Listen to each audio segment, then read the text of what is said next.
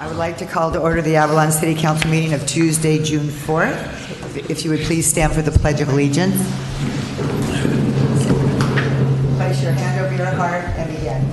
I pledge allegiance to the flag of the United States of America and to the republic for which it stands, one nation under God, indivisible, with liberty and justice for all.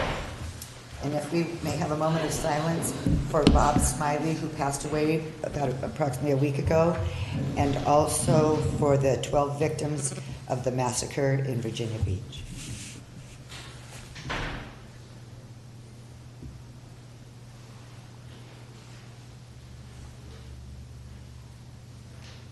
Please be seated.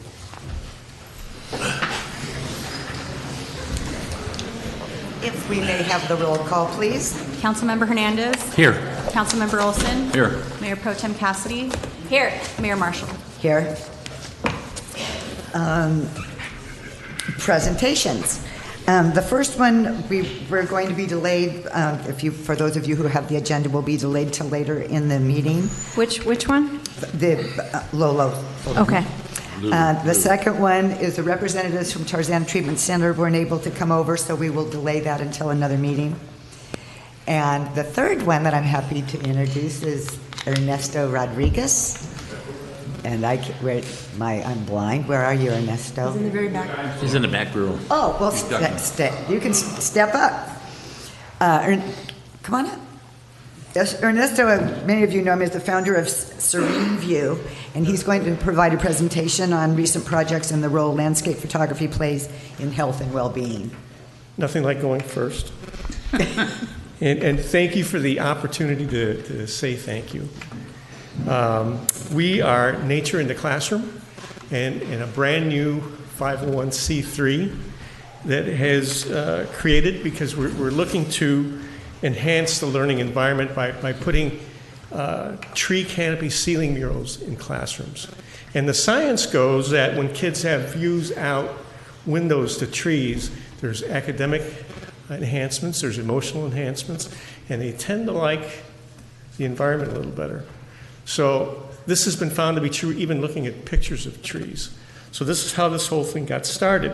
And it's interesting with the classrooms that we've done, the anecdotal feedback is it's following the science. And kids are telling teachers it's the reason they like coming to school. So the ceiling that we put into Kid Ventures was truly a community effort. There were 39 donors that paid for the printing and installation of the ceiling. And the fire department lent a hand. John Mefford came in the day that we installed, and he disconnected the fire smoke alarm and the caps that are on the sprinkler heads.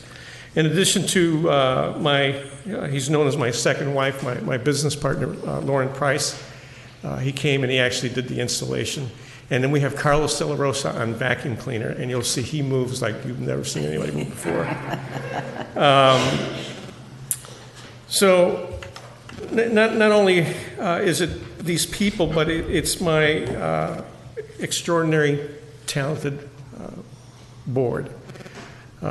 Some are here in this room.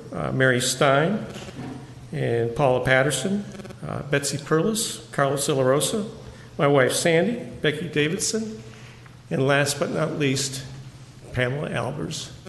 And I'm standing here because of Pam. When I had this idea to do this, I went to Pam and said, can you help me? What do you know about nonprofit law? And she goes, what do you need? And we sat down and she crafted the application, and it sailed through the IRS without any revisions or amendments, which I've been told is just this side shy of a miracle. And it's her genius and her generosity that's made this possible. And the only thing that I take comfort in is that every ceiling that we place now has got a little bit of Pam's soul and her gift in it that will live on forever. So with that, can we see the video? And you have to watch quickly, right? Is this time lapse? It's Time-lapse? a 30-second time lapse. Time lapse. So you got to be Get this. paying attention.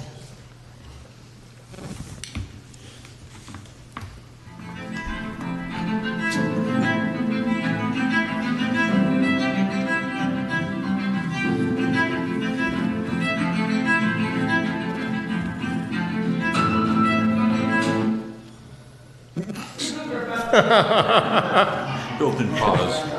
It's our wonderful Wi-Fi. Slightly better than AT&T.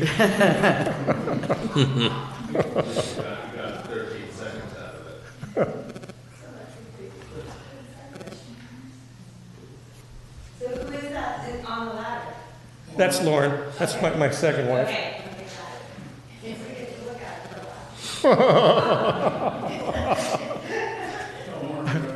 He actually did all the work while I supervised. So as you see, it's a ceiling grid, and you just replace the existing tiles.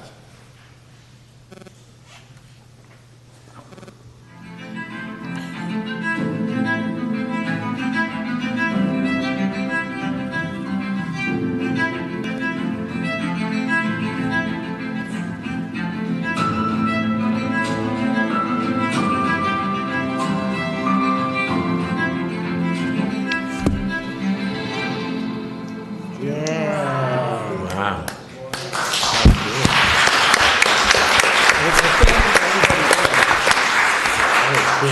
So it's like I said, we're because of Pam, we're now an official 501c3, and the two big projects that we're now launching is we've had a tree in one of the kindergarten classrooms, and the principal has liked it so much he would like to do K through 2 classrooms. Yeah, so that's I'm going to be coming to the community with that for support with however much money we can raise for that. And then the second is we're going to launch a scientific inquiry into what the metrics are of how these trees impact the classroom environment. And thank you for letting Then I me just share. want to say, I believe you told me that he makes panels in hospitals, and we have some at the hospital here, correct? Yeah, what we've done here I originally started this in the hospital setting. And I had a friend that was ill that I went to the Redwoods to go shoot a project, and I thought, well, why can't hospitals feel like what I'm feeling here? And I thought, well, that stupid curtain that goes around the hospital, but if it had this scene on it, maybe people would feel better. And we're in over 1,500 hospitals now and have helped millions of people. Yes, we appreciate it. I know on behalf of Catalina Kid Ventures, we would like to thank you. And if any of you would like to go visit, it's just right next door. If you go during nap time, you can lie down and help rub backs, and you can have that serene I'm going to leave you yourself. with a short story, because every time I tell the story, it leaves me with a smile. But I went in there to measure the ceiling grid, and I walked in with a measuring tape, and there's this little thing about this tall came up and says, you know, who are you? What's your name? What are you doing here? I said, well, my name's Ernie, and I'm here to measure. She goes, measure? She goes, what's that? And I pulled the measuring tape out, and I measured. I said, you're 30 inches tall. And then all her little cronies wanted to be measured. And, of course, you can't just do it once. You got to do it, 15 times. And then she looks at me, she goes, well, what are you doing? I said, well, I'm going to put a tree in your ceiling. And she looked up at the ceiling, and she looked back at me, and she goes, that's going to make me happy. And I said, how old are you? She goes, she kind of stood up, hands on hips. She goes, I'm 7. So I'm walking out, and I asked Carol, I said, Carol, how's that little girl? She goes, she's 3. Thank you. Thank you. Thank you.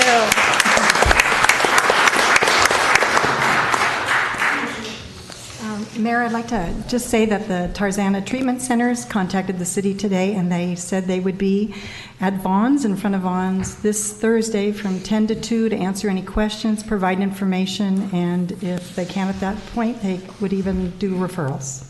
That's this Thursday. And, oh, good, that's wonderful, they're going to be here. Okay, all righty. Other announcements and communications? We are still receiving applications for the Catalina Island Medical Center Board. Those are due by June 4th or June 7th at 4 p.m., and that would be on the next City Council agenda for appointment. That's it? and I have a very important Oh, announcement. yes, you do. I would like Michael Palmer to please come up to the microphone. Michael is our new assistant city manager. He has finished 3 full weeks, and he's still here with us, smiling. He is a great addition to the city staff. He is the top candidate of 34 applicants that we did receive, and he went through 3 rounds of interviews, and he came out on top. I've been taking him around to some of the entities in town to introduce him and dragging him to some places where, well, it's been interesting anyway, but I'd like him to tell us about himself a little bit. Sure. So, good evening, Mayor, members of the council. As Denise said, my name is Mike Palmer. I'm really excited to be here, and I'm really honored to have been the top candidate to come out here. My wife and I were really excited. In fact, not too long after accepting the position, we took and put our house up on the market. We sold our house, and we were off on our way. So we're settled in now. My background, I've got a bachelor's degree in human development and a master's in public policy. I've been working in some capacity of local government for the better part of about 18 years. I've worked for 2 cities directly, one in the city manager's office for the city of Rancho Cucamonga, and most recently I worked right in the Public Works Department, managing the capital improvement projects for the city of Indian Wells. As Denise said, I'm really excited to be here. I've had the opportunity to kind of try to embed myself in a lot of this community. This community is very tight-knit, and you can see that in both times of tragedy with the recent loss of Councilmember Albers, but also in a lot of our festivities and our celebrations, and so really excited to be a part of that. Over the past couple weeks, I've had the opportunity to meet with all of our department heads, most of the city staff. I've taken tours of our fire department and our police department, and we'll slowly start making my rounds, meeting other community leaders in there. So I just wanted to say thanks and see if anybody had any questions. Welcome aboard. So, you worked in the mayor's office? City manager's office. City manager's office. Oh, I thought you said mayor's office. I said, damn, there's hope. Yeah. Congratulations. We're welcome aboard. And Janelle as well. Thank you. Yeah. Okay. One more thing is that City Hall's phones, as well as the fire station, went offline for whatever reasons, Sunday at some point, and we just came back on today at 2:30. It was on the AT&T side of it on the mainland, but they figured it out, and so we're back up and running. So people were frustrated. They were calling in and wondering why our lines were always busy. We couldn't call out either, so. And we have no cell service at the Okay. same time. Department head reports? Good evening, Bob Greenlaw, Director of Public Works. Got 7 items for you. The Casino Way restrooms are getting close to being open again. The tiles installed, painting's underway. Plumbing and hardware finish are next. It's starting to look really sharp in there. The tile really has a pop to it. It's about the same as the casino dock tile, so you really should see some nice color when you go in there.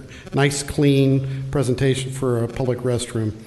The fuel float, the fuel components, the contractors at the yard with our crew, and the work is underway. It's getting real close to being completed, and the final details are occurring on the ramp fabrication with our own crew, and it will be in the water real soon.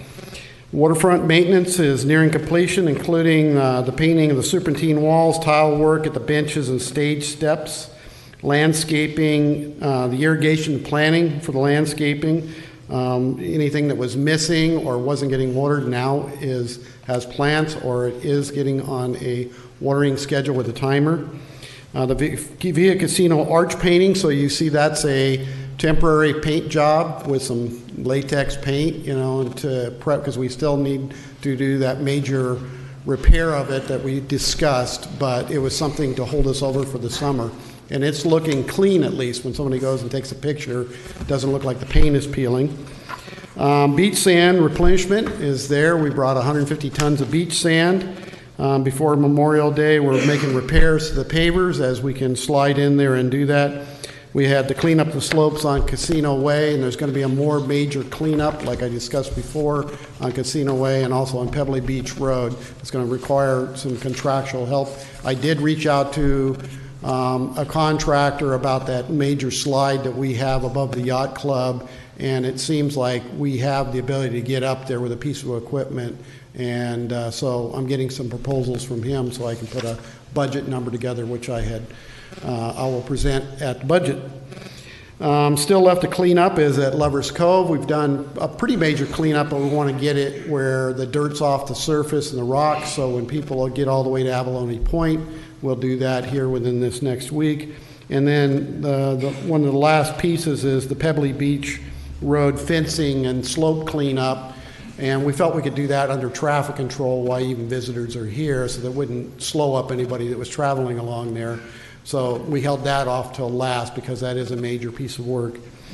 And then also we'll put temporary railing replacement on South Beach. So we have an item to discuss the seawall, but so that we get that orange construction fencing off there, we have parts and pieces of that railing. It's not going to match exactly, but it's going to look a lot cleaner than it is right now, and we'll be proceeding on that readily. The Beacon Hill apartment stair lift is complete.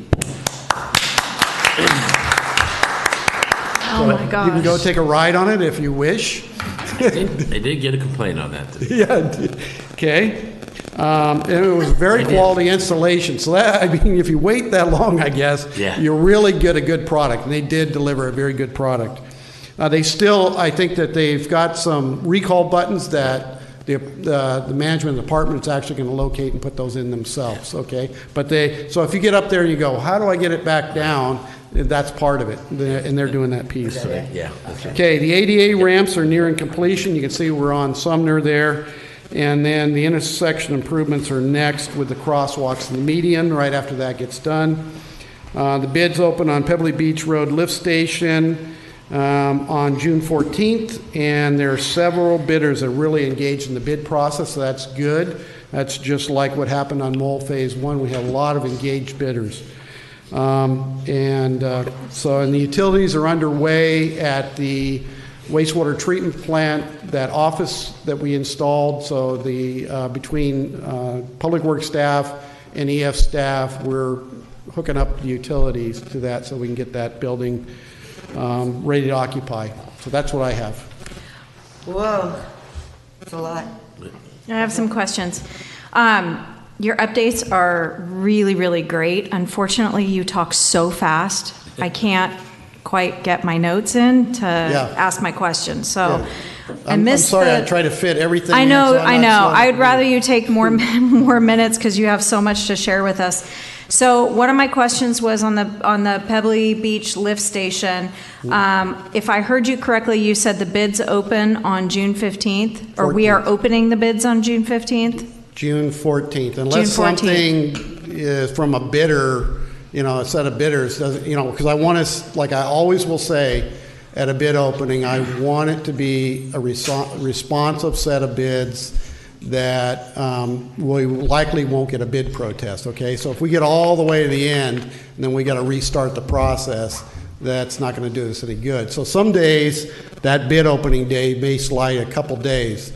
And anytime by public contract code I change something significant in the bid documents, I've got to wait 72 hours. Okay. That's if there's a significant change, and that's right in the public contract code.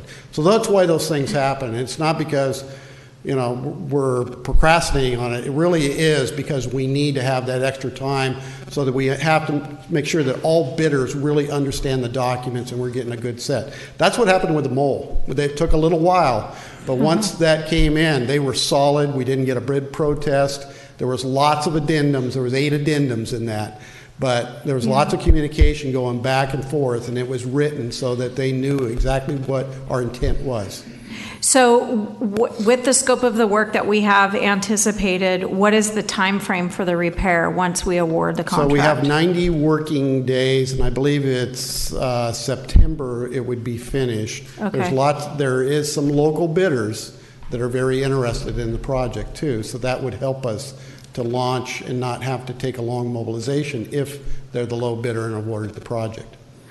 So then, as a matter of public record, I would sort of expect all of us to say that we have 100% assurance that we're not going to have any issues with the temporary lift station over the summer, but I just want to make sure that you guys are provisioned if something happens to that temporary fix. We're even making provisions right now. I'm working with ES staff so that we can go in there and actually put in another set of check valves so that we're not getting any hammer. We're additionally, every step of the way when we progress through construction, you'll see it become less risky as we go, especially if we put the force main in and some of the piping that's in the dry part of the lift station.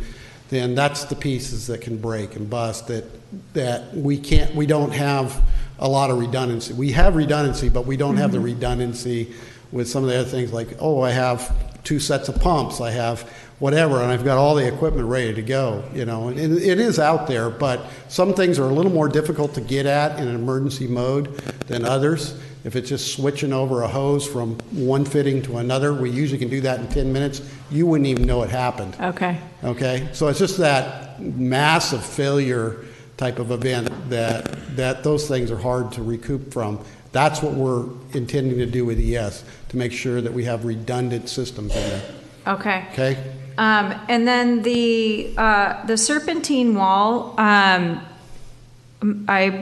know Public Works did a great job. Matt specifically was really working hard on that. Big team. Actually, we had several guys cleaning it with our pressure washer and stripping it down to nothing more. Nothing else would come off of it. It was holding on very tight, and that's what we wanted to get down to that base. So it's unfortunate that the wall's already been clipped at the corner of Crescent and Clarissa. So I'm just wondering, in a situation like that, that's already jeopardized the integrity of all the work that we've done, trying to seal and all those coats and whatnot. So in cases like this, are we actually able to determine who did that, or do we have any? No.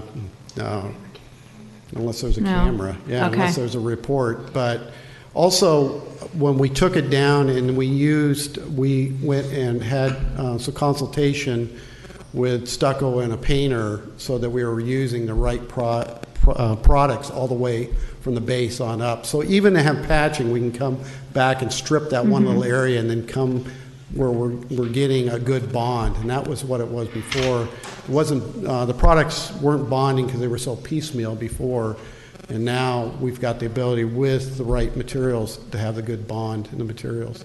Okay, I'll stop there.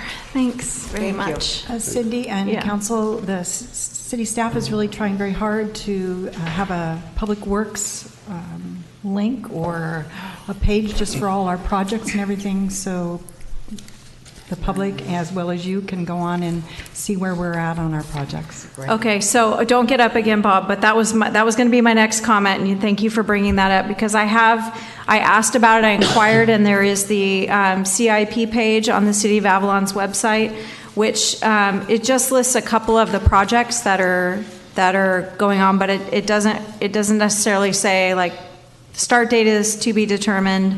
There are just a few of the projects that are listed out there, but I think in terms of things that we're looking at, it'd be nice to know when is it on the docket to do this, when is it to do that, and I think that's what you guys are attempting to put together with this website. So rather than me hear that because I keep telling people go to this when they're asking me questions, it's really not up there yet. No. It's okay. So okay. Hi, council. As far as the harbor goes, obviously Memorial Day, we were pretty packed. We weren't as busy as we thought we were. We're a little bit down from last year, but then temperatures and stuff were down also. So there's a pretty good indication why people decide to go skiing and not boating. So, but we're all ready for summer. We've got one float to come in, not counting the fuel dock. That should be in before, hopefully before 4th of July. And we have the swim float on the middle beach to go in. So, and that's just about it. One thing I did want to bring up is some of you know or may not know, or the people that out in TV land, is that there's going to be a bone marrow match registry for Miguel Campos. He's one of our part-time patrol officers. And it's going to be June 25th at 9 o'clock to 6 o'clock at the Wrigley Stage down in Avalon and down on Front Street there. If for any reason you can't make that time period, you can log on to Be the Match Bone Marrow Registry, and then you can go ahead and try to be a match. I believe it's only a swab nowadays to be able to become a bone marrow. He had his cancer come back. He'll be out probably till after September, maybe October. He's going through another bout of chemo, and he's up in or he's going to be going up to Washington, excuse me, to Washington to do the bone marrow transplant. So, citizens of Avalon, I know we all get together and we have, cookouts and we have golf tournaments. This is something very important that at some point in time, I think eventually we're all going to be hoping for some type of cure to this dreadful disease. So if you can find the time, please go down and be part of it. Again, that's June 25th at 0900 to 1800 hours. Again, as I stated before, the Harbor Department, we were like 61 boats short compared to last year. And again, average temperature was down about 5 degrees from last year, about 60 degrees. So it just, it's one of those things. And with all the snow on the mountains, people are still getting the skiing in. So we're moving forward with our projects, and we will be fully staffed here starting July 1st. Any other questions? No, we're good, Very thank good. you. Thank you.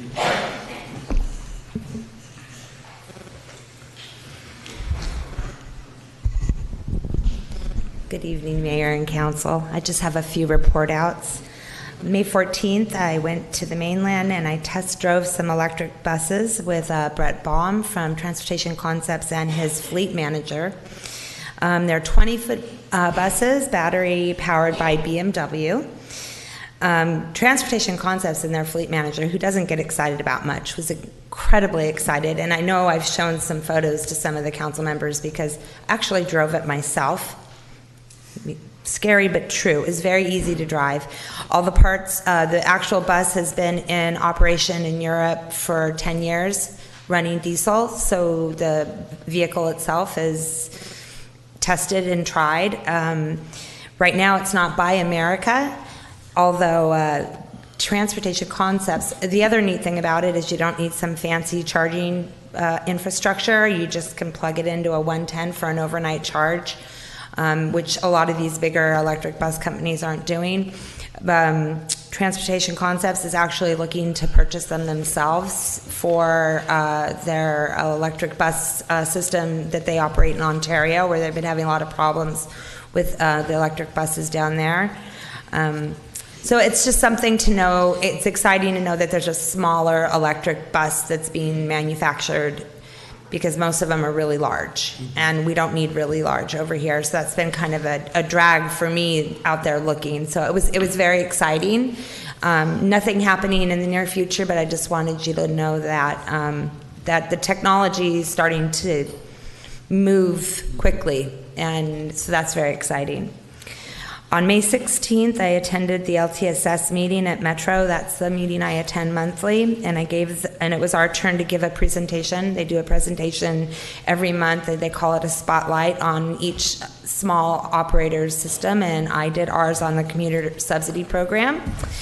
And I'm happy to report that our request for additional $50,000 for the commuter subsidy was approved unanimously by the LTSS board. The recommendation will go to the full Metro board this month for approval. So I told Matt to go ahead and put that extra $50K in the budget. The nice thing about this is we won't be drawing down from the general fund and not have to cut the program off. So I would like to thank everyone at Metro, specifically Nalini Ahuja and Supervisor Hahn's office for their assistance, and it was very, very nice. And we're still continuing to work on a permanent source of funding for this program so that we won't be reliant on Metro. And there's movement there at another meeting. On the 21st, I was back at Metro again for a bus grant workshop. This is 5310 money. This does have a Buy America requirement, and I'm working with Townsend to develop a grant application to expand the fixed route to the hilly areas using smaller vehicles than the buses we have. The grant that we are writing will be for the purchase of vehicles and 3 years of operation costs. So let's keep our fingers crossed that that happens. And then lastly, from me, next Monday, June 10th, from 10 to 1, Avalon Transit will be holding a Dial Ride sign-up event on Front Street right next to their office from 10 to 1. Look for the City of Avalon pop-up tent. There'll be Avalon Transit staff will be on hand, English and Spanish speaking, to answer any questions that residents have and to help you sign up if you're 55 or older. So I hope everyone will get out there. There's some flyers for people to go ahead and grab. Recreation's going to put this on the digital signboard. It'll go out in the Thursday update with the Chamber of Commerce. And I think it's also on the Recreation Facebook page. Can they also be posted at the two laundromats? Sure, absolutely, and in Spanish. Yeah, and even if they could put it at Ukill and sure, and those places absolutely, too, because they all have laundry rooms as well. Yep, I can run those around. Okay. Happy to do it. Yeah. Any questions? No, that's great. I like being proactive on this to try to get more people signed up for this Okay, program. great. Thank you very much. Yeah, thank you. Mayor, I'd just like to point out to the public that that extra $50,000 that we just acquired, so we were up to $700,000 that we get from Metro for our commuter subsidy program, which is a lot of money. It's a lot of money. Wow. Matt Baker, speaking on behalf of the Finance Department. Real quick, What is your title, Matt Baker? I'd like to thank Denise for entrusting me with the position of Finance Director for the City of Avalon. I couldn't remember, Matt, if you've been up here since I don't you know were if appointed. I have. So official.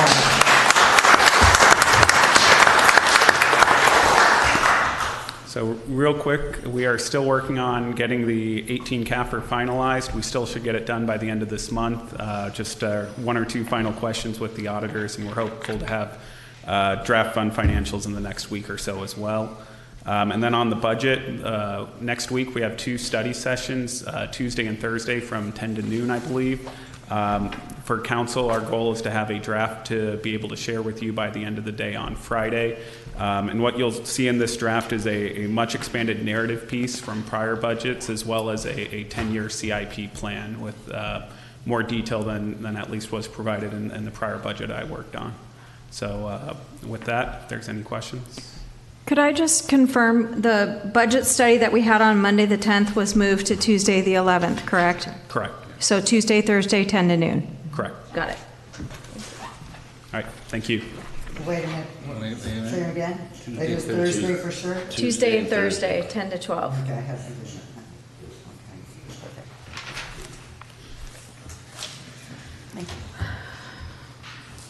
Hi, Mayor, Council, Amanda Cook from behalf of the Planning and Building Department. I have a couple of announcements that are kind of interconnected.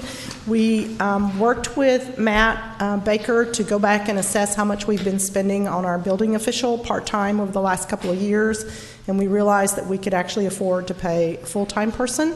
So you'll see that job description going out in the paper, I think, Friday. We were able to come up with some qualifications for an individual that would also provide some assistance to the Public Works Department, especially with a lot of the big CIP projects we have coming down the road. So once we get that position filled, then we're ready to move forward with our residential inspection program. Mr. Gilbert has helped us refine that inspection list so it's not quite as intimidating. We think the property owners will not be as concerned about the things that are on the list. And Rocio and Dudley have been working on creating that list of where all our year-round rental properties are so that we have that list ready to go. Thank you, Amanda. You're welcome. Any questions for me? Yes, sir. Could you talk to our friends at Vons and talk about the old Vons building and possibly frost the door and maybe paint the building? Simple paint. Oh, you mean paint the front windows on Yeah. the Metropole building? On the Metropole building. So that it doesn't look like a Vons So anymore? It doesn't look like a Vons anymore. It doesn't look like a Bacon Hulk. Sure. I can ask them what their plans are for the exterior of the structure. Okay, thanks. Sure. And how about the carts?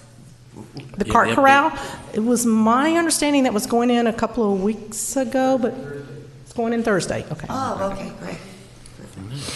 And I just want to note it also for the council that we are coming to you at our budget meeting to request that full-time position. It's not a given to us, but we wanted to be proactive, and it will be advertised. If you cross it off the budget, then so be it. We'll just keep that as a contract, so we're not taking it as a given. Mayor Pro Tem? Yeah, I did. It was part of my council member report, but this is good as time as any. In some conversations that we're having with members of the community regarding schooling, education concerns in our community and whatnot, one of the topics of conversation that came up was recruiting and keeping teachers here that would be here year-round, so that we could potentially look at options for having less commuters and more persons being here to stay during the school year. So this is one that takes the okay from the council to look at utilizing staff resources, but I'd like to look into a program that we could offer some incentives to, or look at what an incentive would be for vacation homeowners that aren't here during the winter months, that maybe we could, what could we offer for an incentive for there to be rentable properties just during the school year for some of our teachers? Maybe it's something that somebody would be willing to do at a lower than market rate cost, because we are obviously paying for our teachers to commute and whatnot. I don't know what the program would look like. I have no idea what options we have. I don't know what we could do, but if with the council's permission, I'd love to see if we can look into incentives for.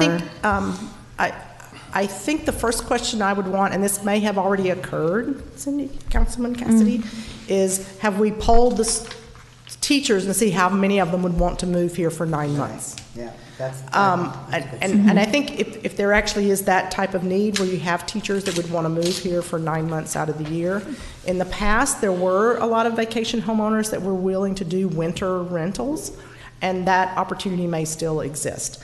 I'm just not familiar with how great the actual need is. I think I want to get ahead of it this year, because we don't know who the 6 teachers are that are going to be replacing those that just retired. So I don't want to be in a position where we come to August and we're looking at recruiting teachers for this, or July, and not have any idea of what we could offer. So I don't know what the rules are. I don't know what the TOT specifically states in terms of minimum payment per month or whatnot, but we haven't currently imposed a minimum.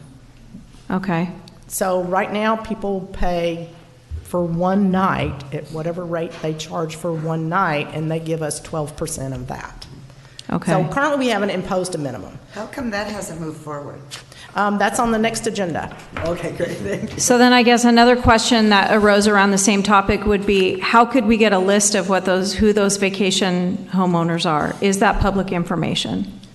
Yes. If they have a conditional use permit, it's public record. So if they have a if that list then were available, could members of the community just put together a letter and send it to them saying? Certainly. Okay. I mean, the school district, I mean, it's public record, and Scott can weigh in on this. as to whether or not we could provide that list to the school district, and the school district could make it available to those teachers who want to live here for 9 months. Okay, she kind of directed something. Yep, it's a public record. Yeah. We So- could, if we directed to, we could easily compile that list and send it to the school. I mean, I think I'm following the way Amanda's going. I think it's right is to find out, even of the teachers that are already coming out, or whatever staff that's coming over, because it's not just teachers, are they willing to move over? And then it would be nice if the school district could put out a plea to those people, because I know I've had people, 2 houses on our block, they were renting they had CUPs and they went to full-time rentals, and they have teachers in there. Right, all and I year know, round, and they still and I go know home. those, and I also know 4 teachers who are willing to stay, who don't have housing, who are having a hard time getting housing. Right. So, number one, the school district is not supporting the needs of what we need to have in our community in this regard right now. Number two, we don't know who the teachers are, but we don't want to wait. Community members that are concerned about the education in our community Right. don't want to sit down another year and wait. We are now being proactive about what can we do to better the education in our community.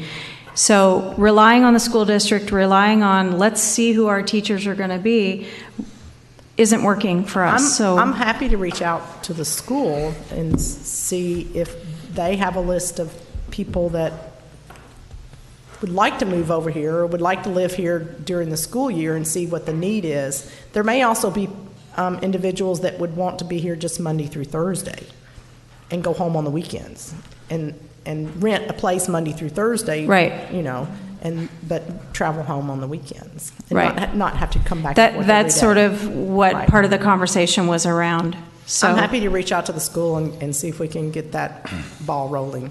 Okay, thank you. And if you're looking for what the city can do itself, the issue would be, one, you can either, you can use your own money from the general fund to subsidize it, or if they're low income, if they qualify for low income, you have low income housing money you could use to subsidize. Well, So If- I guess, if a teacher would be low income, Yeah, I mean, I just That's don't know. rather doubtful, I would Right. think. Right. But so just to confirm that the list of vacation rental owners is a public document. Yes. Well, we don't, the data is a public document. Whether we actually have that list with all, in a form ready, I think we'd have to create it. I Well, don't we know. have a list of people currently paying TOT. Right. And some of those may not utilize their units in the winter months. They may only utilize them in the summer. And part of the The- analysis the planning commission is doing is looking at the frequency of the use of that. So that may be a way Right. of The only list that would need to be compiled is the transient rental permit is assigned to a street address in Avalon, but most of those absentee property owners, that's not their mailing address. So if we wanted to compile a list that included the property owner's mailing address, that would take a little bit of staff time to correlate those two, those lists, because their mailing address is not necessarily part of their TOT report. is there any other value to that list besides for the use of which the Mayor Pro Tem is requesting? Well, I mean, the TOT report is where we currently track TOT payments. And that's a spreadsheet. It's just street addresses and names and months of TOT payments. But we would have to go through individual files or business licenses to pull out their mailing address if you wanted to get in touch with that property owner. Get in touch with those property owners that were not typically renting in the winter months. And If my they're renting it understanding, all if it- 12 months out of the year, then If it is not on their business license, because they have to have one, we cannot provide it. If it's personal information. If it's on the business license, we can provide it. Right. But I'm happy to reach out to the school and start that. Okay, Okay. thank you. Anyone else? Okay. You're welcome. You have a room you could rent. 2 rooms. Good evening, Captain John Hawking. I want to just tell a quick 2 noteworthy incidents. We had 3 students from Avalon School came and did job shadowing at the sheriff's station. They came for 2 days, 4 hours each day. The first day, they got to learn about the interior of the sheriff's station, the 911 system, the jail, the police cars. On the second day, they got to go out on a ride-along. And then today, they gave a presentation at the school, and we went up to the school and assisted them with the presentation. It was a very good program. We really appreciated that. And then the second one was a noteworthy arrest that we made. Approximately 2 months ago, we arrested a individual for possessing 40 grams of methamphetamine with the intent to sell it to Avalon residents. After the arrest, he went to court, and the court put him on formal probation. That was his punishment. He was not allowed to have any weapons, any knives, any more illegal narcotics, or narcotic smoking pipes or devices. We conducted a probation search the other day on Sunday, and he had all those things that he wasn't supposed to have. He's arrested again, and now he has additional felony charges for the weapons that he possessed. So we'll see what happens this time. He might get probation again. Just kidding. So we'll see what happens this time. Anybody have any questions? All right, thank you very much. Oh, and you have one more officer to bring to us, right? Yes, I do. I have one more sergeant. He works Wednesday through Saturday, so I'm going to bring him in early so he will be here on a Tuesday for our meeting. Okay, thank you. Good evening, Mayor, Council, City Staff, Fire Chief Mike Krug. Just really briefly, we made it through Memorial Day fairly unscathed. We're making preparations for 4th of July, which is going to be here before we know it. Weed abatement and brush clearance continues around town. Under the no good deed goes unpunished, a lot of people that got a very early start because of the late season rains are having to circle back and tighten up some of their weed abatement. And lastly, today, some folks from the hospital and a group, Tarzana Mental Health, we had a meeting with those folks, and they're offering some mental health and wellness, substance abuse resources around town, so people may see some of those things around town. And with that, that's all I have, unless you have questions for me. Questions, Council? Cool. All right, Great, thank you. Thank you.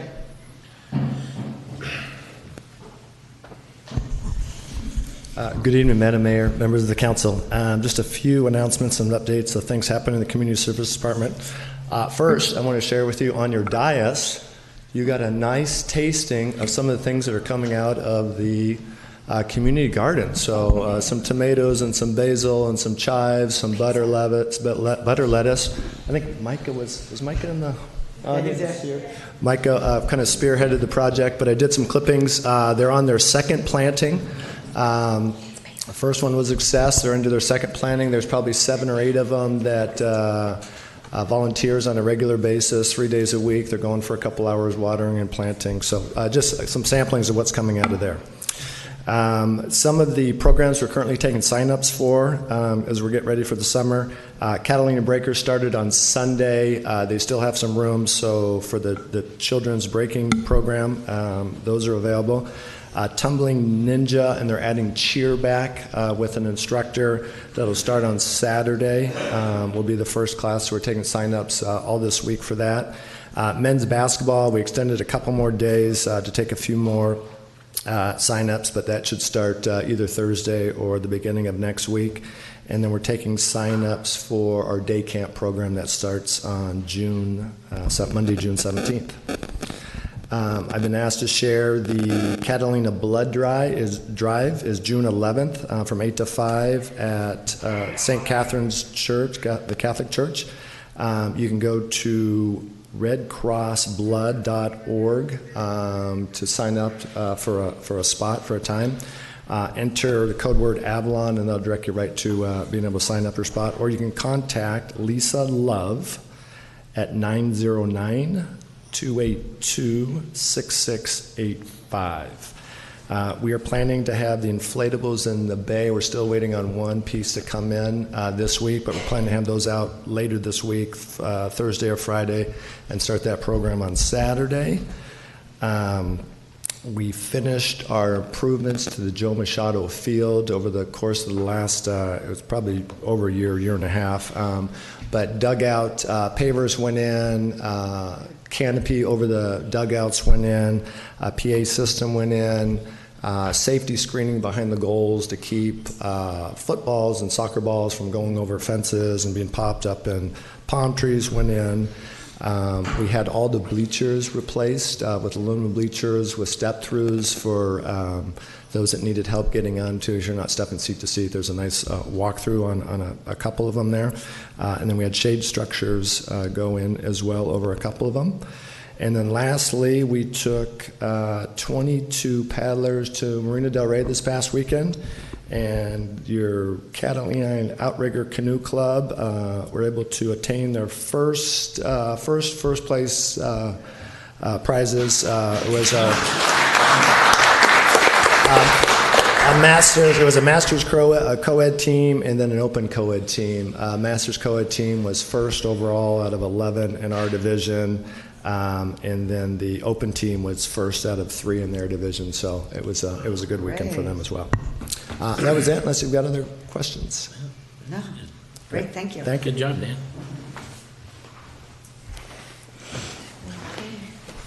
City manager? I think I've covered everything already. Assistant city manager is now listed. Did you have something? Okay.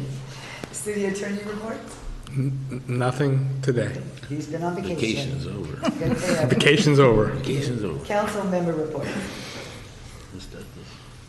I'll defer to you. Okay, I'll go quick. I had on my list to add to a future agenda, which city manager told me is in play already, the appointment of someone to our water meetings, representative of the council, and also an appointment for the audit committee. So I think that's coming in the next meeting or two.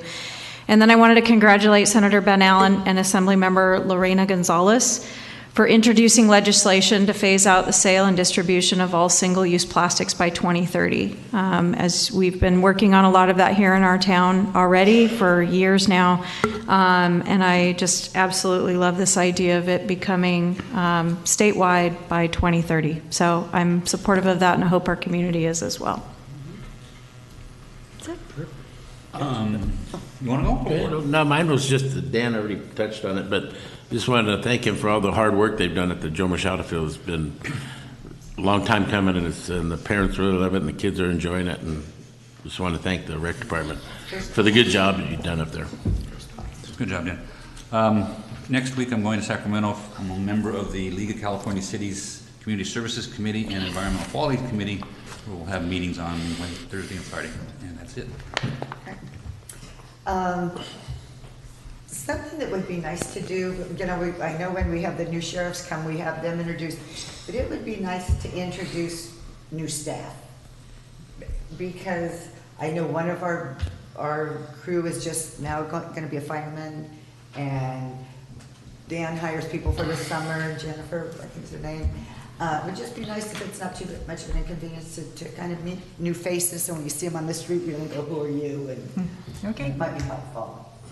And to make them feel a part of the team. And then you mentioned AT&T, which has been a disaster for at least 10 days. And I think you had a discussion with Mike. Mike. Oh, I'm sorry. Hi, Denise. So I think you had a conversation with Mike. What can we do as a city? Because this is, people are losing money. There's some safety issues with no AT&T service. I mean, and I know y'all have been, but it's really, what can we do? Other than writing a very strong letter to them, Annie, and just even finding who the heck to send that to has been a challenge. Yeah. But we are working on that, and I know that Mr. Palmer himself is an AT&T person, so he's very frustrated. He's very happy to have a city phone that's a Verizon account, though. I would be curious to know. There are a lot of residents I know that if everybody took their business away. Right. I don't know if you want to add something to this, Mike, but. No. All I would add is what we're doing is we're looking at what kind of... Mike, you got to go on microphone every time. Sorry, I tend to have a loud voice. Yeah, it is a good one. What we're doing is we're taking a look at all of the information and we're trying to research on what options we actually do have. The short answer is I don't know yet. We're looking at what other cities have done. If there's anything that we can do to get in touch with AT&T to see if there's ways to incentivize newer technologies like small cell deployment, which might work better in this community than in other communities, given our proximity, and seeing if there's anything that we can do to form better relationships with AT&T. So we're looking into that, and I'll hopefully have something to report within the next meeting or two. Okay, thank you. One of the users of AT&T had been calling, and they finally, AT&T was blaming it on San Pedro. So whatever office is in San Pedro. Huh? All the people in San Pedro? No. The cell tower in AT&T San in Pedro. San Pedro. Okay. All right. So now we're at oral communications. This is an opportunity for people in the public to speak on items that are not on the agenda. You will be limited to 3 minutes and no action will be taken. Come on up, Jim. Good evening. I wanted to come right after that comment because I'd like to remind all of you something that might be obvious. Among those who are impacted are visitors to our community, and we have recently put great efforts into hosting a number of dignitaries from international tour and travel operators and influencers on the island, most of whom, when roaming, international customers depend on AT&T. And it is hurting us in many, many, many ways, not just our own inconveniences. So real quick, you probably are aware, I think the whole planet is aware, that Apple has released a new version of their operating system, which they have decided to name Catalina. And so our news alerts have been going through the roof for the last 2 days on that, and I think that it will continue to bring good favor to us. It also will present some challenges in competing for organic search position and so on. But we did a little checking around, and when they previously named in 2015 their Yosemite version of an operating system, it showed about a 21% spike at Yosemite National Park's website traffic, and most of those page visits did visit multiple pages. They weren't errant visits. They were visits that then did help sell the destination. There was a pretty significant year-long spike in their hotel occupancy too, but the economy changed around that time, so don't know how much credit we can give to Apple for that, but we're hoping to ride a similar wave. Also wanted to remind everybody that Restaurant Week goes through tomorrow, so please get out there and enjoy the facilities that are offering special prices, and there'll be a nice thank you ad coming out this week in the Islander for all of the winners of the Taste Around. And the final thing I'll say, a lot of people in the community have heard ever since last year at 4th of July that the fireworks are free. And while there's a technical truth in that the pyrotechnics are free, a lot of the other services and a lot of the other activities that you at the city and that we at the Chamber help to bring forward still have hard fixed costs around those. So our annual fundraising campaign will be launching any day now. We're just in the final wordsmithing and getting website donation buttons updated and so on, but we will be going forward fundraising. Great. Thank you. Thank you, Jim. Thank you.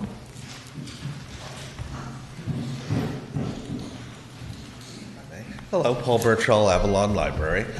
First, piggybacking on the phone situation, just want to remind everybody the library offers free Wi-Fi. Just come on in if you have issues. We have free Wi-Fi, and it's on a completely different system than anyone else has. Occasionally ours goes down and the city's fine, and then sometimes the city's goes down and ours is perfect. So come on in, we got Wi-Fi if you need it. I also wanted to piggyback very shortly on the education talk. Just want to remind people that one of the great things about summer, you want to read during summer. Keeps your grades up when you go back to school. They've done studies. There was a big article in the Washington Post yesterday about how reading during the summer makes the kids come back to school and they don't have that slump, the summer slump. So to do this, To help with this, we are instigating the Summer Discovery Program. That's starting this week at your library. Come on in, sign up, read one book. We have some incentives for you.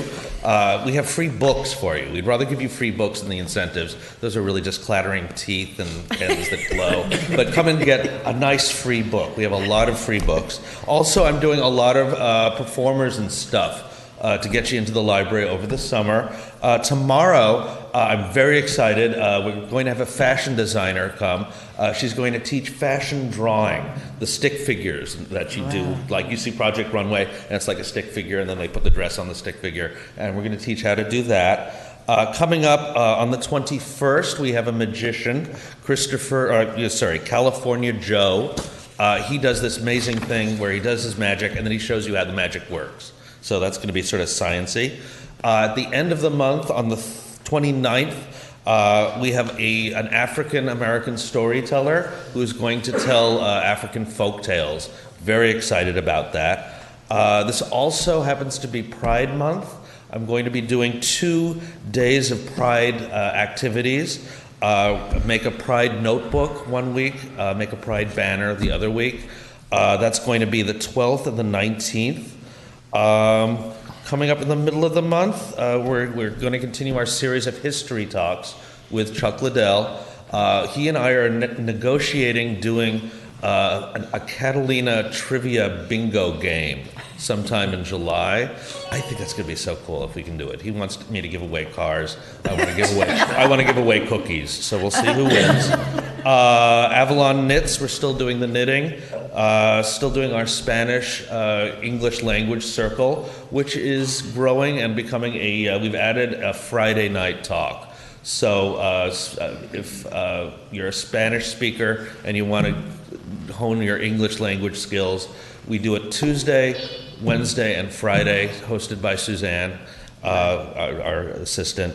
Let's see, book club this month is Where the Crawdads Sing on the 25th. And thank you for your time. We've got a couple other things as well, but I'll take care of myself. Thank you very much. Anyone else? Oh, yes, great. Mayor, Council, and the citizens of Avalon.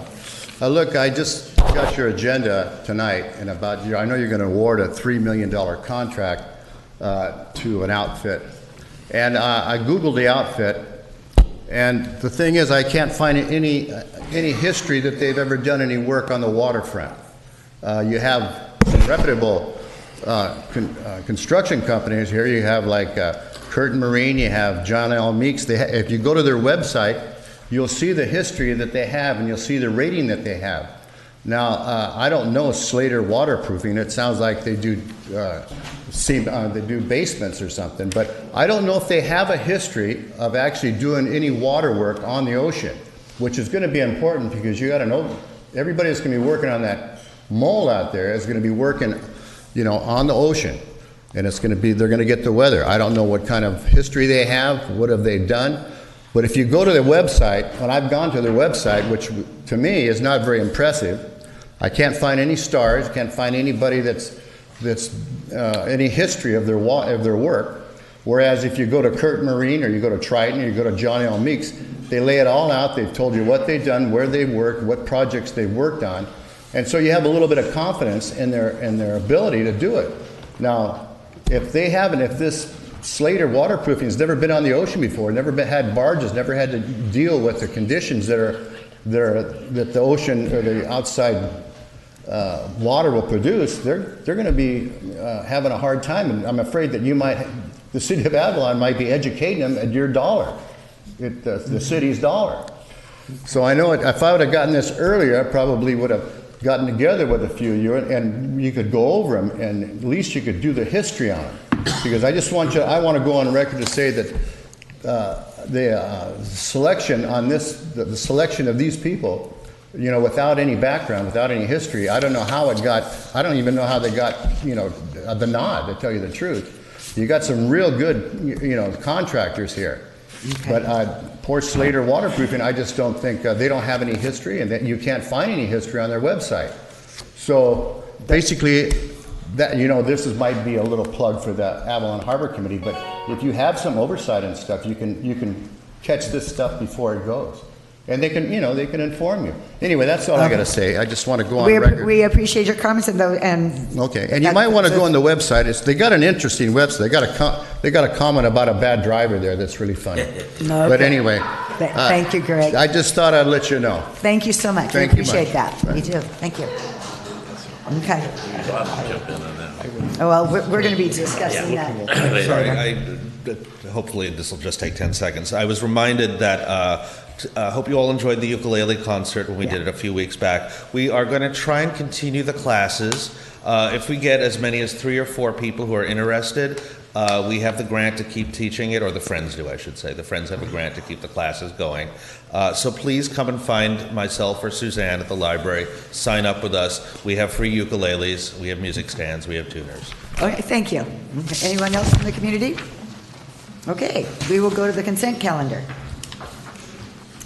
We have 7 items on the consent calendar this evening. We were already removing item number 7 for discussion, and maybe Mr. Greenlaw will be able to address some of the comments from Mr. Harris.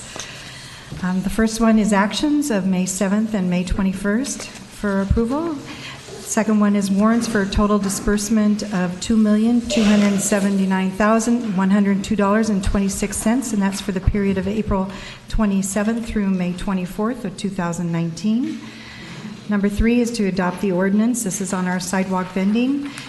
So adopt the ordinance amending section 5-9.01A of chapter 9 of title 5 of the Avalon Municipal Code and adding chapter 21 to title 5 of the Avalon Municipal Code, imposing regulations on sidewalk vending in compliance with Senate Bill 946. 4 is to authorize a contract for government accounting services with Rodney Greek Consulting, and that's a temporary governmental accounting services for an amount not to exceed $40,000.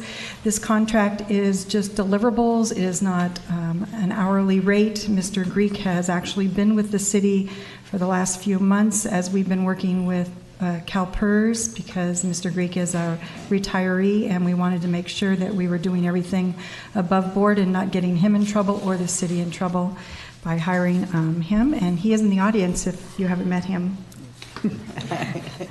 Number 5 is to approve the council members McGugan Cassidy and Olson's continued participation on an ad hoc committee for a period up to 9 months, and that starts after May 21st, to meet and discuss potential future ballot measure for funding a new hospital clinic by 2030 that will comply with seismic standards. Number 6 is the transportation permit for the Zengray Hotel, and that's just to allow the Zengray Hotel to use an Autoet-style vehicle to transport guests between the hotel and transportation hubs at the Cabrillo Mall and Island Express Heliport, and they did go before the vehicle hearing officer and got approval on that end, but the final approval rests with the council. Okay, is there any items to be pulled? I'm going to abstain on item number 1 for the May 7th meeting because I wasn't here. Okay. I need to abstain from item number 6, so we can separate that if you want. And I'd like to pull items 3 and 5. That's good. Okay. We can still hear item number 6 as long as you, for the record, the reason for the abstention, and that can still be heard as part of the consent calendar. Okay. Oh, well, sorry, reason for abstention is receipt of monies from the Zengray. Move staff on 1, 2, and 4. I'll second. It's going way too fast. Okay. Yes. Ready? It's been moved and seconded. Call for the vote. We're going to have to do a verbal count because we're not plugged in. Oh, what? Missing Are you kidding? the equipment. Aye. Aye. Oh, wait, here. All ayes. That's from last time. Okay. Okay, item number 3. Just a clarification for Dan. I was under the impression, and I reviewed my notes from the last meeting, that we were going to do 4 of the 6 permits to be listed under low-income housing.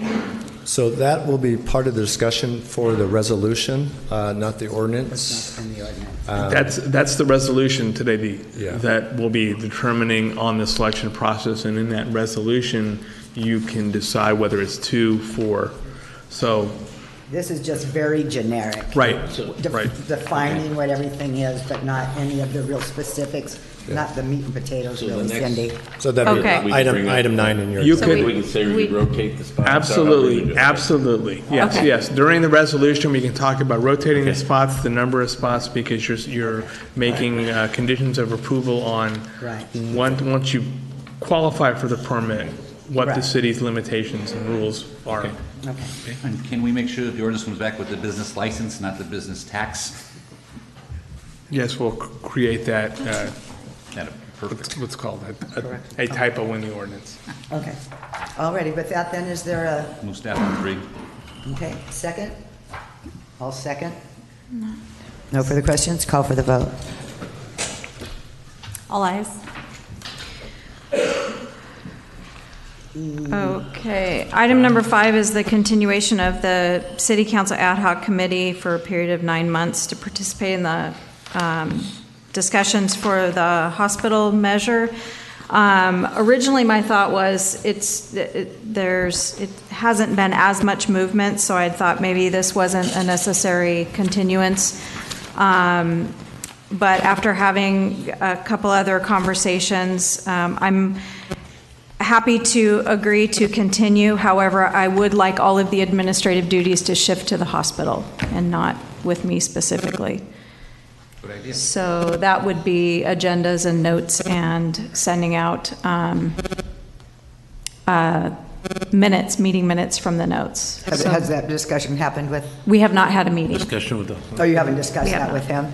No. With you, Jason? Jason's good, though.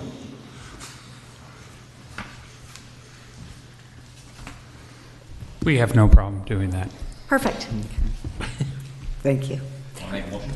Well, and I just want to, I think the intent was also for some reporting out, and I don't know, I don't think you're involved necessarily in the closed session night. Are you involved in their closed session? You're not hospital members as a. No. In closed session. So whatever you could report out would be nice to be reporting. We have. We've actually Oh, there just reported out hasn't from been every one. meeting. Oh, there just hasn't been. Had a meeting for several months, and we Okay. haven't had any We're discussion, integrating milestones so, that we acquire. yeah. Right, okay. Well, great, So, yeah, just, okay, yeah. perfect. Okay, so we need to, I'll make a motion to approve Councilmember McCoon, Cassidy, and Olson's continued participation in ad hoc committee for a period of up to 9 months after May 21st, and to meet and discuss potential future ballot measures. Hold on a second. Moving second, comments, call for the vote. All ayes. Item number 6. 7? No, 6. Zane Gray. No, I think we vote on 6. No, we did not vote on 6. We can just do that right now. Well, I just, you know, when it went through the planning commission, I'm sorry, the parking up there is extremely inadequate. And we do have public transit. So I noticed you say it's going to be a auto-wet style, okay, auto-wet style vehicle could be as big as the one that Mark Milan had up there. I mean, that it used to have, and that's a 9-10 passenger vehicle, I believe. Whoever can talk to about an auto-wet size, I don't know. But, you know, I also, I think there was, and Amanda's here, I think, how many parking spots? There's supposed to be a drive around, and how many parking spots did they get?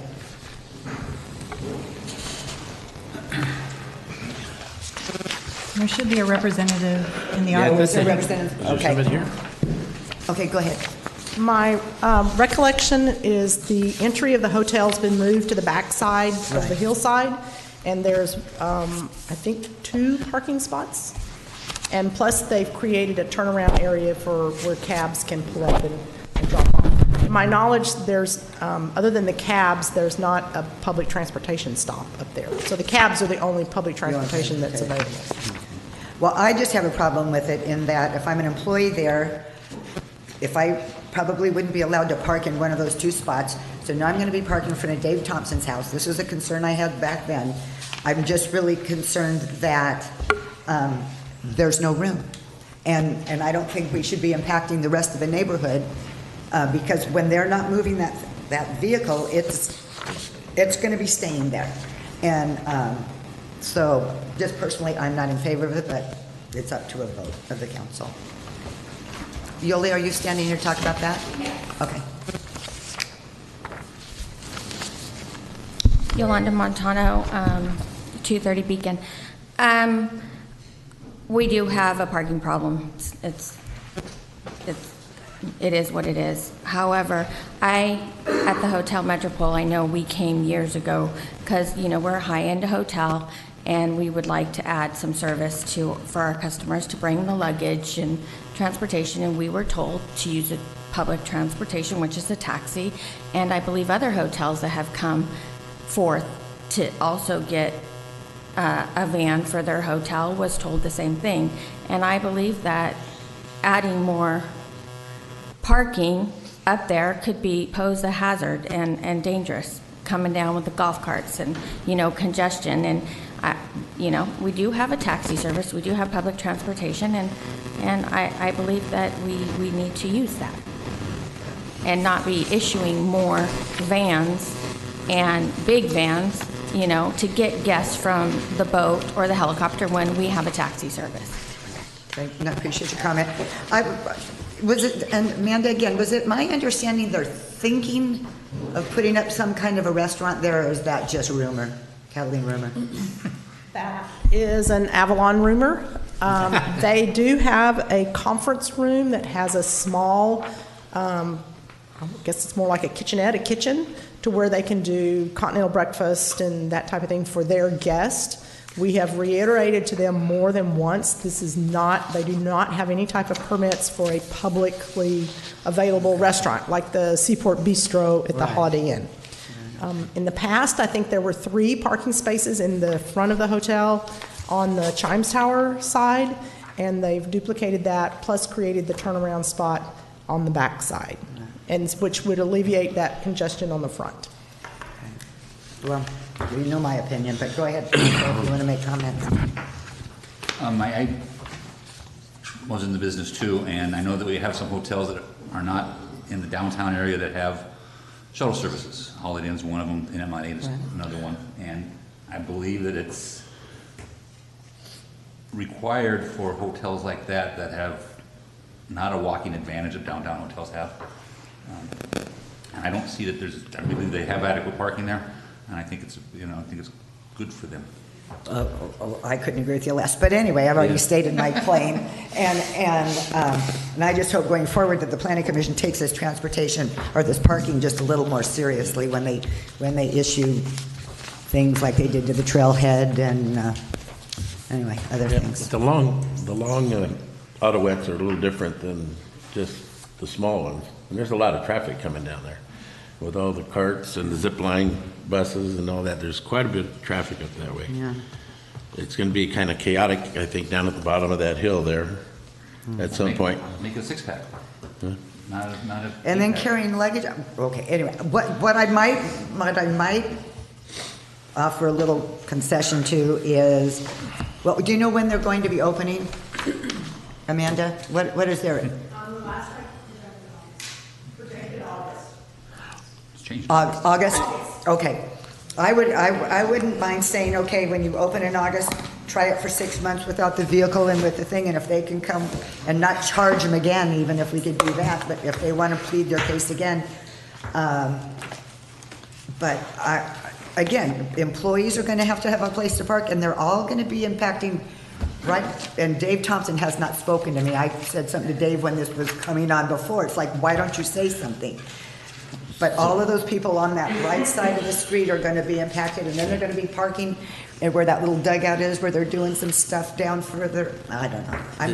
Something's got to stop at some point. I do not recall how the parking played out when the garage was in the back side of the Zangray. They had a house, right, a little apartment back there. But they have reduced the number of hotel rooms. So I would expect the number of staff that they have now should be the same or slightly less than what they always had. And I don't know where all of their staff has parked over the last 50 years, but I wouldn't expect it to be. I know when they designed their entryway, they specifically designed it so they would have a couple of parking spaces for staff and have room to get a taxi or their van in there in order to drop off on the backside so that they wouldn't be impacting on the front. So let's say, because I've noticed, I've seen it with the Holiday Inn, even though they come and pick up their guests, sometimes they miss them. And then those people end up getting a cab. And so now you're going to have their autoette parking there, and then you're going to have a van, a hotel van bringing them up, and then you're going to have a staff or two. I'm sorry, I'm just kind of being a little hard on this one, because I'm kind of done. There's a lot of traffic. So are the taxis going to also park down below, too? Yeah. On the backside? Are they going to still continue it's to go up my Chimes Tower? understanding- Are they going to continue to go up Chimes Tower Road, where they used to drop off people? It's Or are my they going to go down understanding- below? It's my understanding that all the parking is going to happen on the backside. They No, are the drop- they So- are so you're eliminating talking- that front. So with the taxis and the autoettes? Right. Which Cab is- and everything would be, because that's where their entryway is Okay. now in the back. They've got their lobby, that's where the elevator is. And so the intent is for all of their guests to be going in and out of that new lobby that'll be on the backside and not have any of the traffic in the front. Right. Not allowed to stop. I would just note for the record that the permit granted for the auto was just for a legal size golf cart. This is not an oversized golf Not a cart. legal size one? Yeah. So they were not, this is just a regular golf Six cart. passenger or something like that? It could be a 6-passenger, yeah. Right. Anyway, you can all vote the way you want. So I make a motion to deny the transportation permit. Dies for lack of a second to die. Make a motion to grant the transportation permit. Wait, okay. So we're not going to approve that one yet, so here we are. Okay, I'll second that, Annie. Which one are you seconding? Your motion. Okay. I make a motion to not approve the transportation permit. It's been seconded by Councilmember Hernandez. Further discussion? I don't mind having a caveat in there that says after so many months, if they want to come back Yeah. and not charge them if there's a fee for that, to come for a hearing. So you could amend your motion to say denied for 6 months with, if they want to reapply after that 6 month, that the city will waive any fees for the application. And as it is right now, they're not going to open till August. We're not doing it now, so they're getting June and July for free, or whatever, on their time clock. Okay, further discussion? And Councilmember, do you accept the that amendment? Okay, great. Except for a minute. So we get a vote now, right?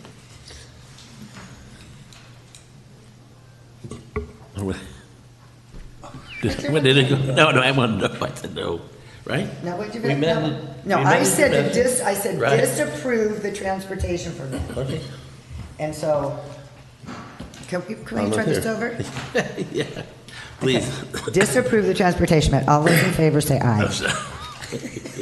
Too much medication. 2 ayes, Mayor Too much Marshall, medication. Councilmember Hernandez, 1 Too much no, medication. Councilmember Olson, 1 abstention, Councilmember Cassidy. One more NyQuil. Cindy? Too much, yeah, too much NyQuil. Okay. Sorry about So no, Bob, I'm sorry. I'm not going to be nice. I'm going to change the order. We have a lot of people in here on the lottery, on the system for the bidding, so we're going to go to item 9 if we may. Okay, number 6 is done then, right? Sorry, I just felt it was being discussed. I felt like I should leave. Drinking that for 2 days. I feel bad. I feel horrible. Fee schedule. Get him here. All right. Thank you, Mayor. Thank you for taking this out of order for those that are in the audience to hear it. In front of you is some recommendations and some additional discussion in regards to a resolution that we're looking to have put in place for the selection process for the vendors. The ordinance was approved tonight. My understanding is it's a 30-day process before that goes into play. We have a little bit of time before we get this worked out. So the pieces that we need to put together to finalize this, we think, are, number one, how many will go to low income? I think what you see in here in the draft and the resolution is 4. There was some discussion at 4. There was some discussion at 2. There's been some discussion at 6. So we need to have a council vote on how many low-income vendors we'd like to see get priority.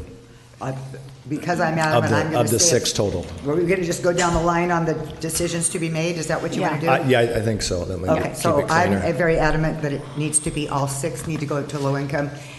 That was the intent of the legislation, and I think if we deviated from that, somebody could take issue with that. Do you have a comment on that? I think that there's language in the legislation that would allow you to justify 6 or 4 or a 2. I think that each option is legally supportable by the intent of the language, and also other language in there that you should not be discriminating against about the type of business that On the you have. income level? No, I'm saying in going for requiring low income for everyone is legally justifiable. If you also say it's only for 4, that's also legally justifiable. Well, I would like to keep it very clean and keep it very simple for staff and everyone going forward, that it'd be all 6 low income. So that'd be the first thing we should decide on. Yay or nay? And your comment. I think there may be some public comment here on that. Okay, You want of to take course, that they may before you come too, discuss it among but- yourselves? Curious what the council's thinking. Go ahead, who's wants So we just, Mayor, if we can just keep it to each topic? That's right, yeah. Okay. This is just on the low income status. Paula Patterson, 221 Whitley, and I am in complete accord with Mayor Marshall. I think that that is the intent of what this was put into place for low-income residents of the island, and to give somebody else a chance to be able to make an income independently here. So I am in complete support of Mayor Marshall's idea.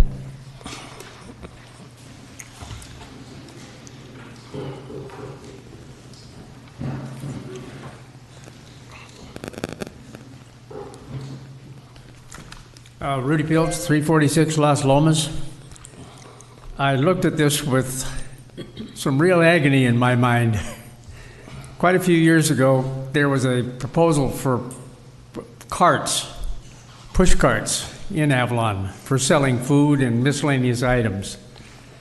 And I'm sure that all of you have seen our Crescent Avenue during the time when we have, say, a vacation time, cruise ships in, and just the normal businesses that we have.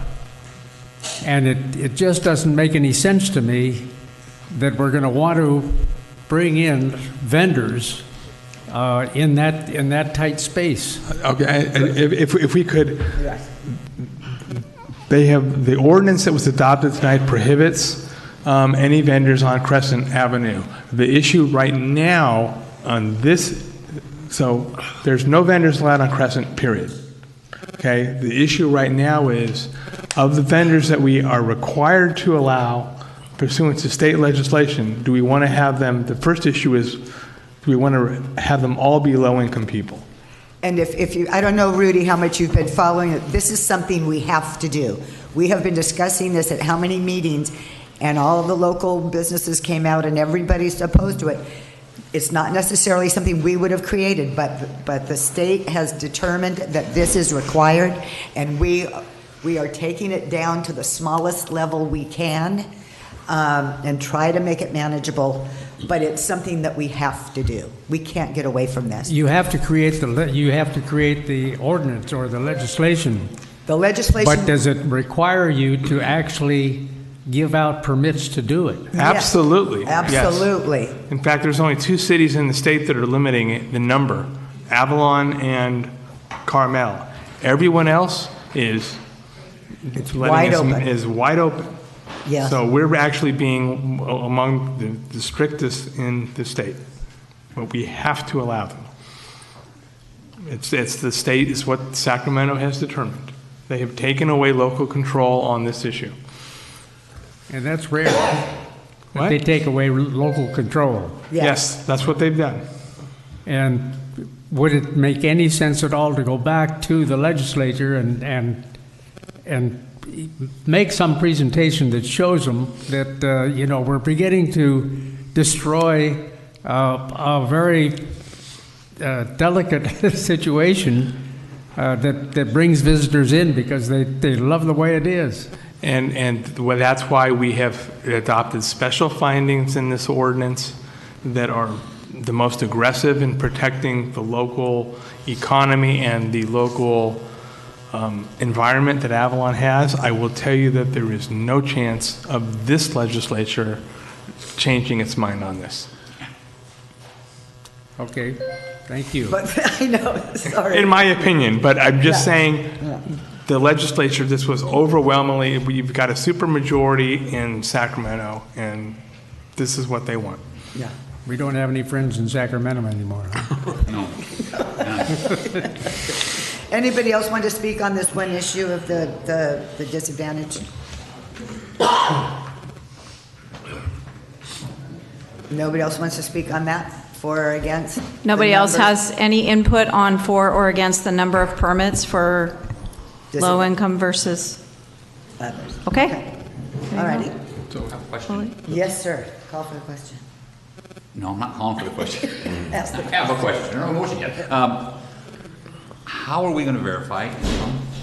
Oh, because there's going to be an application process, and so they're going to have to produce income statements, just like we did for the low-income housing program. And is it per household? Yes, it's it's per household income. Per household income. Same as, we're making it easy by applying the state standards for low-income housing. And I understand your concern. I know when you say that is exactly what you're thinking, but I don't know what we can do about that. Low-income family of 4 in Avalon, 77,000. So, Oh, and there's a low. in what was your, that? in your staff report, the scale is there, the county scale, number of persons in the household, looking at low income as being that line item. So it's 54,250 for one person, up to 77,500 for 4 people in a household. So if applicant A is renting a 3-bedroom home with 3 other renters in that home, is that considered household income or just individual? No. He's the household of one. Okay. I mean, I think we're looking at tax returns. We're going to have to use tax returns. I mean, again, when you look at the chart on the second page of the staff report, the income, what is determined low income is actually pretty gosh darn high.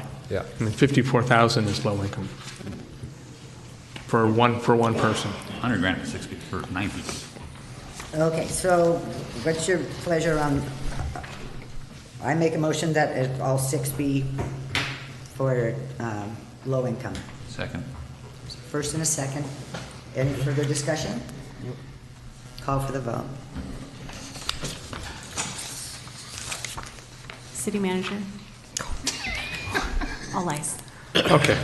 All right. So I want to say, as we're going through this, I'm going to be revising the resolution in accordance with direction, and if we add stuff to it, though, things that are not in the resolution, we may come back, because we have a month, but we're going to try and get it all done today. Okay. But if we're going to change a lot, we'll bring it back, put it on consent calendar next meeting. Okay. But that was an easy one. Okay. So, I'm sorry, so I have Denise. Can we stop in the middle of this, or do we keep going before, can we stop now? Sure. Okay, great. And. Dan, we you're up sit. again. Okay. Well, everybody here, and if you just want to go to the mic, everybody here knows Lolo, I'm sure. If they don't, you've missed out. Lulu. And if you've never got it, I'm the shortest guy in Avalon. We know Shorty.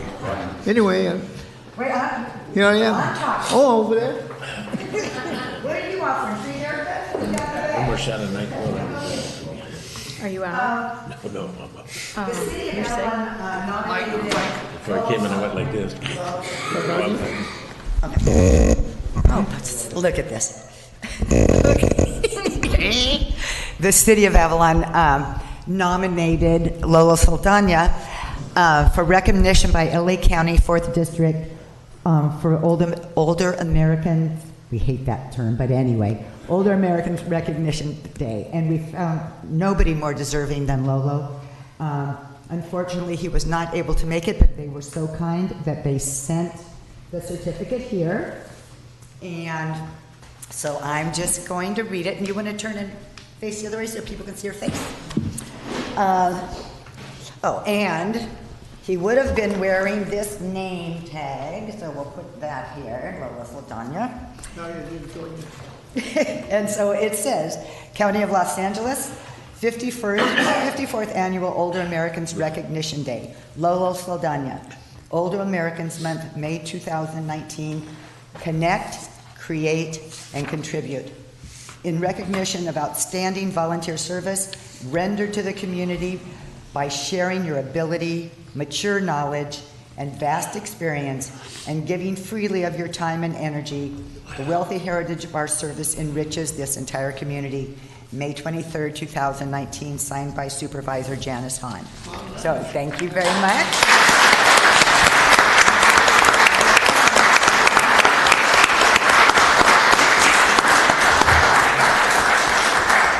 And because you weren't able to eat the lunch they had that day, we have a little gift certificate. This is the cutest little gift certificate we've ever seen. So don't lose it. Don't play Frisbee with it. But this is a gift certificate to Cafe Metropole. Yeah. And these are the catalogs in which your name is and photo is in. So I got one for you and for your other family members that you can share with them. Wow, thank you so much. You're welcome. Oh my gosh. We love you.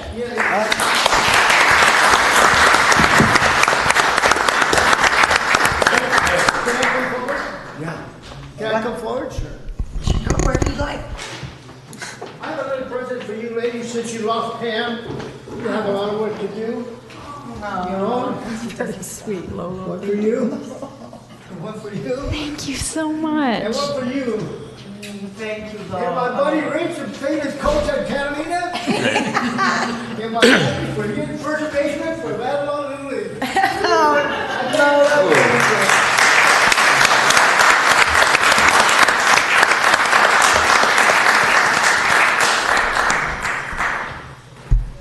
I have a son that was mayor for 3 years and on the city council for 8 years total. And that's why I know that you ladies have a big lift on your shoulder, big. And it's hard because my son used to come home and my wife would say, the tortillas are on the wrapper there. She says, I don't want anything. So in other words, you guys probably do the same thing. You come home when sometimes you don't get your way of things, because every decision you make is for the benefit of Avalon, not for the benefit of me or you or anybody else. Continue on, please. Thank you. And thank you. Continue on.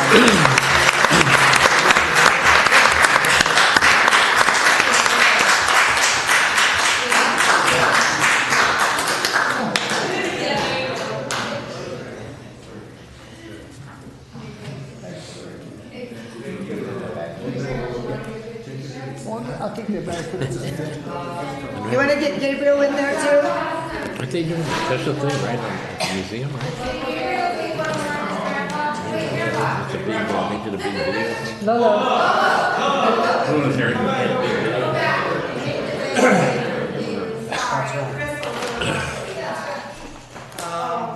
You want more me? You and you?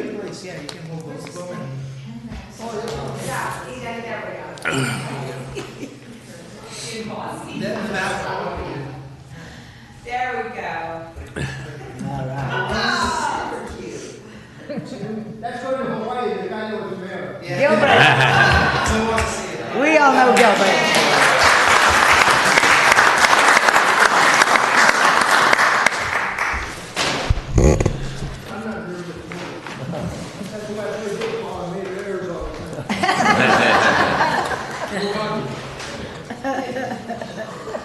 Thank you all. Thank you. Okay, we're back on.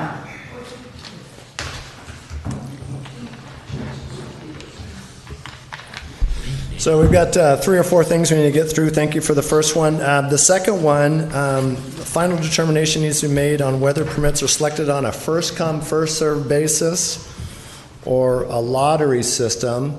And then there was some discussion about maybe doing kind of a hybrid system where we gave some merit to those that came in earlier in the system. I just recommended maybe you give 3 points for the top third of them, 2 points for the second third of them, and then the last third would get just 1 point going to the lottery before we draw. So first come, first serve, a straight lottery or a hybrid lottery would be some discussion unless you had some other ideas. Personally, I think let's keep it simple. Let's go to first come, first serve. Let's keep it simple. Let's have a straight lottery.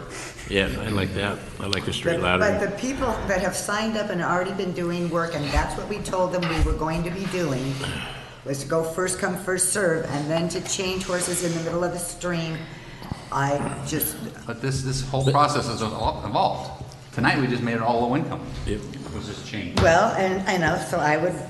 That's why I say a straight lottery. And there was some information that other people didn't get. Like some people had other information than some of the other information to get out to some people. So I like the lottery idea. So again, I think maybe we open that up for discussion. Any public comment? Of course. I did, the staff did call through to the 25 that were on. I think we contacted most of them. There was 2 of them that we hadn't heard back from.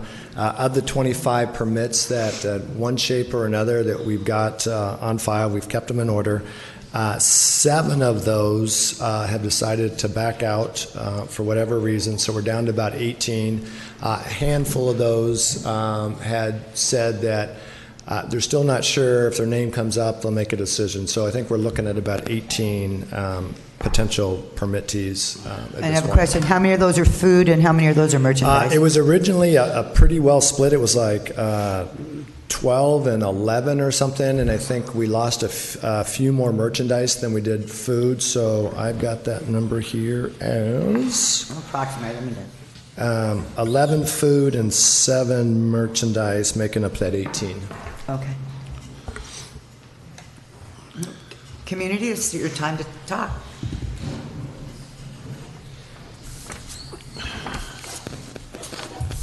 Paula Patterson, 221 Whitley. I have to say, I'm sorry, I side again with Mayor Marshall.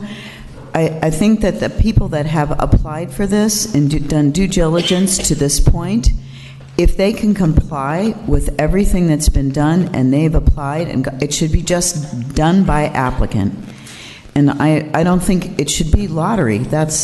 If you've done it and you've invested in all this time and we were here for the meetings that said they're having food, what that entails, if they're all the other things that are all part of this as far as the health department is concerned, a part of what we mandated to have happen. And if they've put in their applications, it seems to me not very fair to then say, okay, you did it, but we're going to just open it up to others that came in later. I just don't think that's fair. So I'm not for lottery, but.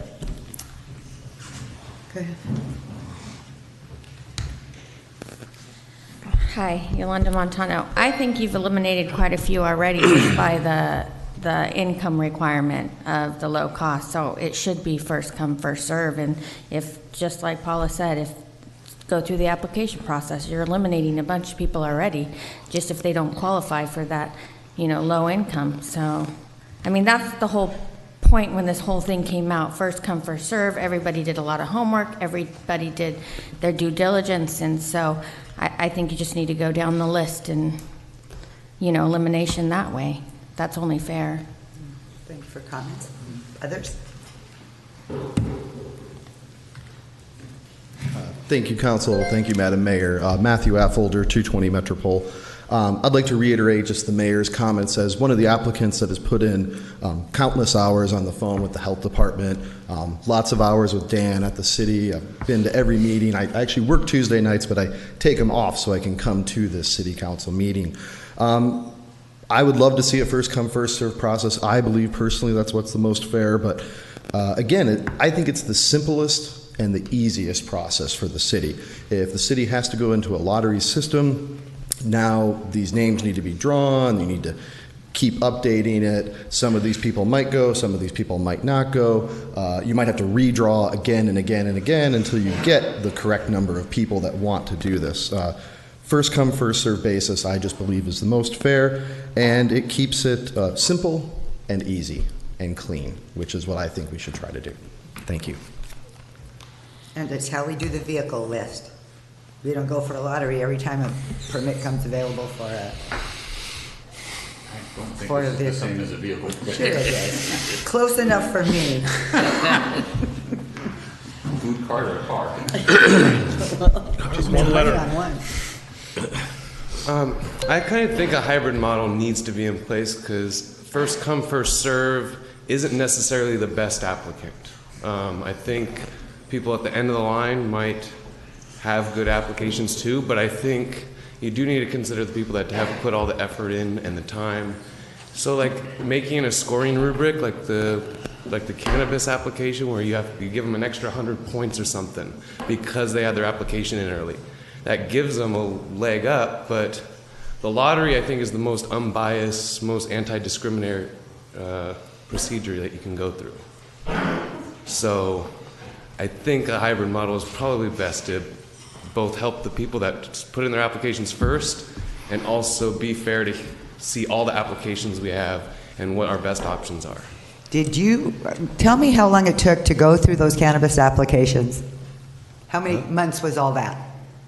I'm on the process. Not now because you're clean. I mean, you're ready to rumble other than the state. But that was a year and a half. Mm-hmm. Okay. This is a food cart. And I really appreciate, I'm not arguing with you, I appreciate your comments. However, if you said, so then you have a lottery and then somebody comes, and what's a good application? Now we're being totally subjective on a good application. Is it because I'm doing fruit and you're doing a torta? Well, the scoring rubric would determine if it's a good application or not. I personally don't want to put our staff through that. Thank you though, but that's just my opinion.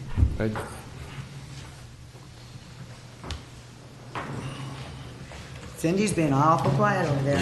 Look, she's just making, now she's getting ready.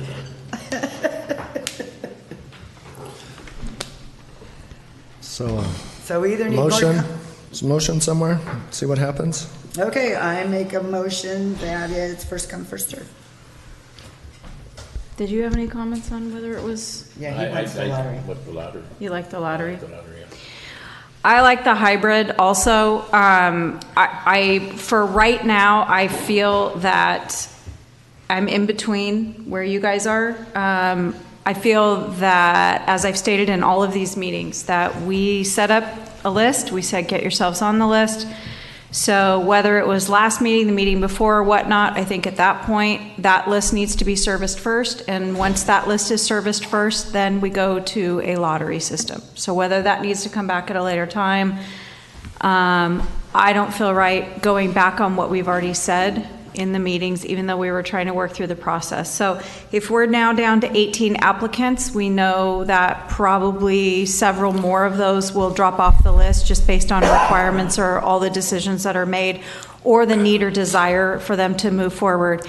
And then I think that brings the list down to a reasonable number that can have its due. And then from wherever that cutoff point is, going forward, I think it could be a lottery. So you're saying for this first batch, yep. Which we haven't really closed, I don't think, have we? We have not closed applications. Correct.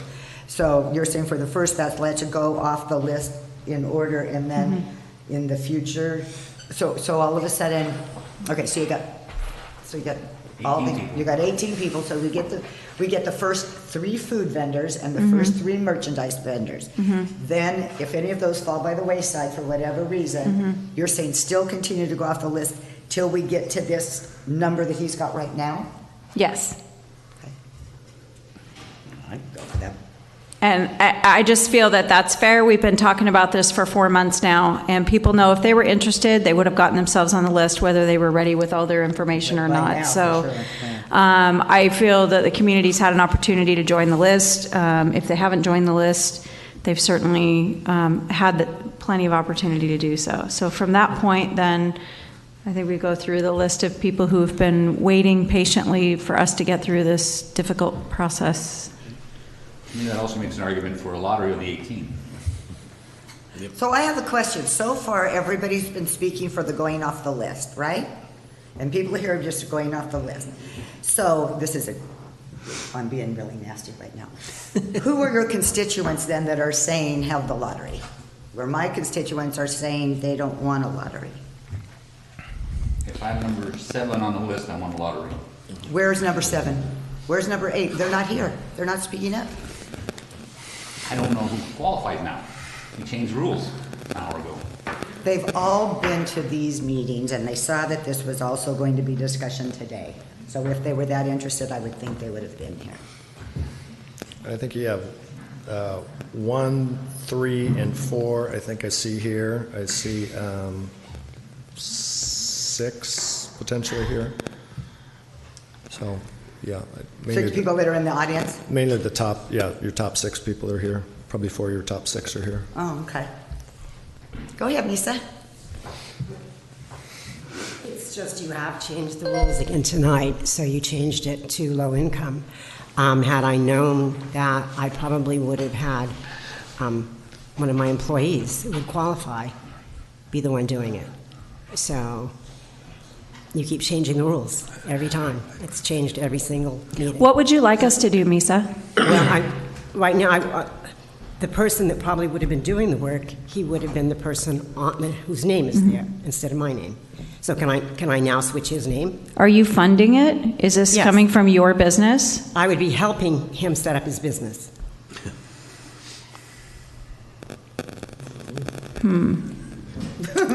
And I had the ability, because I already had the license, so I could get there quickly. That's why I could be one of the first, because I had the things I needed to have.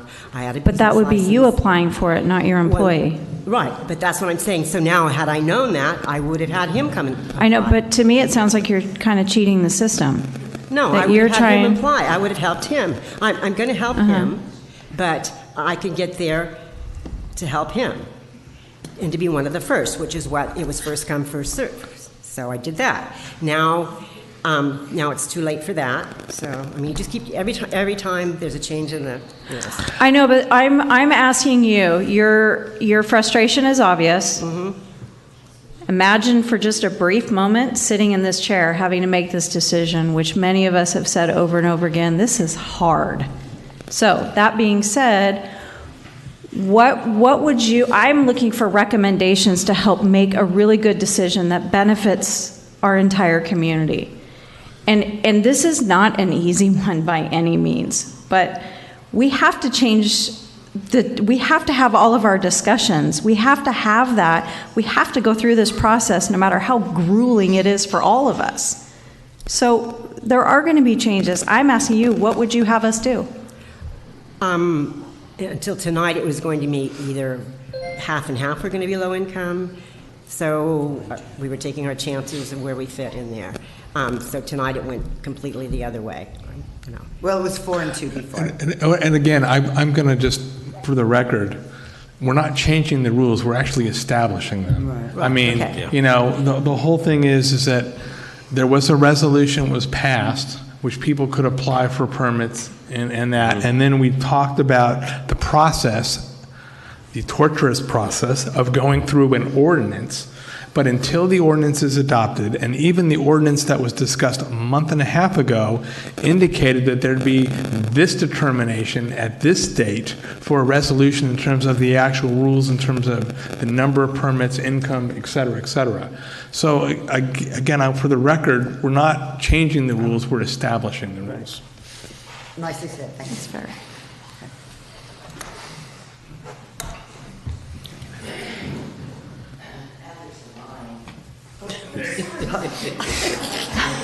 Way to go, Jan.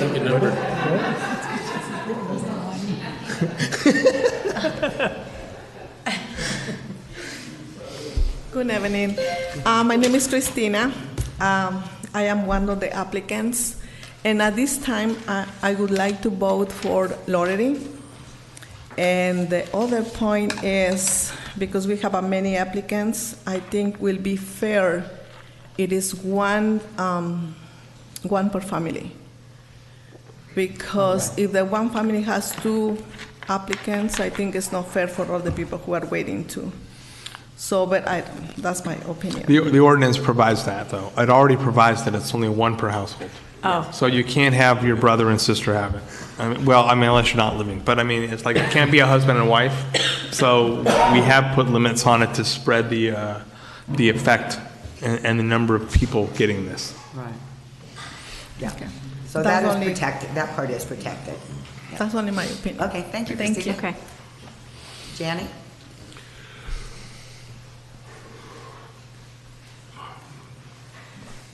I would just like to toss my hat in with the mayor, because I think the spirit of the law is written so that it's established brick and mortar stores should not be able to apply for a stand. I mean, this is like Taco Bell being able to go out and put taco stands all over. You know, it's for low income, and that maybe we missed that, so some of the applicants didn't understand. It was, our bad, but I agree. Okay, thank you.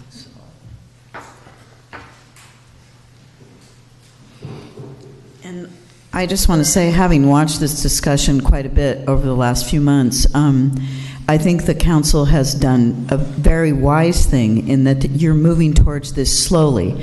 It's a huge change for Avalon, and to make this limit to 6, and I do believe, having listened to discussions heretofore about this subject, is that you said, well, let's start with 6 and see what happens. So if those that applied don't qualify for some reason, or are number 7 as opposed to 6, perhaps you'll say, okay, next year let's open it to 9. You just want to see how it's going to work. And then the other issue is there's also issues of compliance. You have lots of regulations, wisely so, regarding these, and you have to watch and say, is everybody doing what they're supposed to do? And then if they don't get to renew their permit. I do believe that was in the original discussions of all this. I don't know if it's part of a resolution, but I think you're going slow and wisely, and I still say I think the lottery is a bad idea, but. Thank you. Okay, so. I just want to point out, too, Annie, you were talking about the constituents, and keep in mind a lot of people that were here voicing their opinion are the top 6 applicants and not number 18. So, and if you're limiting it to 6 and you have 18 applicants, you're denying more than half the people a license. So I think the fair way is a hybrid system still. You just, the constituents here that are speaking are the ones that are in favor for the first come, first serve. Well, of course, and the people that are number 18 aren't here when we've talked about a lottery. So I hear what you're saying. I'm trying to keep it simple. It's going to get so cumbersome and burdensome for community service and finance, whoever's going to have to be doing all of this. And I just want to try to keep it simple. I mean, I don't think it's going to be that complicated to draw 6 names from out of the list of 18 applicants. well, you put them in the food category and you put them in the merchandise category, and then you pick them, and then you call them, and then they come. And if they don't qualify, then you move them down, and then you draw more names. It's the same problem first come, first serve. No, because you know who it is. Dan's going to come in, and Dan doesn't qualify, but, well, I don't know. How do we break it down if all 6 are food vendors? No, we separate the list. You separate the list? You have to. Yep. You don't put them So all. we might only have You- 3 food So you might- vendors, and the right, rest, and three- 15 might be merchants. merchants. That is another issue that you're deciding tonight is the number of. So that's going to be. Would be by type. What Yes, so you- you get merchandise or food. Right, I would think, but. Dan, what is your comment? Because I think, is this going to be Dan's baby? Yes. Okay. So Dan, I think you're entitled to an opinion.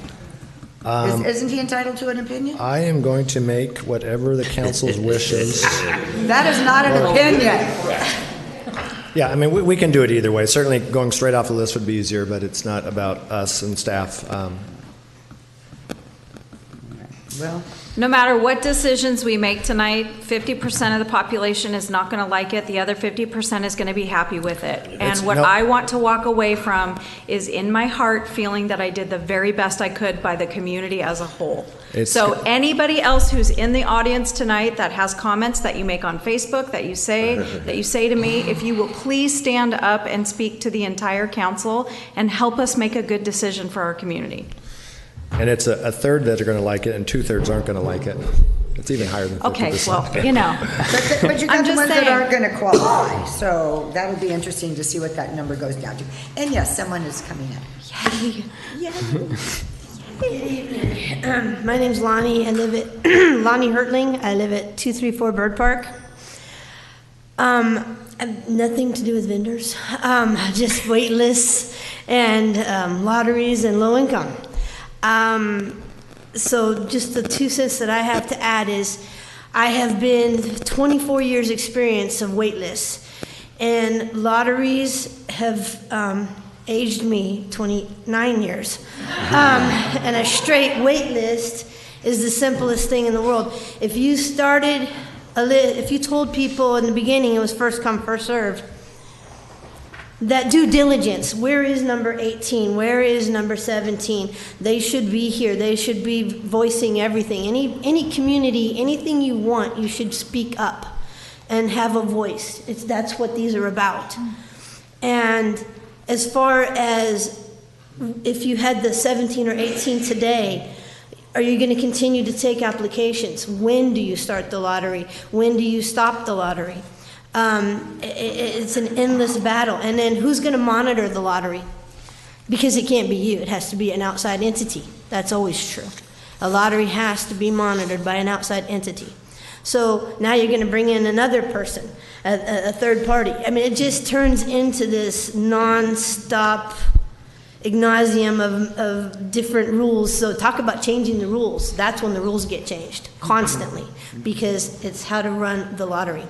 As far as low income, I don't think that anybody's trying to cheat by changing a name. I would never accuse that. But in the sense of low income, it is the household.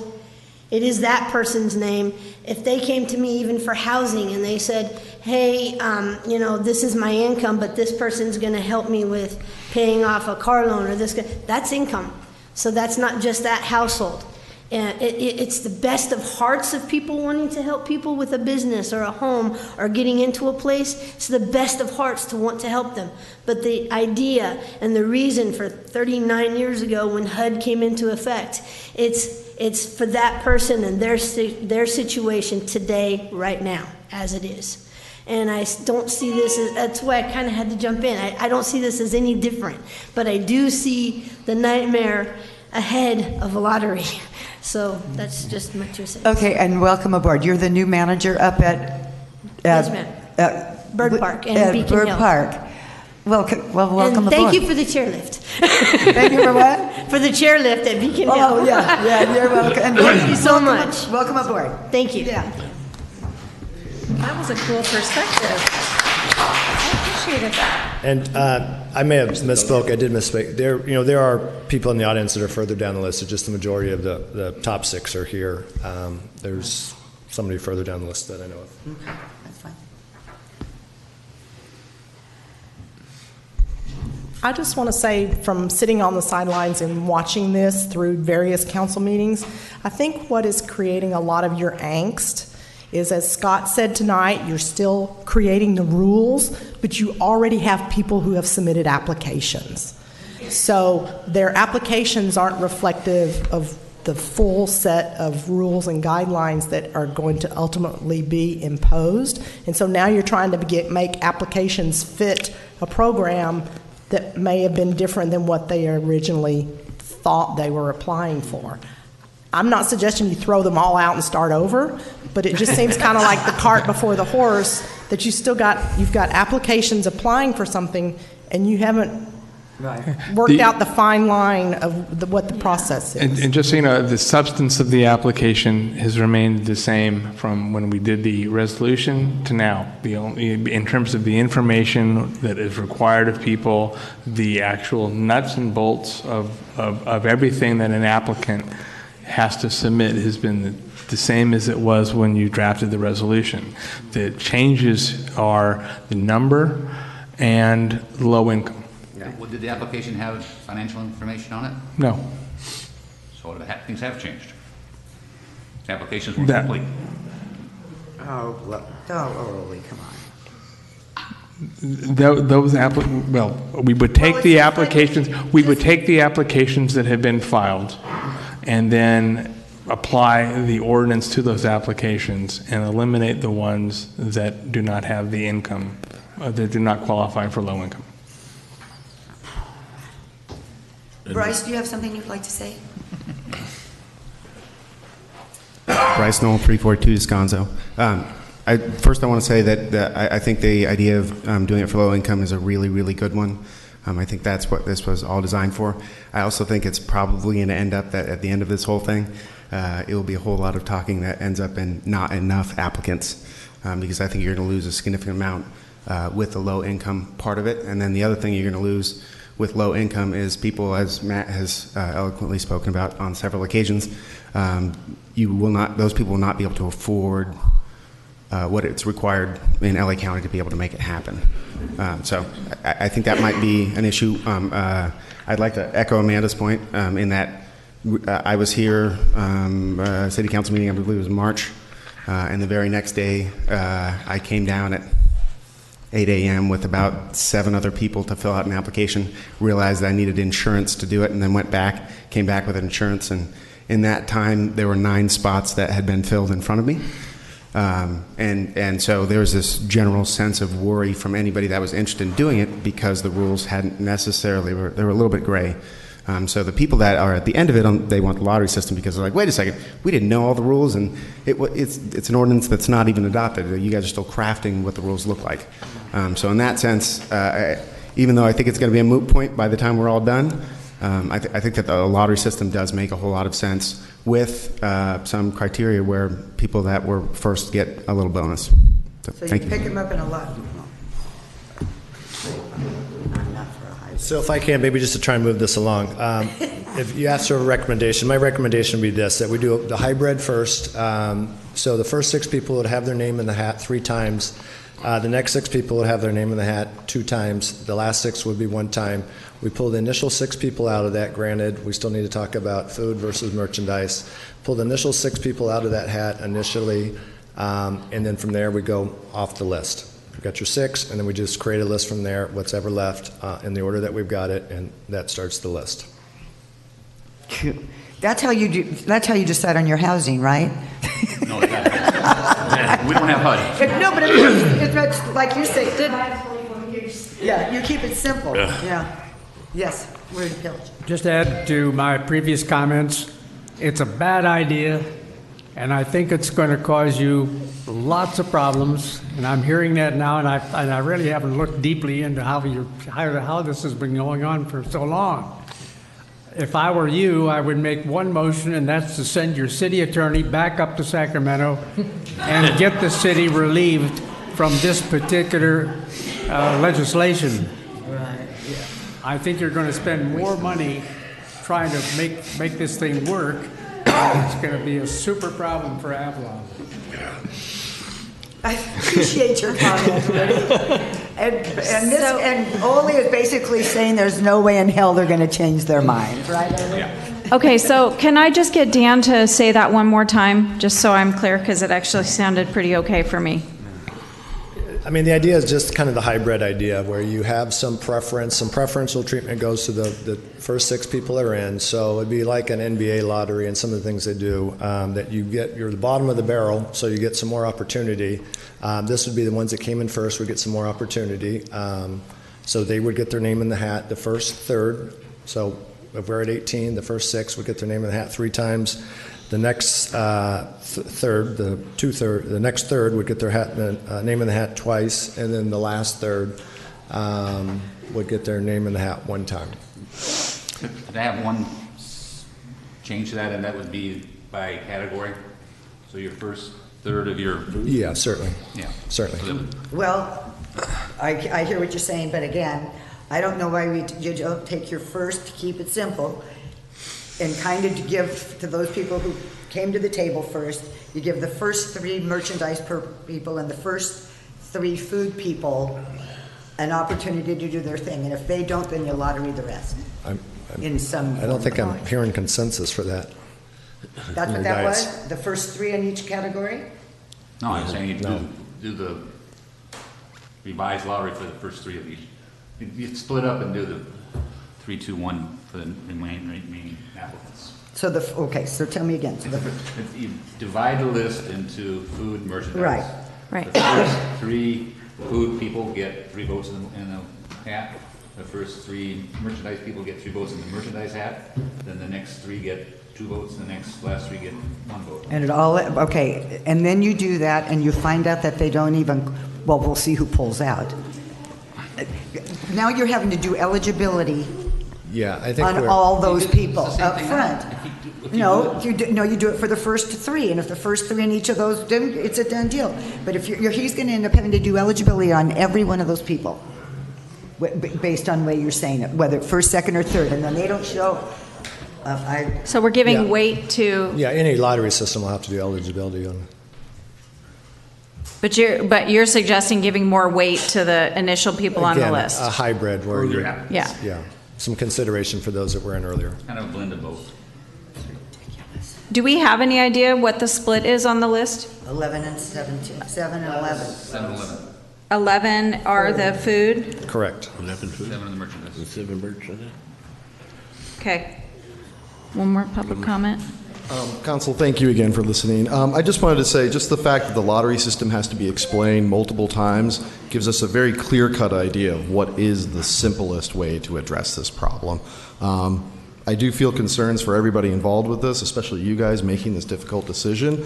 But if you want it to be simple, it's clear the choice you can make.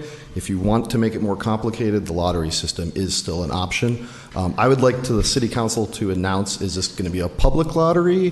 What is the third party that's going to oversee this? Is it going to be open? We're not going to have a third party. Okay. So will it be an open lottery, open to the public to watch, or will it be We haven't even done? discussed that yet. Okay. But All right. I mean, there's no reason it couldn't be an open lottery. You know, put the names in the Yeah. hat, pull the names out. Okay. Thank you for your time. Yeah. Appreciate it.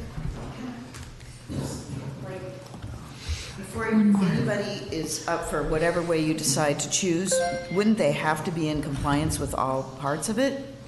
You're not going to start considering people that, and then go back and say, oh, they didn't do that, so they're out.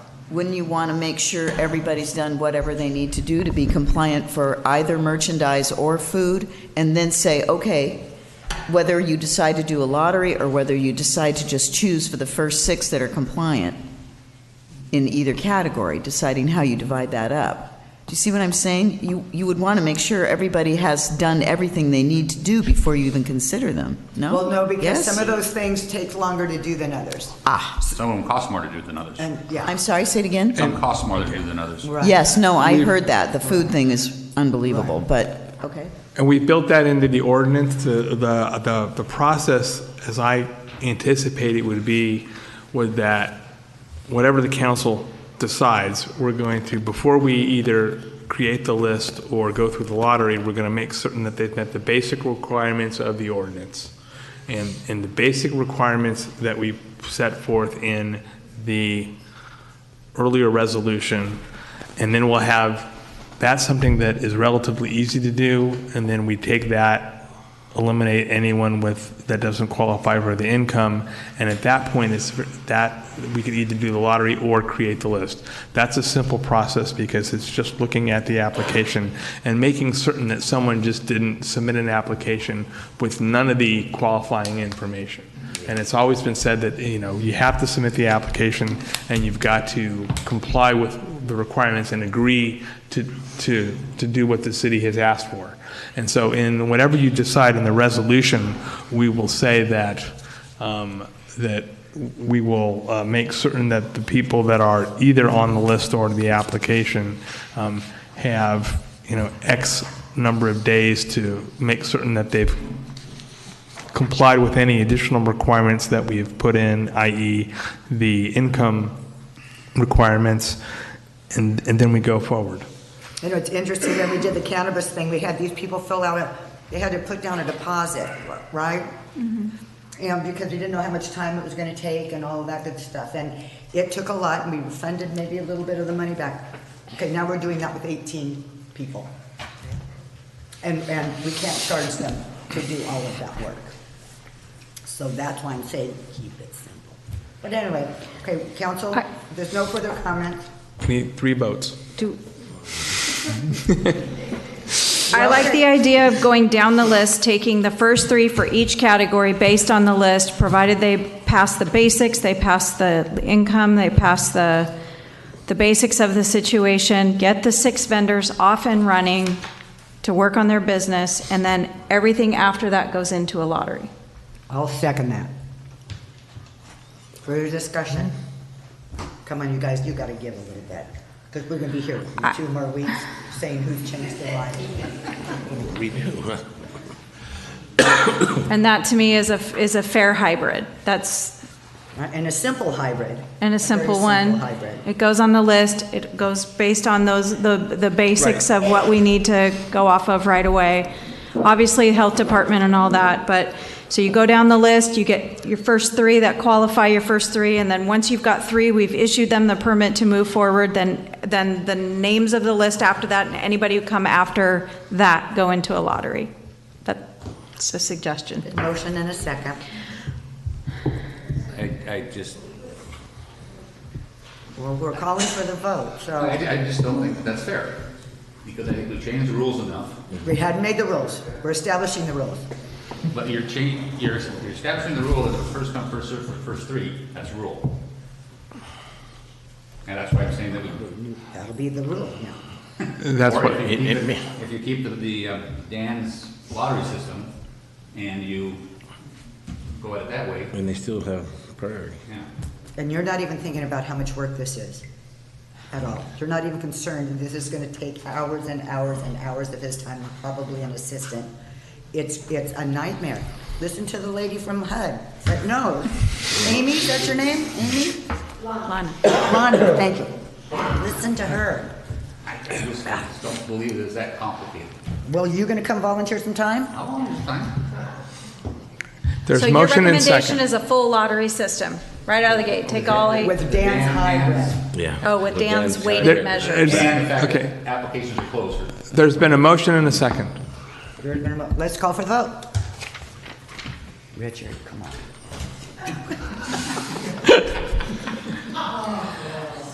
2 ayes, Mayor Marshall, Councilmember Cassidy, 2 noes, Councilmember Hernandez, Councilmember Olson. I move Dan's lottery, and included in that is the fact that the applications for 2019 are closed, so no new applications will be accepted. So we For- no big pools. For all of 2019? Ooh. So that means nobody can even get themselves on the list to be part of a lottery down the line? No, they can, the applications are now, the 18 will consider.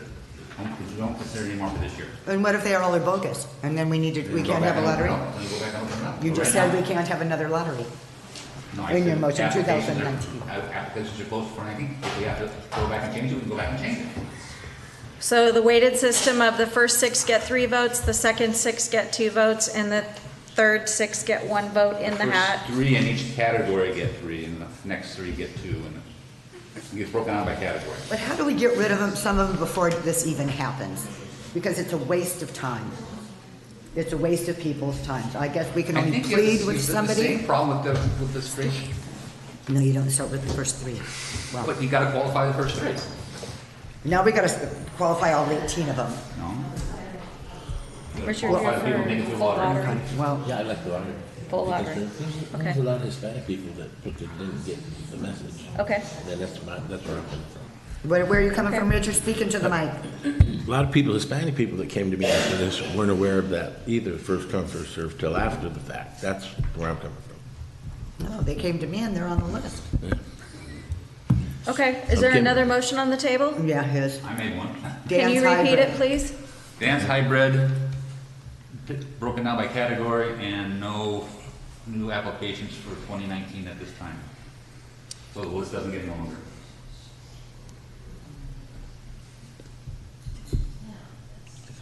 And what is the time frame for this lottery? We want to actually cite in the next couple of weeks.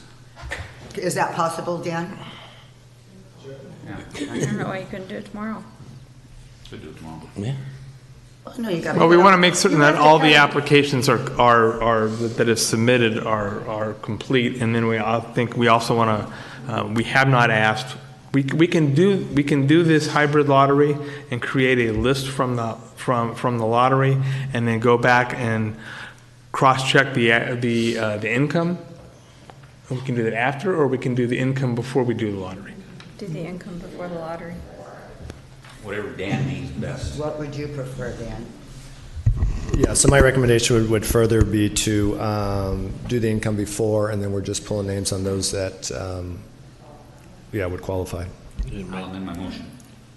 And you're giving everybody, put a notice to everybody gets 2 weeks, 3 weeks to bring in all their stuff and. It's not even bringing in their stuff. We have applications at this point, so we're using that list we've got applications for. We're not going to ask them to get insurances. We're not going to ask them, just like we had Income, before. right? It's just the Yeah, income. just It's income. income. It's just- Oh, that stuff. Yeah. But before they're actually issued a Right. permit, they would Right. finalize their application with all the addendums But to that's it. not easy doing the income verification. Yeah, I think it's going to take a couple weeks. Again, we've got a month with this ordinance before it's Right. approved, so.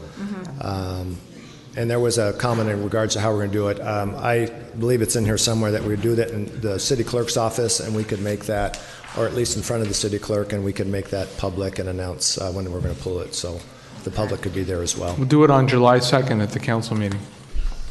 And You Dan, could. you have 45 days from today before this is law. No, this is the second reading. We're changing it though.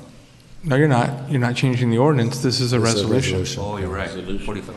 So 30 days. Okay, well. Okay.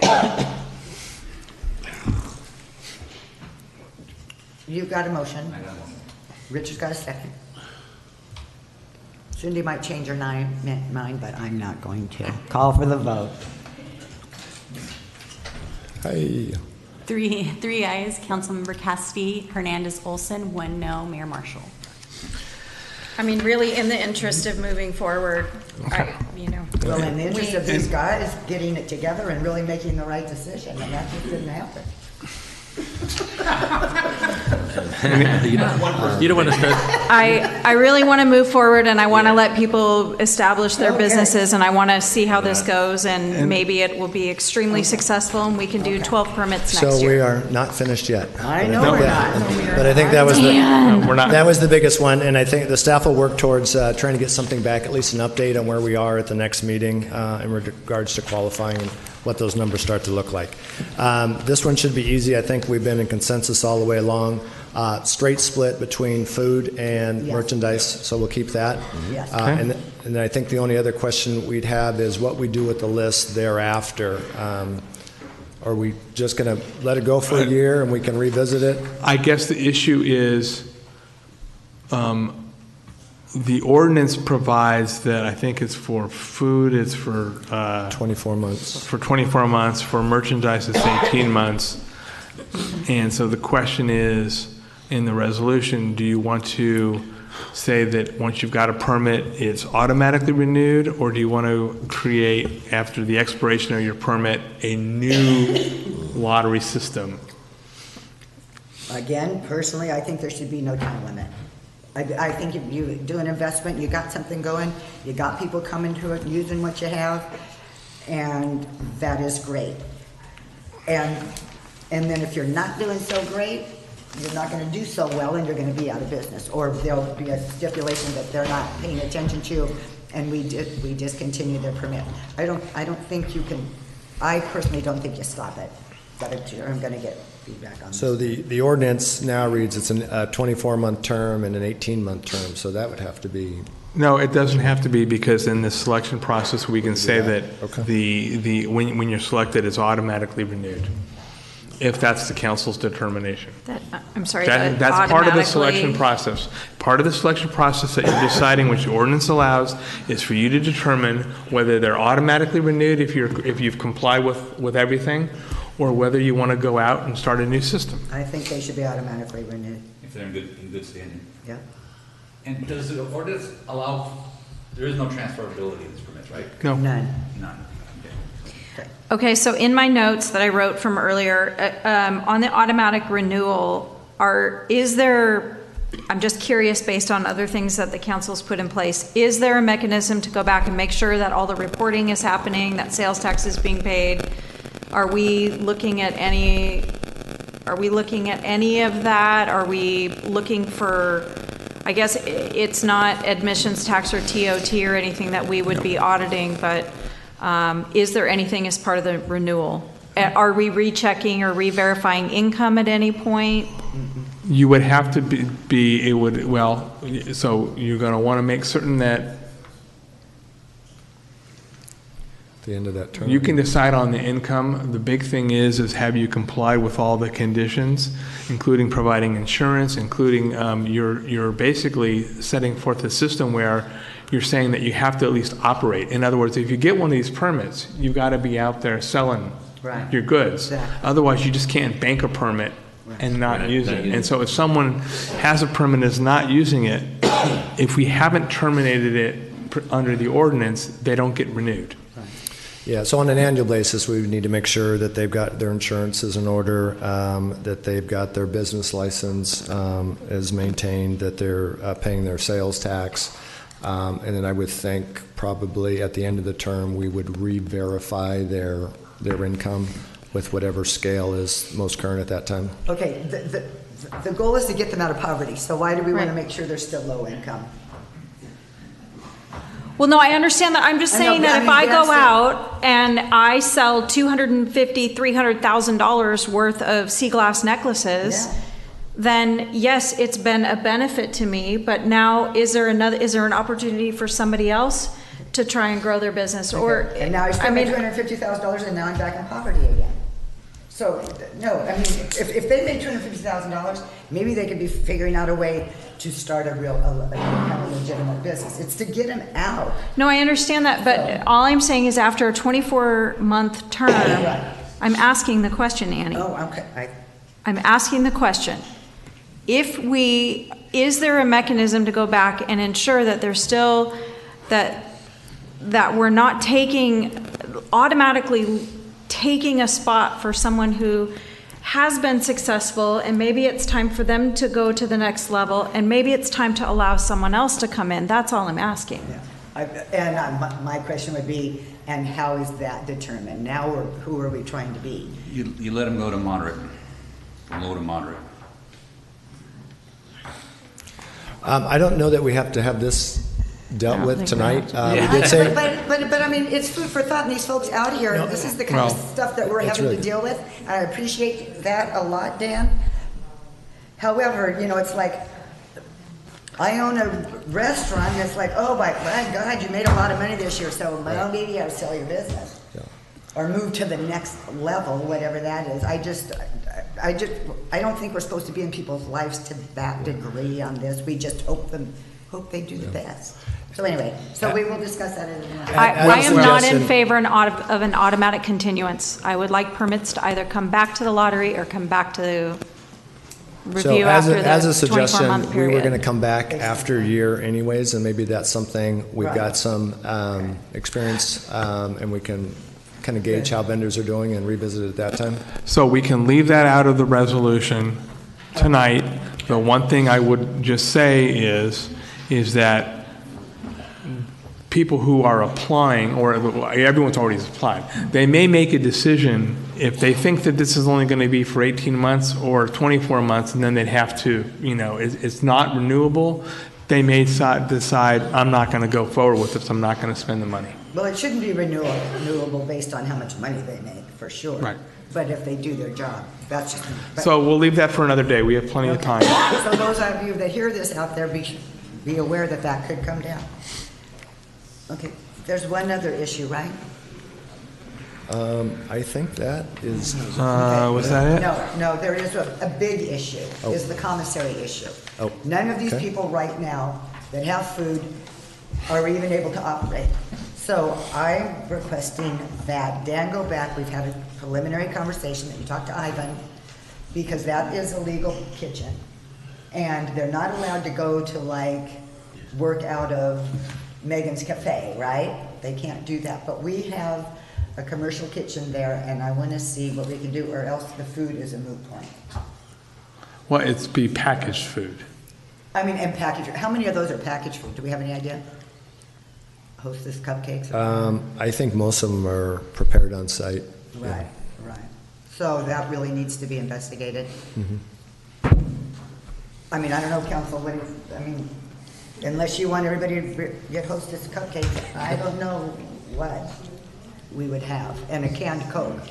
Well, remember that what happens is under the ordinance is we're giving people, we can give direction to work with that. And if you get your permit, you have 12 months in order to get a kitchen or. Be real, but be real, Scott. I mean, it's cute to say, but that's not really, that's not reality. Okay, and right now, the only thing that's available that can be maybe investigated is that. There is no, if they can build a kitchen somewhere, by God, they don't need to be in this program. No, I'm saying they need to find a place like you're directing where they can prepare the food. But like, that is the only place in Avalon Right. that is not privately owned. Okay, we own that. Therefore, that is what needs to be worked out, a discussion with Ivan to see what is possible. And then with our top 3 food people, do they need that? Maybe it's the Hostess guy, whatever, but that needs to be defined or it's dead. And I don't know if any of you feel that way, and you're not commenting, but I'm really adamant about this, and I really feel about this program, and I'm sure the rest of you do too.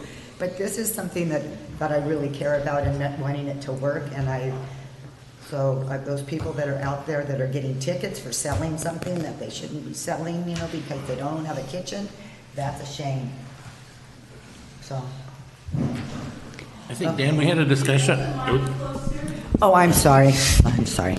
Hey, on this discussion right now, would it be, and I didn't see it when I was reading the thing, about where we have the 6 spots already designated, or when we designate those spots, is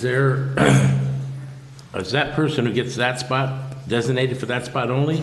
Or can we put in there, we need to rotate them? You give everybody a fair chance to get a spot, so if you're on Front Street and they send you up here. Nobody's on Front Street. So I don't, is this the time to talk about that? Yes, it is. So in terms of the selection process, we can add to this resolution, which was probably going to come back at the next meeting, we can add to it that a rotation. You tell us how you want the rotation to work. Is it you have to be in a different spot every day? Is it you can be in a spot for 2 or 3 days? Or do we want to just have it be the free market? So that is up to the council to determine.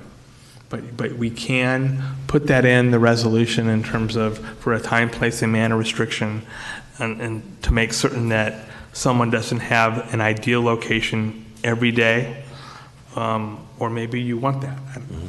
It's up to you. Now, that's another tough one. Yeah. It just seemed it would be fair to rotate instead of having one person have the best spot and push somebody up there, but figure out how we're going to I guess determine that. you have a lottery on the spot. And so if you draw my name first, I get to pick the spot and I get to start there. And then if you're the second person that's drawn, then you get to pick the second spot. And then maybe after so many months, you rotate them around. And then there's a difference in summer and winter. Yeah, well, absolutely. That's what I'm saying. So, I mean, it just seems fair to rotate that spot at the different areas for everybody. I would agree to that. We can require it in the resolution and just tell me how often you want someone to be in a spot. Is it every day they have to pick a different location? Oh, God, no. Every 90 days. Every 90 days. That screws up the summertime. Every 90? though. That's summertime. That's summertime, gets somebody. So if somebody gets the best, but they're determined to be the best spot. Yeah, my 90 suggestion days, that's a lot. would probably be monthly, so you could rotate some. I like monthly. Or 4 months. I like 2 weeks. Well, again, Personally. a lot of us don't even know where the spots are, right? Do we all know where the spots are? Well, again, there's not a specific spot. There are certain areas, and then you And have to be a areas. certain distance from what. See, and that's Once the- you've got your place of business, Yeah. then you have to have a certain distance between yourself and the next one. So there'll be people with their little Apple measurers and, you know. But, okay, but we were thinking one here, one in Machine Gun Park, one on Catalina, one on Sumner. No, okay, now I'm hearing two different things. I heard no Machine Gun Park, and then Dan said today, anything owned or operated by the city. The owner will allow us. Well, okay. Well, we operate that. We have a lease agreement and the city operates that. We talked about that 2 Machine Gun meetings Park? ago. They That- said they didn't want to have it there. A couple of weeks ago. But Conservancy I didn't think want it that, there. no, I think that was the Conservancy. I believe that because the city has some sort of lease with the landowner that we operate that location. And I think that was put back on the plate. So if we need to ask them just to be safe, I guess we should have. I can check on that, but the Senate bill did state owned or operated by. But I can check with the Island Company on that. I can go for a couple of weeks. I'd like to see the 2 weeks on the rotation Okay. thing myself. And then let's revisit that when we come back in a year and see how the 2 weeks work. All right. If that was So, too difficult, 2 weeks? then. Okay, we got merchants out here, let's talk. We got potential vendors. So, Matt, come on up. Thank you, Council, for hearing my comments. I just wanted to speak a bit to the low income and the renewals of it. Asking low-income entrepreneurs to pursue this business where they have to invest $20,000, $30,000, $40,000. This is 70 to 80% of their annual income. And then to have them follow all the rules and the regulations, and let's just say they are successful. They're now punished for being successful. They leave their chance of their investment at risk, their time at risk, and even if they follow all the rules, their permit could be pulled simply because they're successful. As a small business owner, I know many of you have owned small businesses. The last thing we want to do is regulate success in this town. So I find it a very slippery slope where you talk about if these people are successful, their permits are going to be pulled. And I can tell you the very first thing that these vendors are going to do are not going to report their cash sales properly. And that's a very big concern because now we're losing tax base on it. And if someone is put in the position of either lying or losing their business, I don't think many people will have the moral fortitude to go forth and do it the right way. And that's really what we want to encourage. We want to encourage the right vendors, vendors who are going to follow the laws, vendors who are going to follow the rules, and vendors that are going to report each and every one of those dollars that they make so that the tax base and the city of Avalon can successfully come about. So just my 2 cents on the renewal for the income. I don't think renewal should be automatic. There are so many rules and regulations, operating times, permits, being a good member, not creating trash, not being a nuisance, all of these things that go along with it. And if someone isn't operating with them, they should be punished. With the revocation of their permit, I don't agree with revocation of the permit if they are successful. I don't agree with that. Mayor Marshall brought up a great point about the commissary. The commissary infrastructure for a low-income person, I had mentioned numbers of $15,000 to $30,000 to get a fully operational cart permitted through the city. That doesn't include the cost of a commissary. For most sidewalk vending permits on the mainland, commissaries are another line item. They pay $300 to $700 a month. The commissary takes care of everything. We don't have that type of infrastructure available to us here, so each and every vendor would have to create their own commissary at a cost of $10,000 plus, maybe even $20,000. It all depends because real estate, especially commercial real estate, is we have such a dearth of it here. It's not available, and you cannot share a permit. Like, let's just say my friend at Maggie's says, oh, okay, you can use my commercial kitchen. The city health department doesn't allow that. It has to be a dedicated location, and this can be very difficult for low-income entrepreneurs to get into. Do you have a question? No, but I don't necessarily agree with that statement, so I'm going to ask the city attorney to revisit Okay. that, because I believe that you can rent space from a commercial commissary in order to park your cart, clean your cart. You don't personally have to own or be the sole operator of that. That's my understanding, so I'm going to ask. You're absolutely correct. From Right. a commercial commissary, you can rent it. From a commercial kitchen, you cannot. Does that make sense? Commissary and kitchen are different. So if we don't have a commissary available to us, each and every vendor will have to create their own commercial kitchen. Okay, so Virgie Snack Bar that you're suggesting is a commercial kitchen, not a commissary. It's a commercial kitchen, but we could make it a commissary. And he said yes. That's how, that's what we're going to look at. Yeah, and that's what cities do. They find a place and then everybody can use it. So during the time that they're not operating is what it would be. So you go there in the morning if there's nobody there, if there's not a ball game or something like that. I've actually met with Sharon Davies, our local health inspector. I drove around, I looked at a couple different locations, and she said the health department wants to try to have everything in one specific spot. When we looked at the Virgie Snack Bar spot, it met all of the requirements within reason. There is a little bit of a storage issue that might be available, but all other conditions were met at Virgie Snack Bar, and she said it would be possible to move forward on that location. The other 3 locations that I proposed, she said no to. So I have done just a little bit of that legwork. Again, I would love nothing more as a vendor to be able to pay $500 to a commissary and have my spot. And if the City of Avalon could step in and give us that infrastructure, the City of Avalon could benefit from it financially. Well, and meet the intent of the law too, by helping out. Well, and help out low-income entrepreneurs. Right. If this is really about helping low-income people, you're making it a catch-22 if you only allow low-income people, but then they have to finance their own cart, finance their own commissary, and then let's just say they overcome each and every one of these hurdles and are successful, they've now had their permit taken away.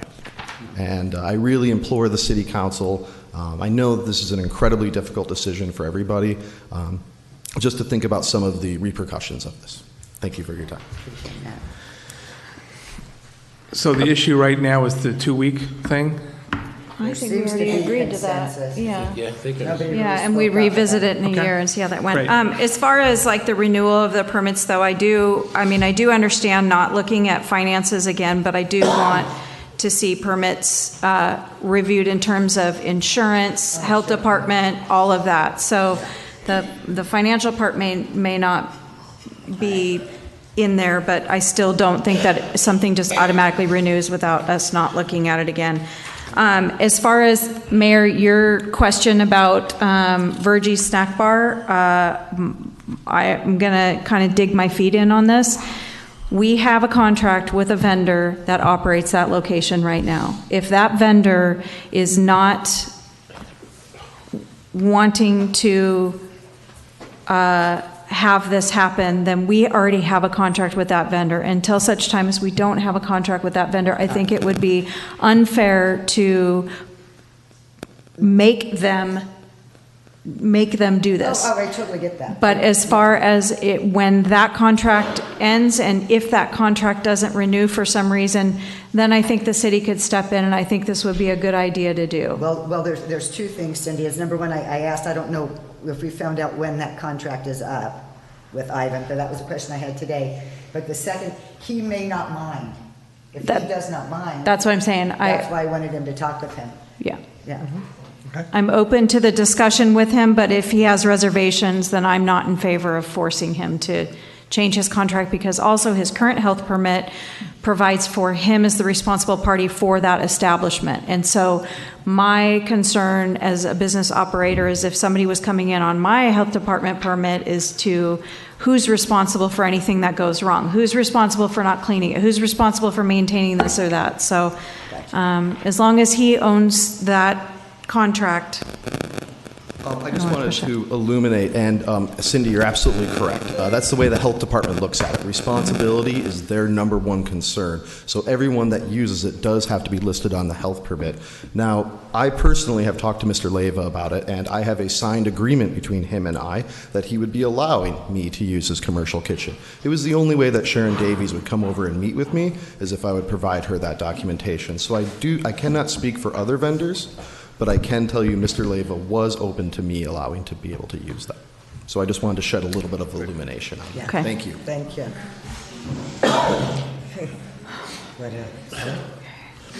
I was going to say, this is a pretty common thing in the real world, and that, you set aside, because people that work in food industry, they work from, if they have to be there at 2 o'clock in the morning to get it done, just stay out of the working what's happening there, actually. But it can actually work out really great for both parties involved. The people that hold the current contract could benefit from the extra income, and you have to just do like you would do in any other rental. You set down the rules, and if you don't comply, you're out. And if you make it advantageous in an economic way for everyone concerned, the city, the people that hold the contract now, but this is quite common, and it just has to work to the convenience of the major user of it, so if people have to go in at midnight and prepare their food, that's the way it is. Exactly. That's how it happens. Right. Okay, I think we're getting Right. closer. Right? Anything else, Dan? No? Anything else? Think we're good? I don't think there's anything left to vote on for this one, is there? No. So what I'll do is Okay. I'm going to revise the resolution. We'll bring it back for consent calendar at the next meeting. Right, okay. Could you highlight the changes instead of just give us a I will give you a red line version. red line version? Thank and you it will very have much. a bunch of new sections too. Thank you. Okay. We need to go back to consent calendar item number 7. Oh, here it is, right here. Okay. Thank you. Yes, Bob. Oh, 7. Item number 7, stretch. Okay. Exactly. Okay. Take me out to the ball game. Yeah, thank you. Okay. So, this item considers the award of the construction contract for the Cabrillo Mole Ferry Terminalization Revitalization Project to Slater Waterproofing Incorporated for an amount not to exceed $3,221,213.20, which is the result of the total base bid of $3,399,683.20 minus we had a deductive alternate if the city provided some housing, and that would have removed $178,470 from the bid, reduced the bid by that. So I think it's coming up on the screen now. You do have supplemental information in front of you. We had 5 bidders. Here it comes for the audience there. Here. There we go. Okay, so you see Slater Waterproofing was the low bidder, and you can see the deductive bid in the second column and then the net bid. You had Slater Waterproofing, Vortex Marine Construction, Curtin Maritime, Triton Marine Construction, and John S. Meek. Okay, bids range from almost $3.4 million to almost $6 million. So a good set of bids, marine contractors, plenty of experience. I'll go over their experience here in a minute. Just go into the second part. If there's any questions on that first part there with the bids, okay, is that clear? Okay. And then, yeah, it's larger on the screen over there. We just installed that about a week ago. So you have a screen that you can see it larger. Yeah. If you're sitting underneath. That's funny. I can't see any of that. You can't see any of that? Anyway, I can't either, but I... When it's a pretty video, we'll be able to see it, Okay. but when it's financial We'll work on numbers, that. probably not. Okay, so then the second part of this is the funding analysis. So you see the low bid plus the plus bid alternate 2, which is actually a deduction, comes to a net bid of 3.2 and some change million. And then less the available fiscal year 18-19 budget was 2.650 million. And that leaves a net shortfall of $571,000 and some change. And then we'll be back here this next week, and we're going to be talking about fiscal 19-20 budget, and that's when we'd make an augmentation of $600,000. And so then that leaves us with that shortfall and that new augmentation of almost $29,000 to the positive. And then what we'd also do is that we got phase 1, phase 2. There's some bid items that we can delay till we get to phase 2, kind of move that to that next phase. And that really is on the deck, the top deck. So within our contract documents, we're able to reduce down any item by 25%, okay? And so we would pick an area within that deck and reduce it down and add it, actually, that plan page to the phase 2. So what I'm suggesting here is if somewhere in the range of $135,000 plus that almost $29,000 gives us in the range of about $164,000 to work with for contingency and also for our engineering construction costs. So, you know, our inspection, special inspections, and any of the contingency, and then also our contract administration. Most of that I'll step in because the bids are high. I'll step in and be doing that. Okay, so that's how we got to the numbers there. Is there any question on those numbers? Bob? Yes. Can you explain how the grant works with these numbers? Okay, so the grant on this phase is 80-20, okay? And so anything that's not paid for by the grant, so that's a total amount you're seeing between the grant and our own funds. So you can split that out, 80-20, and that 2.650, and then after that, it becomes 2.4. Okay, so that's why you get that 250, and then anything over that is us totally. So that's what that 600,000 budget augmentation. And remember that you have approved the wharfage fee increase, that 50%, 50 cents each direction, so $1 round trip.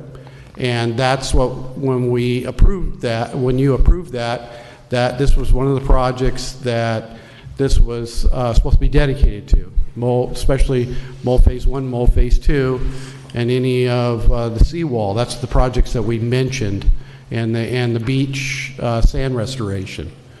So that's where we anticipate the additional funding come. And within the staff report, what I stated was that it really depends. That's a revenue stream that's coming in, and it keeps on coming in. That one of the things we can do is slow down the engineering and design element of phase 2.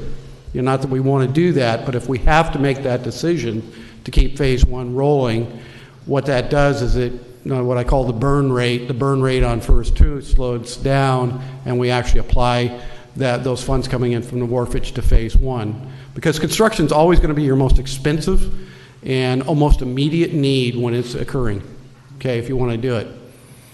One of the things is if we don't make a decision to do it, the $2.4 million that we've worked hard to attain and keep, and that would be lost. So you're working with leveraged funds here. Okay, so any other questions on that page? Otherwise, I can go over qualifications to answer. Nope. I'm good. Yes.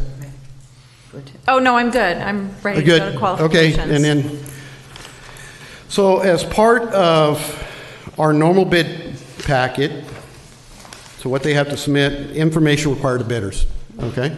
So this gets submitted with the bids. And Slater Waterproofing responded, how many years have you been in business as contractor? 41. So and they've been under that present name for 41 years. And then what type of work do they normally perform? So waterproofing, joint repair, caulking, steel installation, spall repair, urethane injection, concrete repair, and then also using the Sitka products that really is the heart and soul of this project, because this is not ready-mix concrete coming to this. It is bagged products of Sitka products that are going to be used underneath and on top. So there's a lot of stuff that's coming to the island, and this is a contractor that specialize in applying Sitka products. Okay? So, and then their previous current project, so right now they're doing work for the city of Santa Monica, and they're doing like a parking garage, so it's a lot of flat work with spall repair and crack repair. And then they're working on Acacia Reservoir, and they're doing a waterproofing job on that. Then previous 3 years, they worked with their work client was Marine Project Management, and they were using those Sitka products that we're talking about for this project. That was about a $750,000 job, and they completed that in January of this year. And then they've worked for the city of Santa Clarita on a bridge repair, city of Redondo Beach on concrete repair, city of Pasadena on concrete repair and deck coating, and then the city of Santa Barbara on a bridge repair. So they're very much into repairing concrete, and that's the essence of this.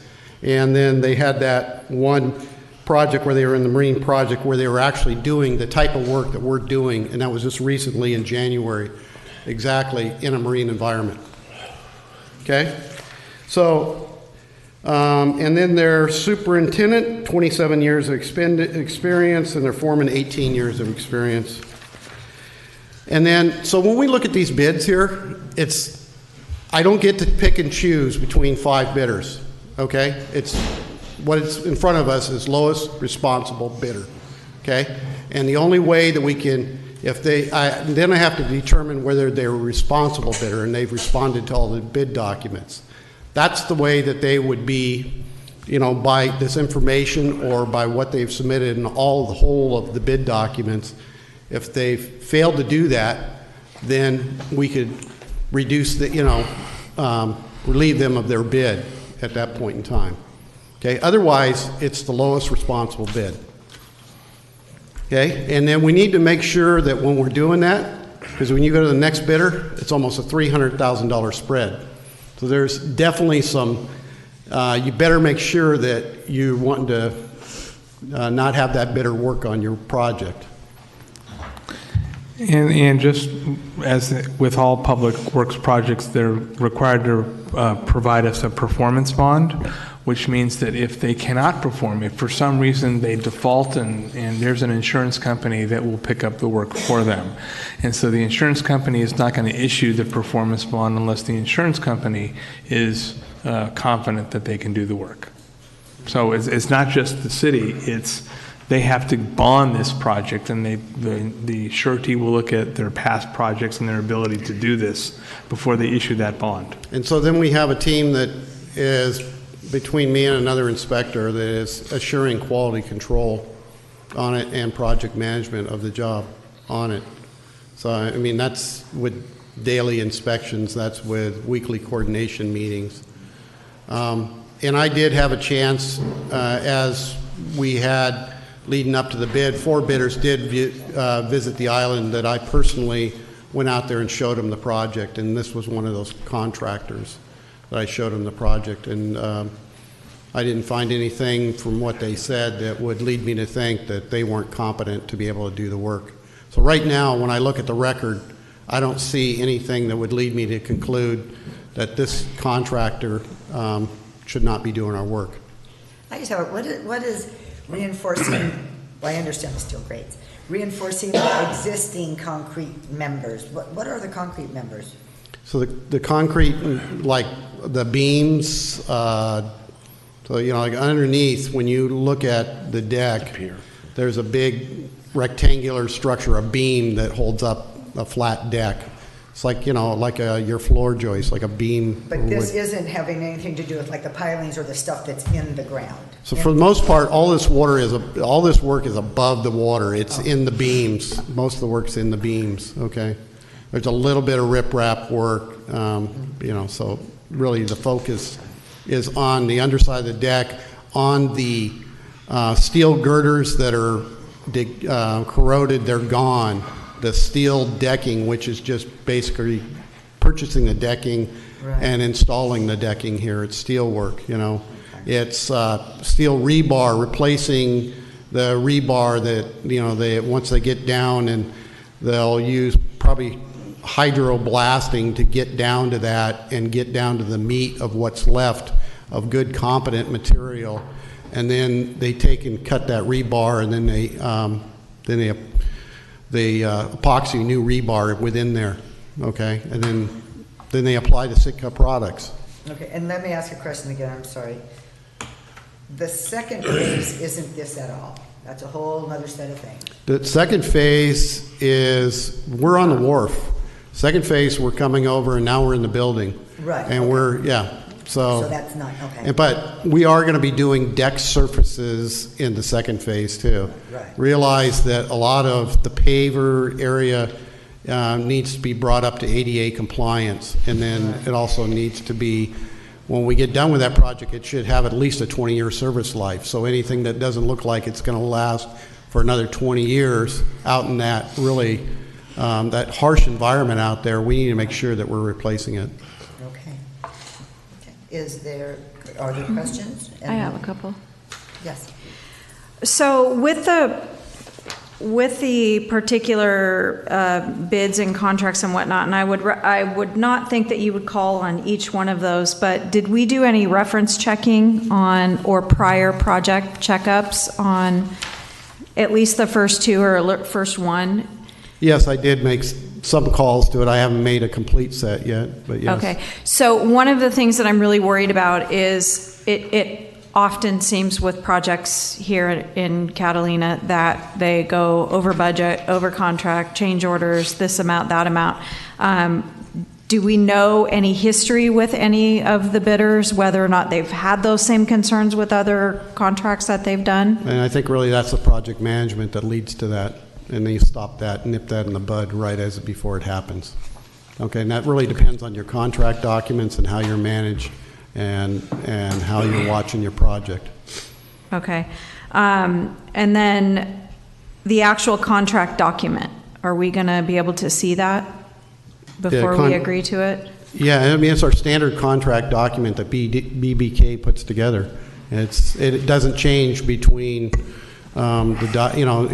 these bid documents are part of the contract documents, but if you're just asking about the contract itself, it's the same. And we just there's a few form fields that we fill in, but it doesn't really change. It's just their name, their amount, and Right, and I think we've got the reverse liquidated damages in this one. Yes. So basically what we provided for in our contract is if they're late, they have to pay us.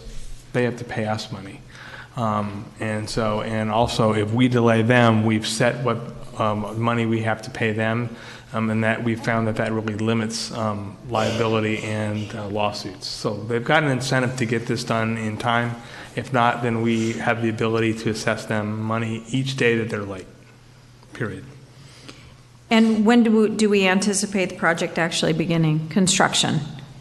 There's about 20 to 30 days of mobilization. The contractor that is a low bidder, I think we'd be ready to mobilize right away once we had an executed contract.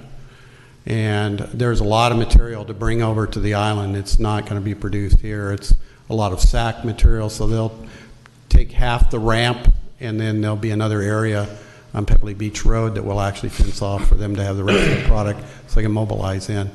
And then from there, they're going to be getting underneath the deck, and they're going to be doing some water blasting. Okay.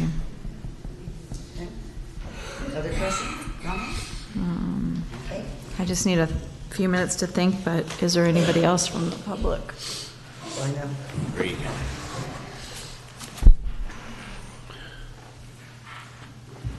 Mayor, council, taxpayers of Avalon.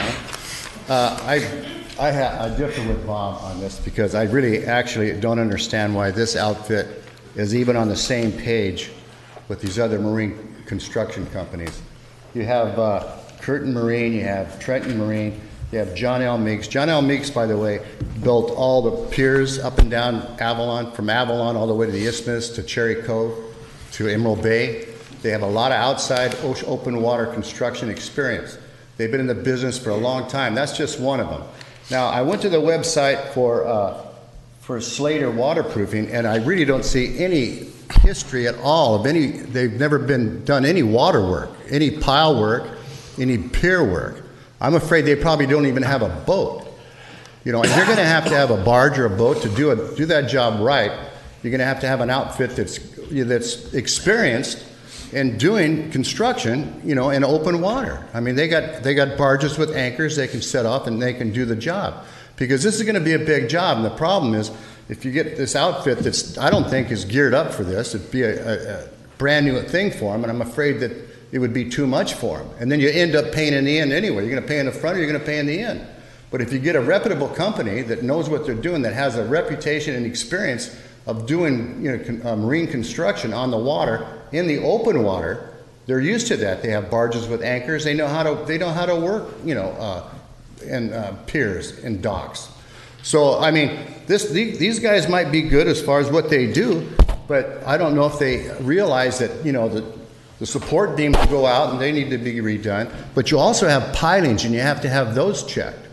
These people work with marine engineers all the time, and so they're fluid with, you know, the language. They know exactly what to look for, because once you start opening up something, there's always a can of worms. There's always something else. Those pilings that support those beams, you know, they've been out there just as long as anything else, and you might have to check those and see what you might have to tackle those too. There's a lot of problems out there that you don't know, that you're not aware of. They always say, like, out of mind, you know, out of sight, out of mind. Well, it's true. Anything underwater, you think it's good. Well, not necessarily it's good. You have to check this. And so if you did everything right up on top and you neglected the pilings and what's below the water, then you got a whole new set of problems. And it's just like, what are you doing to do this? You might as well do due diligence and do it right the first time. Have a reputable marine construction company do it, and they know what to look for. They've seen this stuff a lot. So it's not new. And now, these guys might be good at what they do, but they've never been on the ocean. They've never driven piles. They've never inspected piles. They've never really done any pile work. And so it would be, I don't think it'd be fair to them to give them the contract, just because I think they would fumble it, because they don't know what it entails. Thank you for your comments. Anyway, Appreciate it. I tell you what, Your time is up. okay, just go to the websites on these guys and Well, check it out. Okay, thank you. Yourself, I mean. Yes. All righty.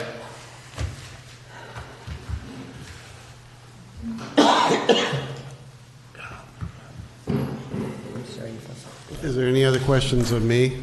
Do you have any, can you give any insight into that concern? Okay, well, here, I'll give you a list of items that are in the project, okay, so you can get a sense of the scope. Yeah.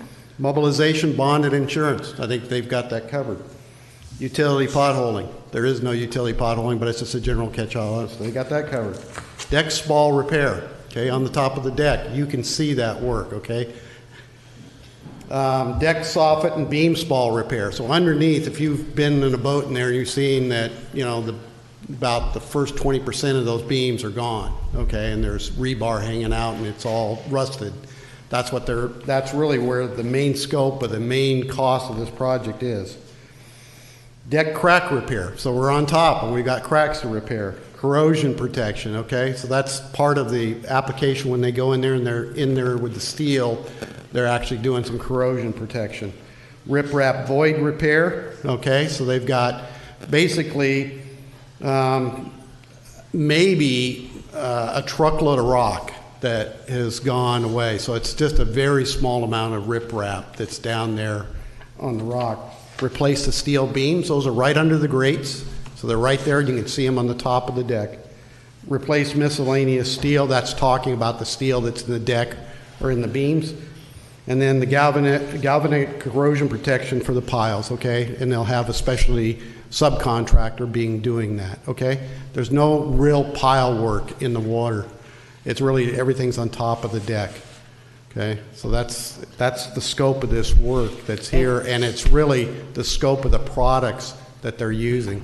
And everybody, that was the scope of work, so everybody put a dollar amount to each of those items. That's how it's bid. And then at the bottom of the thing, you add it up, and we have to go with lowest and responsible.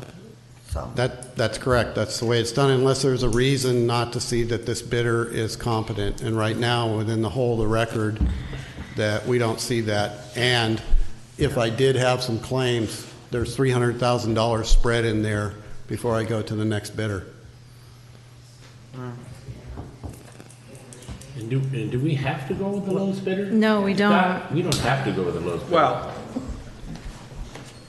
yes, you have to go with the lowest responsible bidder. Yes. have to go with the lowest. Unless you reject all bids. Responsible. Lowest responsible bidder. You have to, unless you reject the bids by 4/5 vote or unanimously, and determine that you can do it pursuant to an individual contract where you get a better deal. But the state law is for a public works contract, when you go out to bid, you have to award it to the lowest responsible bidder. Okay.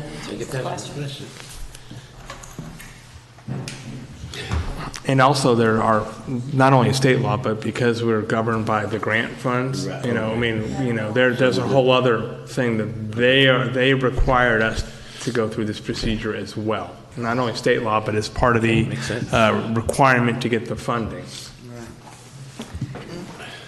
I think everybody's having a flashback to the gas dock. And that went to the lowest bidder, and that was approved by marine engineers. And now we've got dangling pilings that we're not even sure we can build on. And that's I think, what's the nerve-wracking thing about this. The key word being responsible. And these, on their website, they've built bridges and parking lots, et cetera, but it doesn't look like anything in the water. I mean, to me, and 1 star and no reviews. So.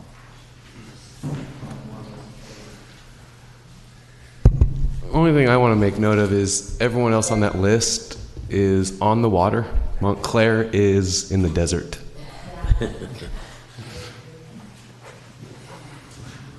It's cheaper to operate out there.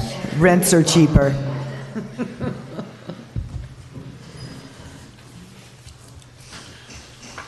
Well, and I kind of differ. I know there's some engineers or whatever in the room that are people that said, well, that the casino dock is wrong with the money that they had at the time, and that was what it went with. That was it. Yes, it should have been concrete, 20 years ago when they were supposed to be, or 15 years ago when they're supposed to do it. But the city didn't want to spend the money at the time. Then it just got more expensive, and so that's why you end up with wood pilings, and they're going to be fine. However, I'll be the one to say they award the construction contract to these folks.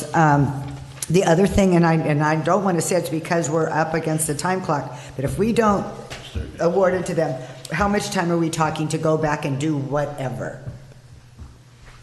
Well, legally speaking, what you do is the action would be to reject all bids, and then if the concern is about their ability to do it, you would revise the bid documents to require something, what you think is missing from this application. Prior marine history? Prior marine history. Well, that, and then you go out to bid. That would delay it.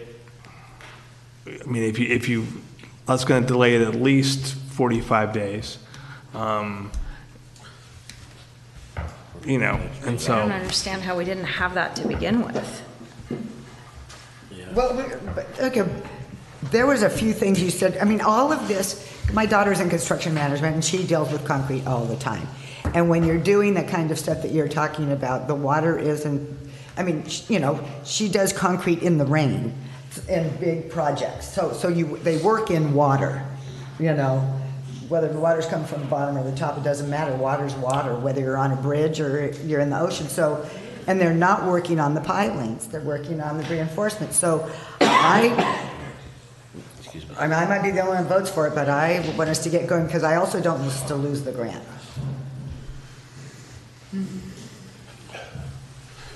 Yeah, Annie, how do you know you're not going to be working on the pilings? Has anybody inspected the pilings? I mean, we know that the supports are in bad shape and everything, but has anybody actually done a survey on the pilings? Because all those support beams rest on pilings. Right. And so, like, if the pilings are bad, You can do whatever you want to the support beams and fix them up, but if the pilings are bad, then that's just a weak link. I just wanted to bring that to your attention. Okay, that's good, and maybe Bob All has right, an no, answer. but I mean, I didn't want you to overlook that fact. I appreciate that, I do. So Bob has a comment, and the city manager has a thought. I encourage anybody that wants to know more about the pilings that we have a design report that was put in by our design team. It's probably 150 pages. There was divers down there several times assuring us that no work needed to be done on the pilings, and that's how we got to the scope just being on the top of the deck. Otherwise, we would design that in. We did a very thorough job, $500,000 design. So I would suggest that we take that design report and trust that it's right and move on, because we're going to lose these grant funds if we don't move in a hurried pace at this point. I appreciate that. Okay, I'm going to stick with my bid award the construction contract for Cabrillo Ferry to Terminal revitalization to Slater waterproofing. Second. Moved and seconded.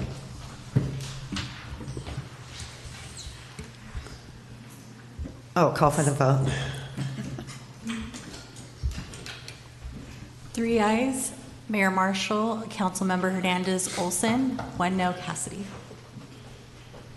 What would your recommendation be if this didn't pass? What would you?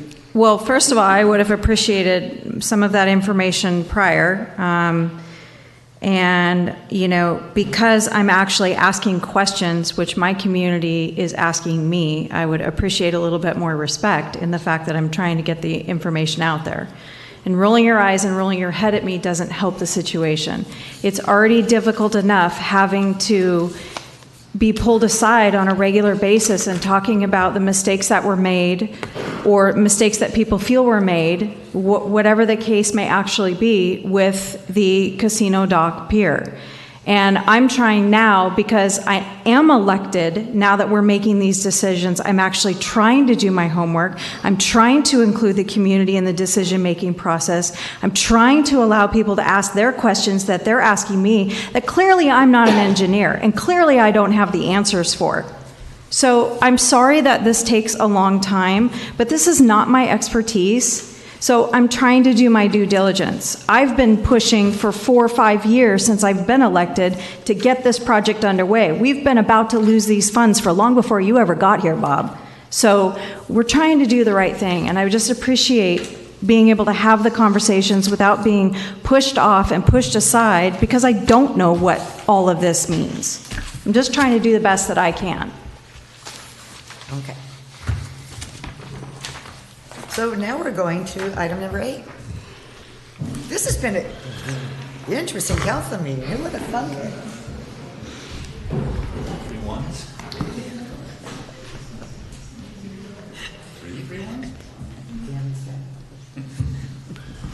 So I have a brief presentation for the miscellaneous fee schedule. You thought. Want to bet? Well, the presentation might be brief, but we can have the discussion then. So just real quick overall, the majority of the changes in the fee schedule were CPI increases. As we have historically, we rounded it to the nearest dollar, so some of them, if the CPI didn't make it to that threshold, did not change. But by and large, that is how the fee adjustments were made. Certain did remain unchanged, and that was based on department feedback as well as the CPI factor. And lastly, there are a few fee schedules added to it, namely the street vendor fee, and I'll have a slide for that. Again, the reason for the increase is because the costs to operate the city continue to go up. I picked out a few just to highlight. Public safety increases every year. We award contracts for operating expenditures that increase every year. And so increasing our fees is one way we're able to recoup those additional costs. One of the things that came up last year during the discussion was for a fee comparison. I don't know if this is necessarily to the level we're looking for, but I did want to provide a few examples of what other cities in the area do charge for similar fees. So to your right, you will see Newport Beach's park rental fee. Compared to our Joe Machado, we have different fee schedules for the different parks. I picked Joe Machado trying to to simplify it to the extent I could on a slide. San Clemente varies theirs. They do it by the number of attendees and by the hour. And then again, appeals to the Planning Commission, I was able to find a couple for San Clemente and Newport Beach, just as a comparison there. Just a few more fee comparisons. Sign permit fees to Del Mar, fire plan check fees to a couple other Southern California cities. And lastly, daily mooring rates compared to Newport Beach for their public mooring facility. So again, you can see by and large our fees are in line, if not less than the majority of these cities we're comparing to. Mooring fees being more in line with what Newport's public mooring fees were. So here are a few of the new fees. Just to highlight, swim lessons isn't necessarily a new fee. We're just changing the structure where it's per class rather than for the entire program. Temporary sign permits was a new fee added, as well as business corner sign permit. This is a list of the fees with no proposed increase. Again, the majority of these are due to the fact that the CPI increase doesn't raise it to the next nearest dollar, but some of it was also based on department feedback. One thing I just want to clarify and highlight is we do have, as was discussed earlier this year, the shoulder season rate and the winter rate. The mooring fees themselves were increased by CPI, but we didn't make any changes to the schedule, if you will. I'm sorry. The city clerk copy fee, what is 11 cents? Per page. If there's For records. Okay, and down residential building search, it's 8 cents, 9 cents? I mean, that's all that we charge them for a copy? For 11 cents, and why are we bothering with 8 cents? Where are you at, Annie? Oh, new residential, on that same page, under administration, the copy fee is 11 cents. That means it wasn't, we didn't have one before, and now it's 11 cents? Or we did have a copy before? It's more. City clerk. I'm sorry, what page are we? It says, in addition to percentage fees, the following fees are recommended to remain unchanged. Excuse me. So the copy fee says add 11 cents. It's page 2 of what you gave us. Go back.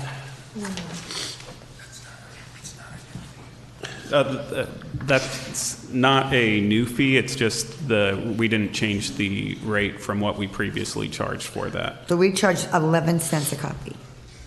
Yes. We deal in pennies now. Okay, and the new residential building surcharge, multifamily per square addition, 8 cents we're increasing the price of potable water by 8 cents per gallon? So under the planning one. I'm sorry. So this one, the fee remains unchanged.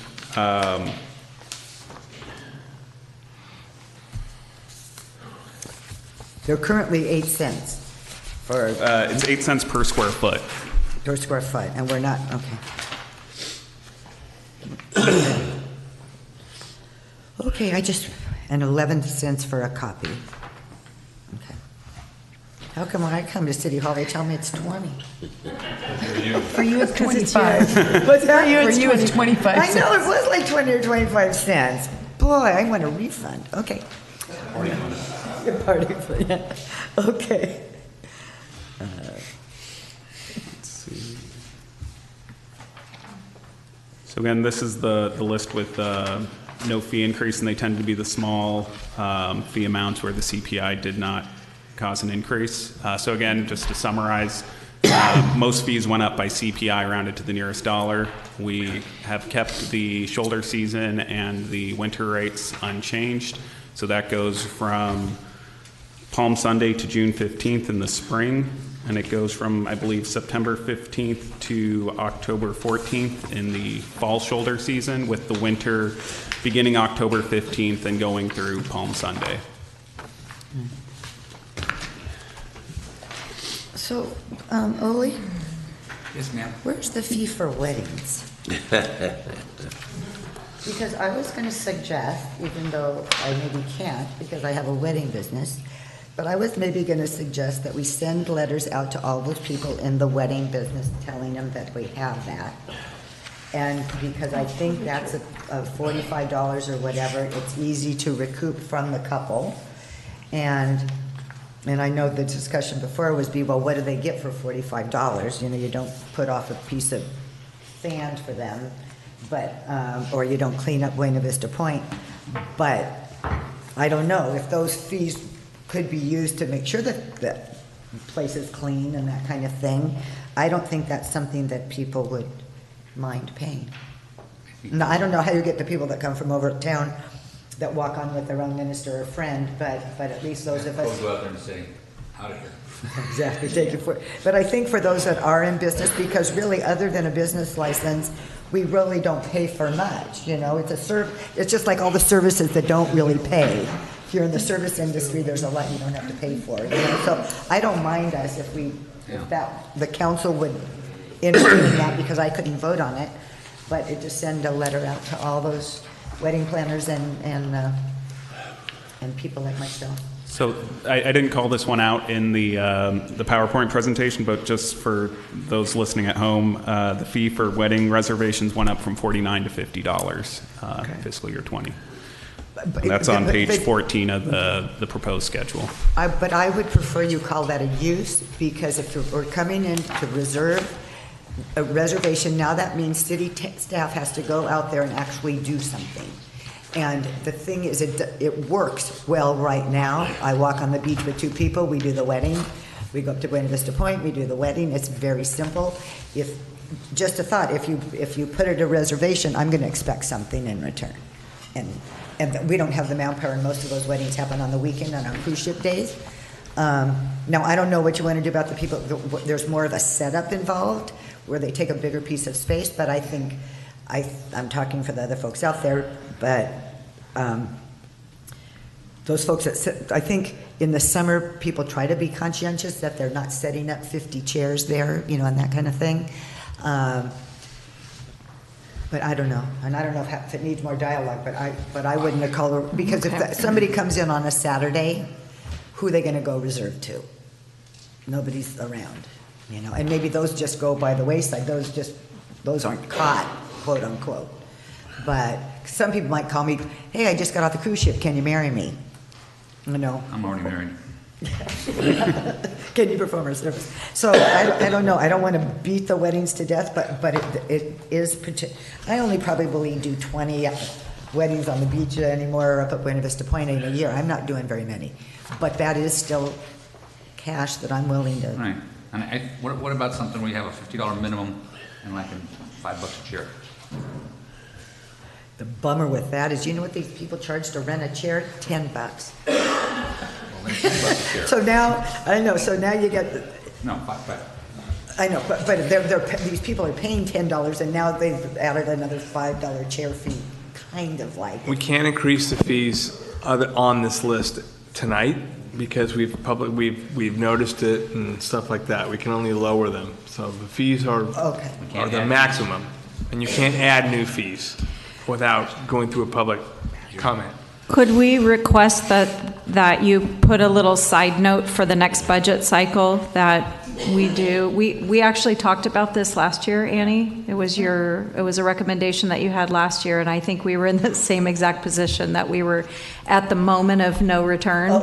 So if there's something, if you have a future budget folder where we could revisit this, and then when we, like last meeting, or when we got the review document, that's when we need to remember. We need to remember you and I too. Okay, then at least, at minimum, a letter should be sent out to everybody saying that there is a fee, and then, you know, I don't know if to the officiants and the wedding planners. Wedding planners, or and the list. I can either give you the list, or it's in the visitor's guide, but. With that being said, I would like to move to adopt a resolution of the City Council of the City of Avalon setting fees for services, facilities, and activities of the City of Avalon for fiscal year 2019-2020. I'll second. Comments from the community? Okay, call for the vote. city manager. Oh, what? All eyes. Thank you. I didn't know it was down. Oh, we got Because my internet bars are. item number 10. Nine. Oh, sorry.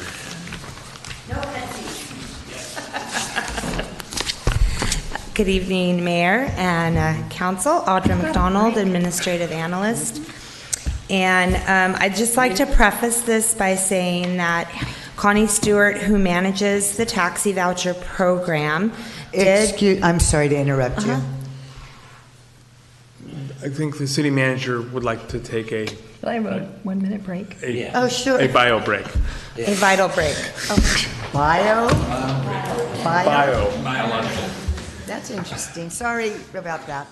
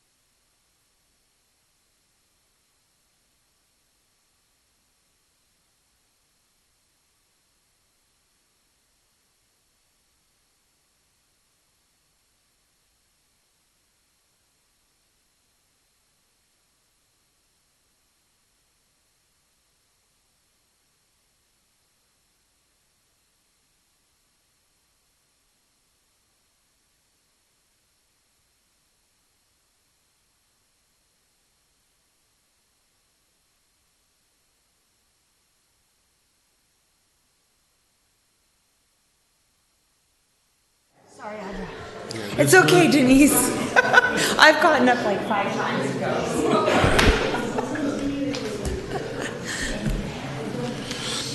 Then we get that last one too.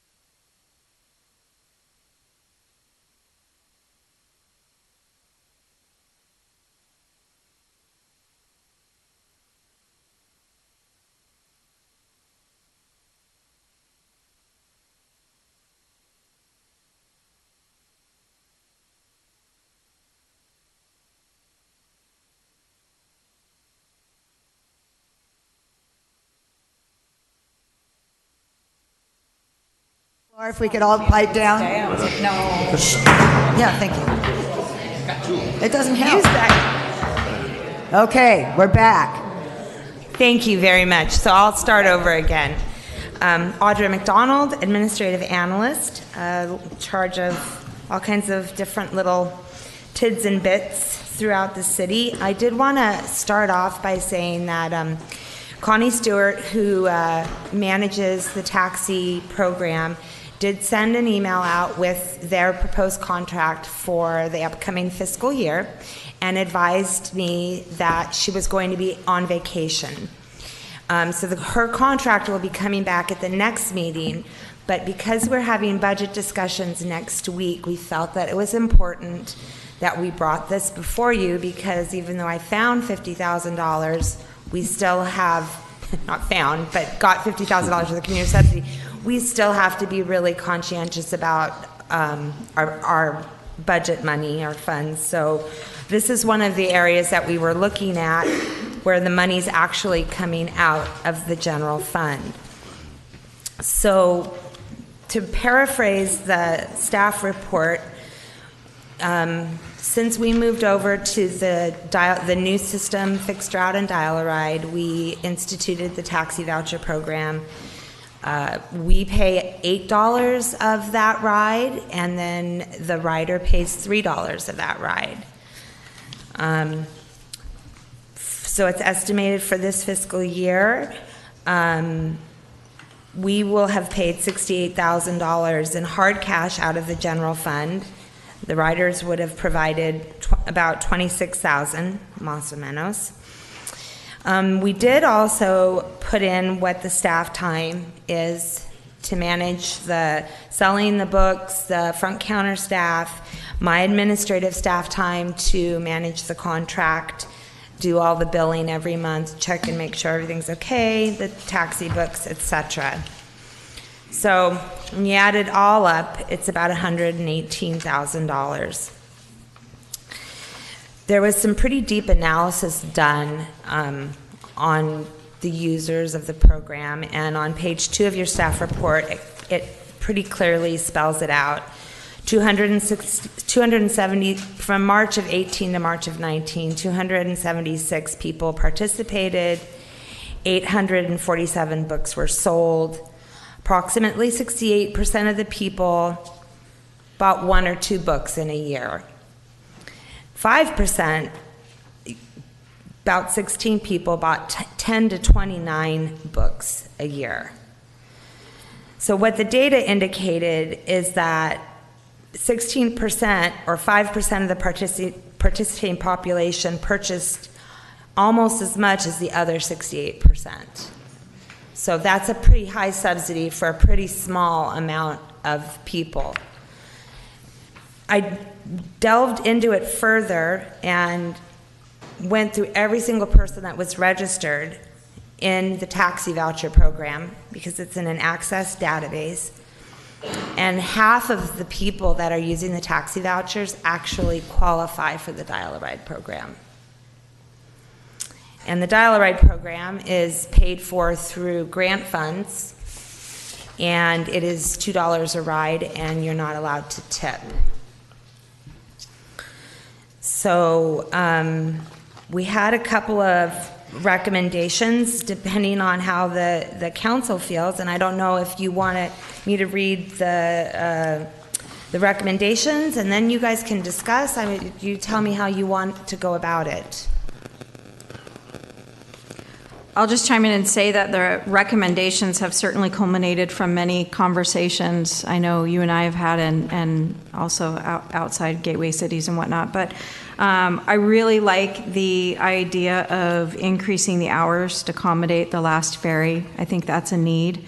And I know we've talked in depth about a marketing strategy for the Dial-A-Ride program and for the Garibaldi. Right. Because I think the sort of trauma we've been through with the electric buses, we got these beautiful buses, then the beautiful buses went away, now we have boxcars, and it's not as well known. So I think if we revisit that, try to find this marketing strategy, I think we can increase the program revenue that way. I agree, and to your point about the ugly box buses, a fully wrapped bus will be arriving tomorrow, hopefully, wrapped very similar to our electric buses that are no longer in service. It's a cutaway, similar to what we have right now, but it's a low floor. So for the summer schedule, also I'll take this opportunity to say the summer schedule for the Garibaldi starts on Monday, June 10th. And so that will be in service. I can already see that ridership is going to increase. We've also taken Councilmember Albert's suggestions, which was making the Token Transit app and the other transit app and making them more visible as advertisement. And I wish she was here so that she could see the bus tomorrow, just on my own. And the $6,200 annually to extend the dial-a-ride hours, which is what we're talking about, could be recouped in part by Farebox. Yes, you are correct, Cindy. Yeah. So then the only one based on your recommendation that I just wanted to maybe talk through was reducing the subsidy. Right now, the current subsidy is $80. Correct. And so reducing that down to 60. Are we, the current number 4 on our chart, that's what we currently have. The city subsidy does $80 for the first book, 70, 60, 50. Right now, what we're doing is 80. For each book, no matter what? Correct. Okay. Each writer comes in and buys their book and pays $30. And then the city turns around and gives that $30 back to CTS and then pays another $80 on top of that. But didn't you begin to say that we could shift some of the expense to the grant money by getting the people that are eligible for dial-a-ride to go to dial-a-ride? That's what I'm trying to say. Yeah. That's what I think that's what the analysis is trying to explain. And that's why after going through this staff report and putting this together and thinking and speaking with our contractor about how low the dial-a-ride ridership is, I said, you know, what would it cost to meet that 545 boat? You know, because we're just paying them revenue vehicle hours. It's a flat hourly rate.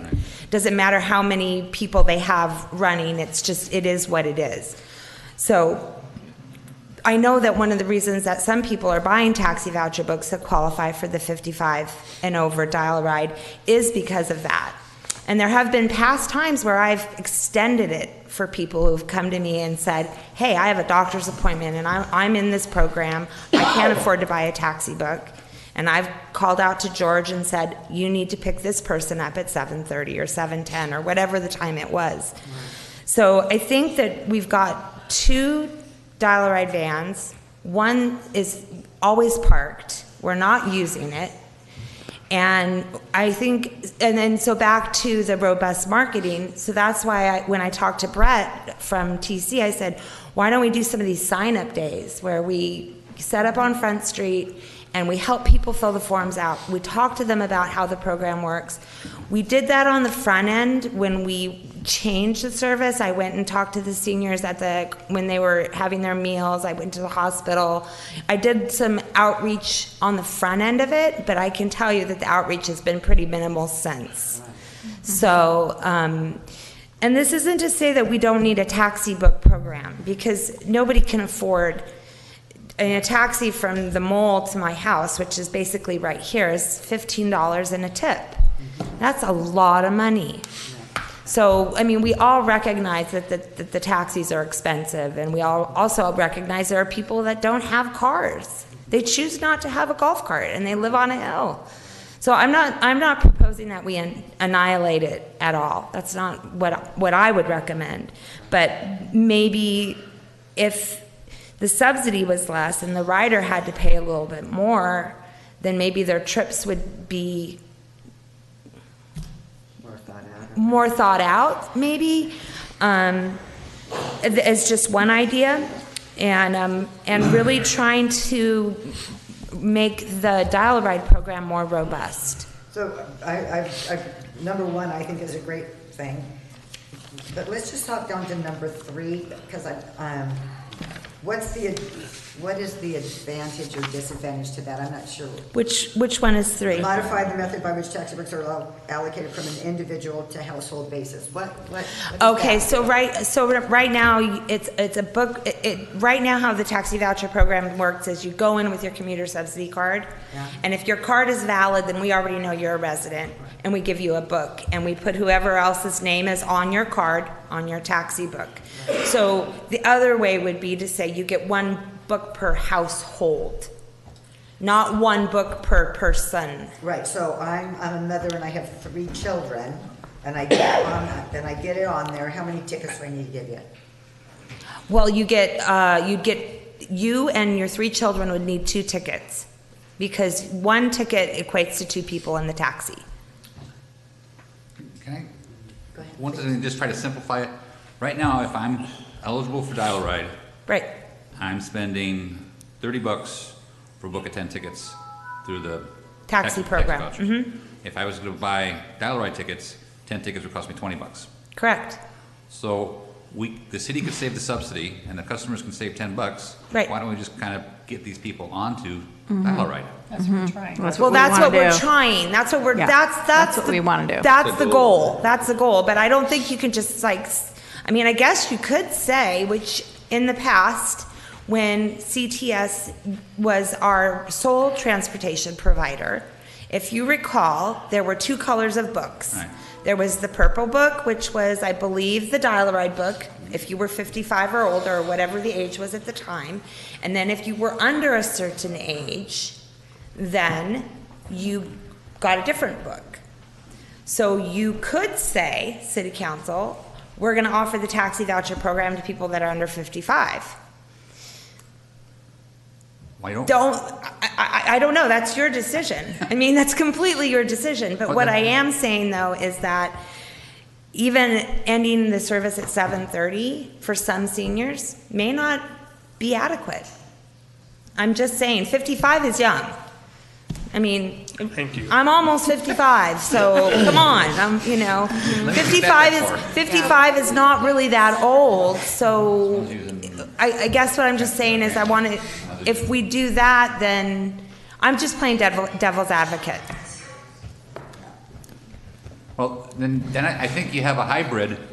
Here we go. Yeah, a hybrid. I mean, The word of the night. Well, and the Dial Ride saves us money, saves the customer. yes, Okay, it saves us $80, saves the customer $10. correct. Plus the tip, because you're not allowed to tip, and so everybody that gets in a cab tips. I mean, I do. But if you Dial Ride, you don't tip. But you can tip. But you can't. Yeah. You don't have to. And I think if we explain this to the consumers, that say I are a participant in this program, 9 out of 10 rides would be Dial Ride, and say there's going to be 1 out of 10 rides where I need to do a taxi, Uh-huh. so I will buy that 1 taxi book and pay that extra money for the time the Dial Ride's not available for me. Right. And if we use that as a marketing scheme, we save ourselves $50,000 or $30,000. So I guess my question though is so the people that are over 55, you're saying you can get 1 taxi book a year? No. No, you don't have to. You don't have to. We're saying if the people over 55 understand the program that, for most of the rides are going to be $2. Right. And if they wanted to take a taxi ride outside the 7:30 or whatever time it is, it's going to cost you $3 and you just have to do some pre-planning. Right. It becomes a consumer's choice. Or conversely, you could make the book more that they have to pay. Because as it is right now, if 50% of our riders are 55 and older and are still choosing to buy the taxi tickets, the cost isn't an issue. But they may not be aware of that. Okay. I mean, that's, Some people didn't know, number one, it was 55. No, because we Well, changed it. I know. We I mean, did. this is really coming around to a lot of the marketing and outreach that you're proposing. Right. So I think those are And when great you do comments for that, that. sitting on Front Street or whatever you're going to do, because this is also available to people from the mainland that are 55 and older. Correct. Correct? So that's, I think, where the PR and some of that has to happen when these people get off the boats. There need to be a sign, because if in fact you have to sign them up, you want to sign them up when they're there, not when they've already taken a cab to their hotel. Right. It's kind of. Right, and the Dial Ride works in a couple of ways. So it is a demand response programs. No, demand response means you call. Right. And there's a demand and then they respond. Right. But also built into it is the reservation portion of it. So which is a key piece of it, especially for access, because not only is this handling our seniors or our over 55s, Right. it's also handling anybody that's disabled, that Right, qualifies, right? So say I have a disability and I have PT every day at the hospital at 12 o'clock. I can call and I can reserve that ride for that whole week or 2 weeks or 3 weeks. Or just say I know I have a doctor's appointment over town. I can call and reserve that ride to get me to the boat on time. Now, they have a little work to do on their end, our operator, and I'm on top of them to make sure that people are getting served as quickly as possible. It's a shared ride, but the taxis are a shared ride too. Right. When you get off that boat and you're the first person in the cab, you're sitting there. Might be the last person to get off. You're sitting there until they fill the cab up, right? So the principle is the same, regardless, right? So that's really important for the public to know as well. Sure. And I do know that, if you call for a taxi to go to the boat, sometimes you can wait 15 minutes for a ride. So I think that the expectations have to be realistic, and that's hard because people, they want it and they want it now. Yeah. So like I said, the only reason this is before you now and not with Connie in the audience is because we're trying to get the budget adopted. And she will be back on the 18th with her contract. I will be on vacation, so I will not be here. So ask your questions now. So she'll be proposing some increase.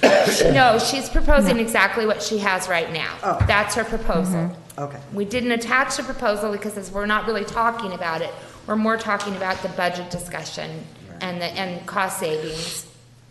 That's the purpose of this conversation.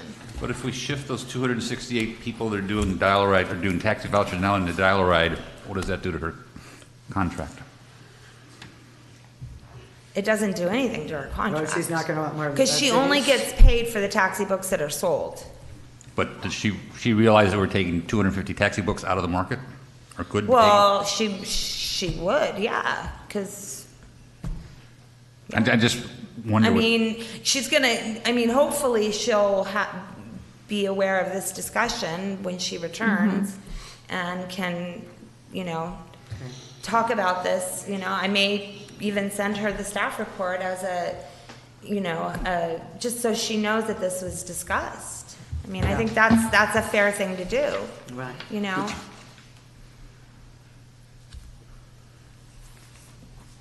Okay, so Boy, this has just been a night of difficult decisions. I know. Well, no, this one was easy for me. I like the staff's recommendations.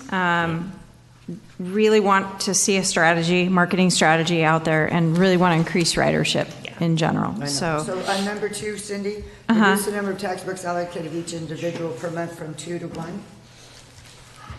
Yeah, that's a little tough one. I think if they've got dedicated people, I kind of hate to see that go away. It's kind of like we did the thing with the commuter books for the cars, okay, but maybe you only have to get 4 instead of buying a whole book. Well, I think that the reducing the subsidy to $60 a book, but not reducing the number of books you can get,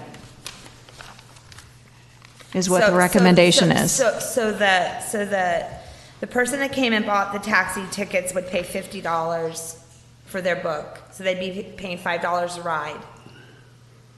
And then the other 60 would go to CTS. So it's not really impacting their contract, it's impacting the user, the rider.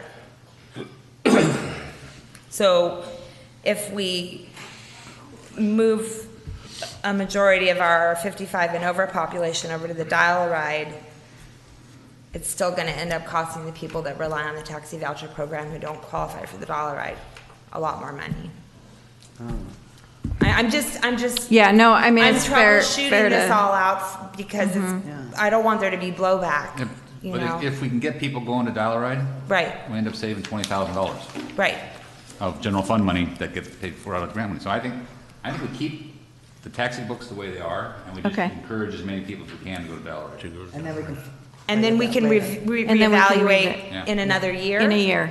Yeah. Okay, see how many more riders, so we'll start with this first event on Monday, see how many people we get to sign up, and then do some outreach. Brett and I have already talked about different ways we can let the public know, going to the churches and having the pastors and the priests at the end say, hey, don't forget, this is available. There's lots of ways we can get this information out to our Senior lunch program, Beacon Hill.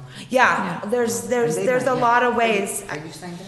And then also to make sure that we are going to move forward with increasing the hours to accommodate the last ferry. I think that's just going to change our ridership right there. I think so. Yeah, I really do. Okay. So Any the motion on motion that? is to keep the, I'm sorry, there is no motion yet. Did you motion that? I could motion that. Can you motion that? I'll motion that.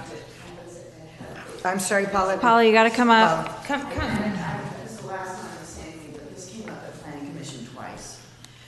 Your data is fascinating, because what has come to light 2 times regarding conditional use permits is that people that hold conditional use permits, in some instances, are buying taxi books and giving them to their renters. And so How do they do that? You say that some people have bought a whole bunch of books in a year, right? Yes. Okay. But I can tell you that, just really quickly, I can tell you that some of the people that bought a whole bunch of books because you know these people, right? You know their names. Well, no, I do. Right, but I'm saying, and like one family that bought a whole bunch of books, I know they don't have a golf cart, and I know they live on a hill. And right. I'm sure that's the case, but it's come up twice that people that are, right? I'm not sure how that can be, only because you have to unless show they're your giving their- subsidy card. Right. No, they buy them and then they, So, and I apologize that you didn't have it. So we did have 2 different properties apply for a transit rental permit. They said they were going to use taxi vouchers, and that's why they would not need an autoet. After the fact, we checked with the taxi company, and they said, no, we don't sell taxi voucher books to people for them to give out to their guests. That's not the purpose of the program.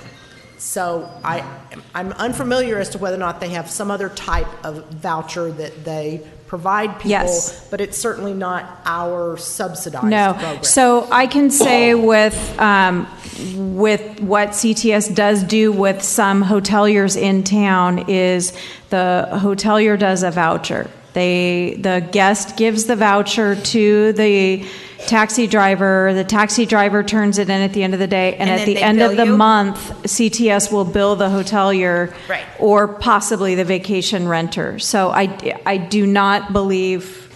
And the only that- reason I would find that it would be hard to do is only because you have to have a valid subsidy card so you'd already have to live here 9 months out of the year in order to qualify for the taxi voucher book. So unless you're leaving for the 3 months in the summer and then giving your books to renters, I mean, it could Yeah. happen, right? But the voucher word is used in both instances. So I truly believe that that's just a misallocation of which voucher is which. Because that is an agreement that CTS has with many hoteliers in town. Yeah. The what? Transient rentals, they may have a program with CIVR as well. It's possible. But like I said, Connie's not here to answer that question. But I think it might be a valid question to bring up at the next council meeting, just to ask, to get that clarified. She will be here. Ole, can I summarize your motion? Yes, you may. Just to increase the hours of the dial-a-ride services. You're going to keep the subsidy at $80 a book, and we're going to do a robust marketing. To encourage people to move over to dial-a-ride. Like, are eligible. or just. You're not eligible yet for dial-a-ride. Okay. I'm not yet. Yeah, you're not yet. Then a motion, is there a second? I'll second it. Richard, okay, further comments? Call for the vote. All ayes. Richard's dying. Thank you very much. Thank you. Thank you.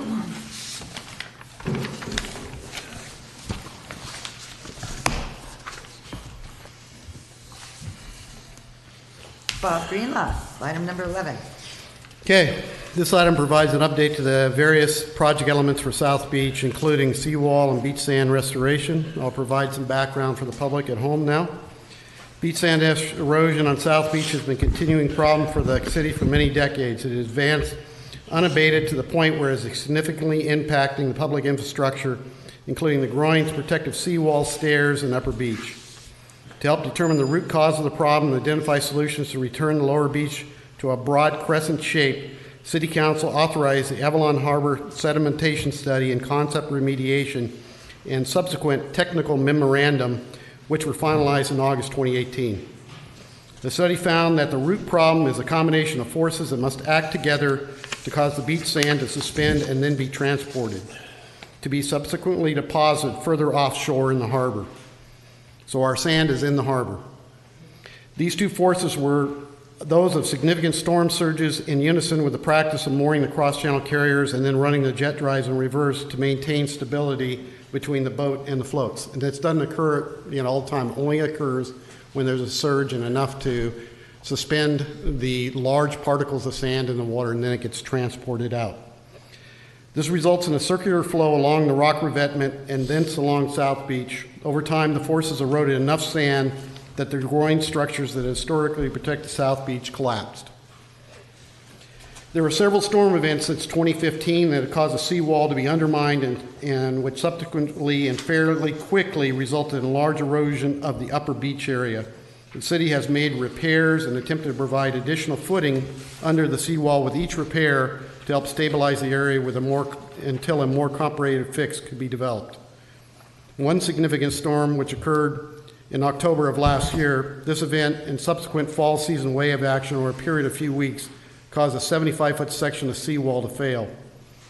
City staff took emergency measures to shore up and stabilize the conditions, but it became apparent that a significant immediate effort needed to be implemented for the seawall to be able to withstand another storm event. At a special City Council meeting on October 31st of last year, City Council authorized $200,000 for emergency repairs. These repairs were completed using urethane foam injection technology to provide soil stabilization. This repair addressed the entire reach of South Beach and also Step Beach, which at times has experienced similar erosion problems. The repairs were highly successful in stabilizing the conditions, but the seawall section is still damaged. On December 4th of last year, State Parks Division of Boating and Waterways advised the city that they were accepting applications for two programs relative to the city's South Beach restoration project: the Shoreline Erosion Control Program and the Public Beach Restoration Program. Shoreline Erosion Control Program is more for structural things like the groins, whereas the Public Beach Restoration Program is for the beach renourishment. And that's an 85% funding, grant funding for the first one, 50% for the second one. So for that, the dredging project, we'd get 50% grant funding possibly. A grant application was submitted for each program on February 1st, so both programs we submitted. And representatives from DBW, so Department of Boating and Waterways, conducted a site visit in April 2019, and city staff received positive feedback from DBW, especially for the beach restoration one. So they were most interested in that project. And if awarded the grant, the funding would not be allocated in the state budget until July 2020. So that's the first time that that money would even be in the budget, and then therefore it's likely wouldn't be available till fall 2020. Yeah. By the time you go through all the grant agreements and all that kind of stuff. And that would be 50% of the cost. If awarded, grant funds would be utilized to fund the dredging and redistribution of sand in the Avalon Harbor. The grant funding does not include any seawall repairs or the installation of the groins for that 50% grant fund. Considering the potential state funding timeline, staff recommends phasing the project so that steps can be taken immediately to begin the process of reinforcing the South Beach seawall. Stabilizing the seawall provides safety and security for protected public facilities, and you realize there's utilities behind those walls. Every time that we lose that beach center, we have to do a fix. We may be into $20,000. That should be stabilized now because we were successful with that stabilizing project. And then the potential of losing a good portion of that seawall is protected with a rock right now, but it needs some more work. Stabilizing the seawall provide the safety, and then also the stepped entry infrastructure and the beach users, why the grant funding is in process. So historically, it's been demonstrated that the storm season causes significant damage to this area, causing continued erosion and degradation of the seawall. So staff strongly recommends that the area be repaired before the next storm season, so that's this coming up fall, and not be left to exposed to further erosion. So to implement this phasing, staff has engaged the city's on-call engineering consultant, Michael Thomas of ESG, and he's the one that's doing all the other plans for us here. He really is a great help to the city. To develop a plan and prepare a permit application to implement repairs to the seawall by fall of 2019. This schedule is heavily dependent on the response from the permitting agencies. Remember, we're working with the Coastal Commission especially on this.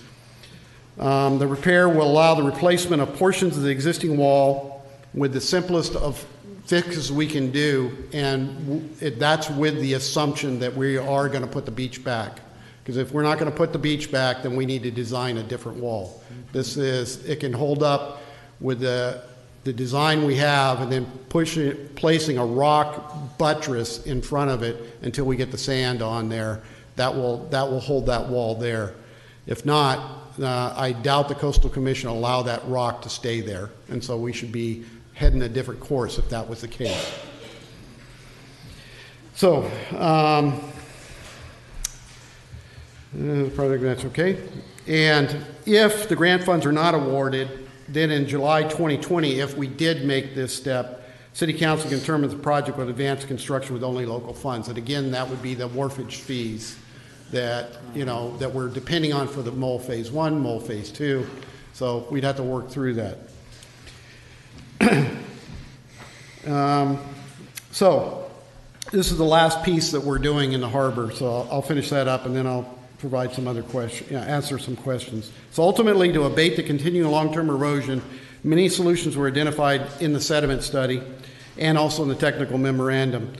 And we received lots of public comments, and there was 2 presentations with council with that. And we also met with stakeholders, and the harbor master helped me with that.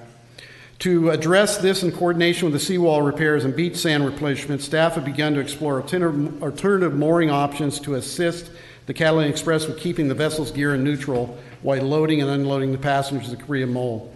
From these explorations, staff is encouraged that a solution could be likely developed that could be implemented by this fall.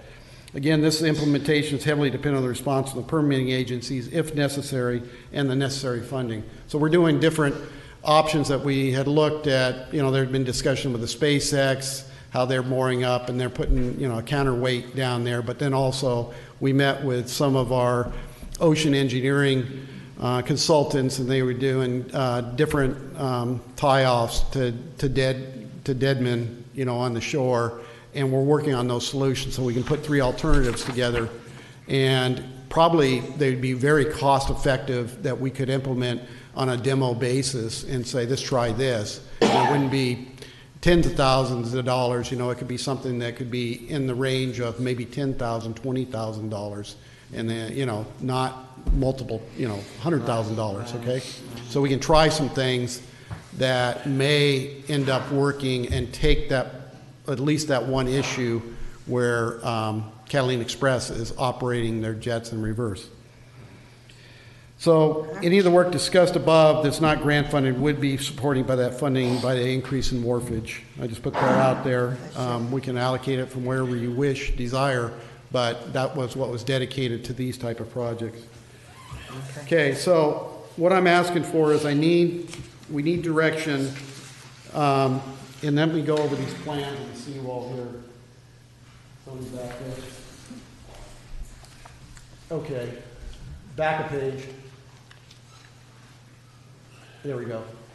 So you can see on the cross section on the right there of what we're trying to build is there's an existing footing down there. There is a damaged piece of footing that we'll probably get out of there, and then we'll freeform that, probably with some geotextile and some form material, but then we're able to get back down into the sand there and do that and has some rebar sticking out. So that's a short piece of it. But otherwise, we're going to cut a piece of that wall that's failed, that's slumping down, and then rebuild on top of that footing, because the footing is competent on the rest of the wall down. So it's really just tying into that. It's most straightforward. This is in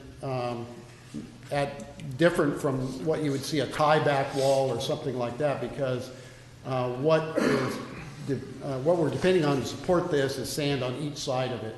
So you got sand all the way to the top, within a foot of the top, and then you got sand within 2 feet of it when we refill the beach up. So that assumption has to be made, and it has to be stuck with if we go with this method. Okay, but it's very straightforward. Local contractors can do that work, and that's why if we get the permitting done, that we could have a project going for probably a pretty reasonable cost here. So we can go bigger engineering on this and bigger construction contracts, but this is the most straightforward approach. Okay? And then one of the things that's actually pretty cost effective out here on the island, that everybody knows it's working out there in the harbor, is rock. And just like the rock we placed out there, you know, that little bit of rock that we placed, I think it was $3,000, okay? So just kind of multiply that over. We need much more of that, but you can see the areas where, at that top picture there, that's where the stairway goes and breaks between the larger rock shape to the right, the rectangle to the right, and then the smaller one. And so that's the left of the stairs and the right of the stairs. So essentially where the damage is to the wall.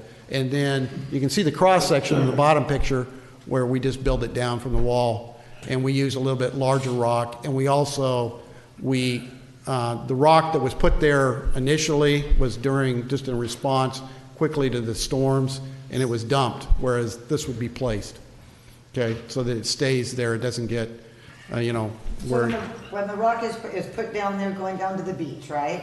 They're gonna. Yeah, so each side of the stairs. What's the safety, what do you cover that with?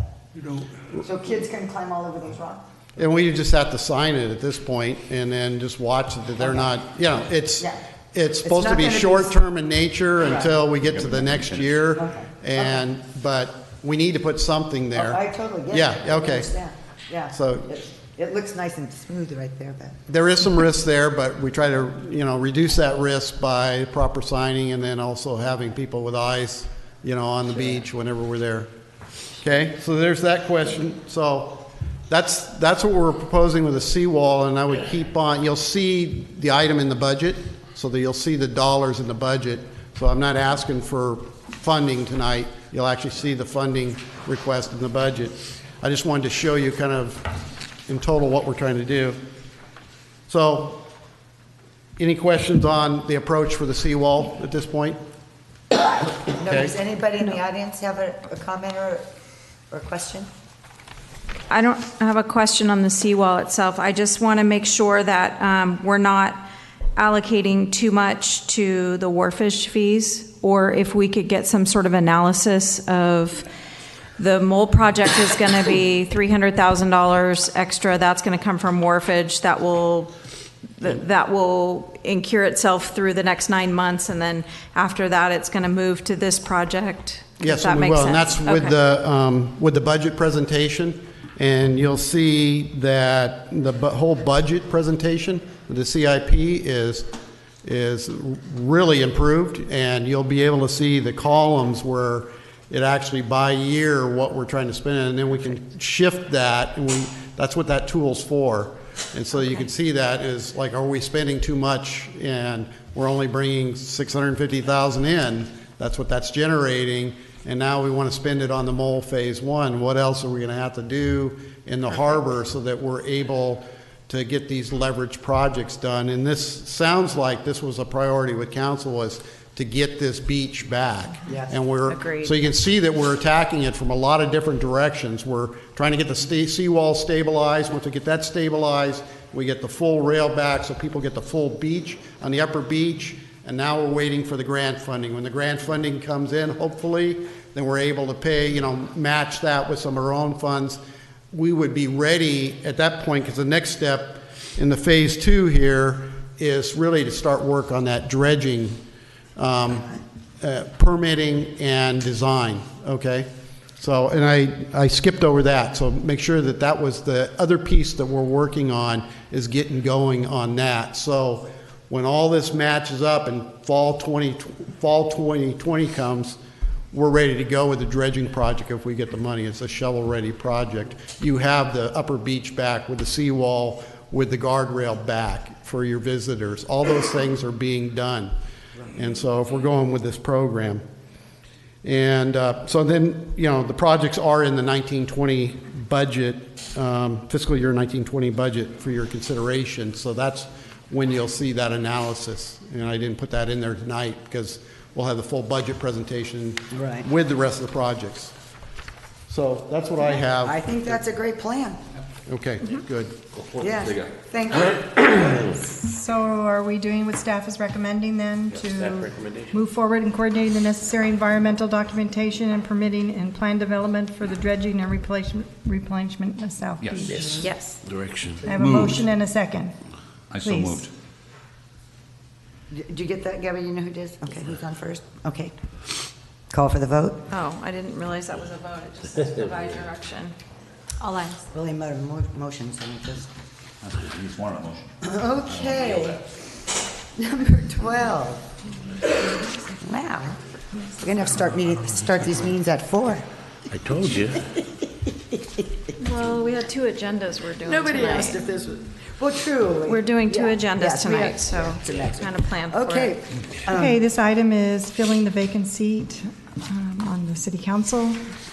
Per the California Government Code Section 36512B, the city council shall within 60 days from the commencement of the vacancy either fill the vacancy by appointment or call a special election to fill the vacancy. And there's a couple, there's a difference between those options. If you were to fill the vacant seat, you can do that by appointment. There is no protocol for that, so to say. You have, if you were to appoint the person, say today, that person would be in that seat for about 275 days. And that would be until our next election, which is March 3rd of 2020. And I just want to remind you that we have joined with the county. That went before the city council a few months ago. And on that election, that seat would be for a short term because we'll already have 2 city council members that will be up for 4-year terms. And then, but that seat would be for a short term of 2 years, and that person that's on the ballot would very specifically be for a 2-year term expiring in 2022. So, but we cannot, if we appointed that person, we can't appoint them for the whole length of her expired term, which was 2022? No, because the vacancy occurred in the, vacancy occurred early on in the term, yes. If you were to call a special election, you have 114 days that you could call the special election, and that would get us to like an October date, but the cost of a standalone special election, and we are only estimating, could be about $50,000. This will be the first time, as I said, that we'll be joining with the county. So if you held off until their November election, we're still estimating about $30,000. And then If you did, if you did the special early election, the person voted in at that point would stay in the seat until 2022. If we did a special election. So as I stated earlier, you can appoint without a protocol, or you can do it, and we just gave you a sample of an application from a couple other cities. And in order to also to have a special election, you would need to adopt a resolution to do so. Well, I don't believe we want to keep the seat open for that length of time. I don't think we can. I mean, I don't think we want to, but I don't think we If we said we can. don't want her till 2022 to... No, or till I don't think we 2020. can. I think that the we law have to was do stating we have to, but could I? 60 days. Could I just ask, because you're talking about the fees in the special election, just please remind me, what is it that costs so much money? Is it the printing? Is it the ballots? Is it It's the whole process when election we. officials? Yes, and the county's time in order to do it.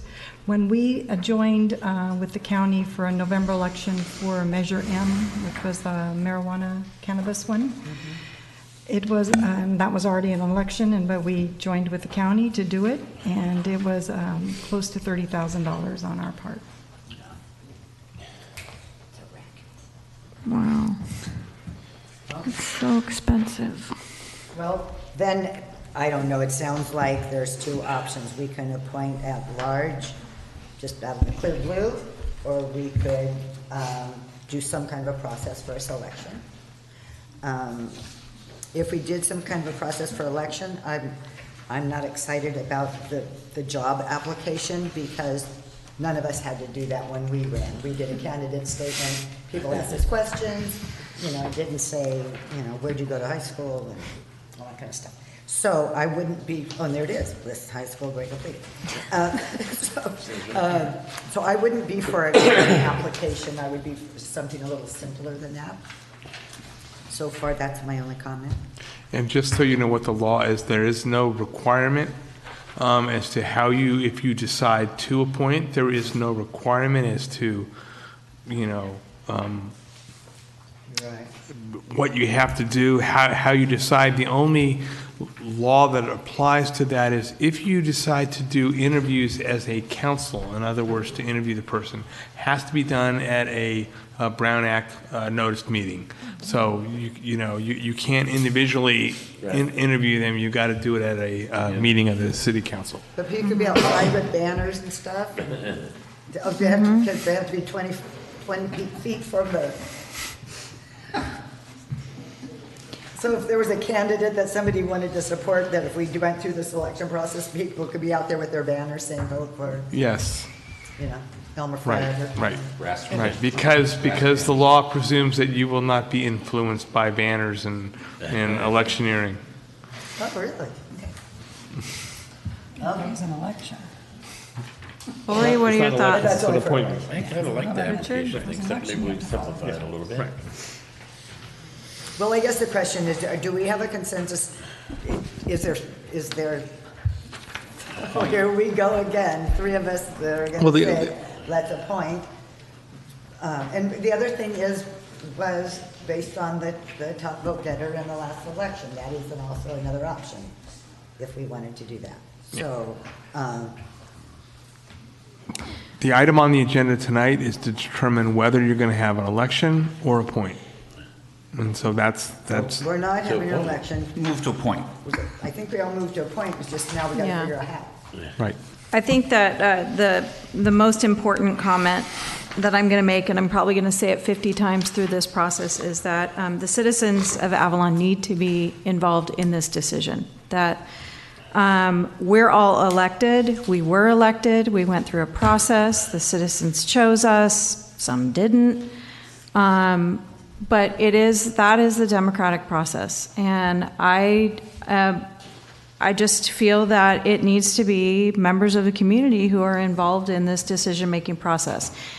Whether that's I'm not in favor personally of spending $50,000 of taxpayers' dollars to do a special election. That just doesn't feel good. But I don't agree with just appointing somebody who hasn't been vetted through the community through some sort of election process.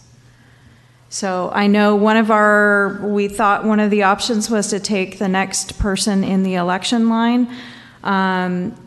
If that person is not interested, the next person in line, I don't know, but I think it's appropriate to have let the citizens who are voters in the community have a say.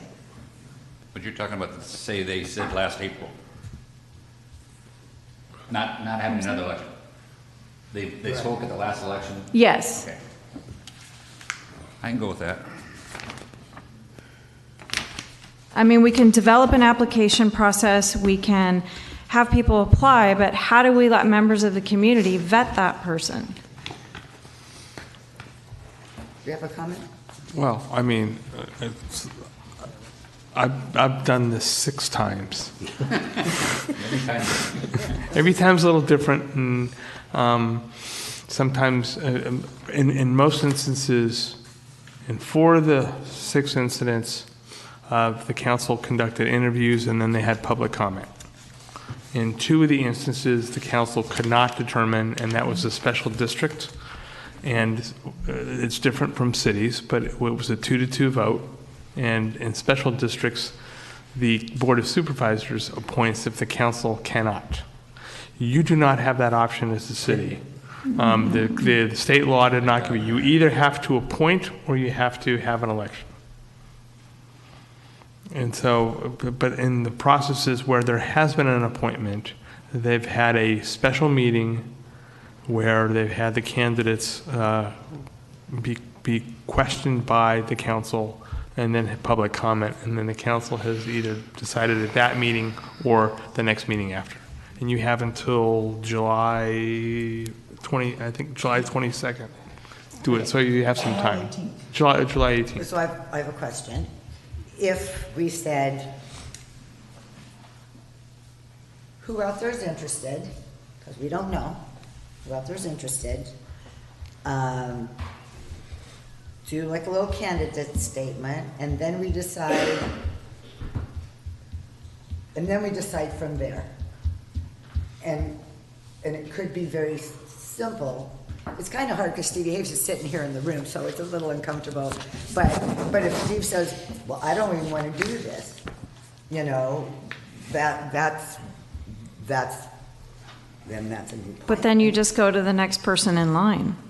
Okay, but how many of those people There was like 7 people that ran for city council. Okay, hi, Michael. Hi. When I first got elected to city council, this was the first thing we had to deal with. We had a council person who was elected mayor, and we had a city council seat that we had to fill. 2 people wanted one person, 2 people wanted another person, and we just went ahead and did the person who came in third. In that election, that person lost by 2 votes. In this last election, Steve just came behind Pam by 15, 16 votes. I think 9, wasn't it? Was it 9? I don't know. I thought it was 16. 17. So I think he ran a good campaign. He's qualified for the job. And my question is, have you even asked if he'd like to have the job? Have you even? We really can't do that. No. You can ask if he's interested in it. Right. As you make this discussion, but history has always been they've always gone back to that person. Is that how Marie Whittington got in? No. That was How did? Mr. White asked that Marie be appointed. But the council still had to vote her in. But Correct? still, he requested that they appoint her. Okay. Well, Pam's So not there's able to make When that Gary work. Brown left the council, they went to the next vote getter, who was Dan O'Connor. And Dan O'Connor was actually appointed to the city council twice. Was he? Yeah. His first time he was on the council, he was appointed. The third time he was on the council, he was appointed. So there is precedent that they go to the next vote getter. But in Marie Whittington's case, Mr. White wanted her to represent, he had asked for that to happen. So, and they did that. Oh, that's interesting.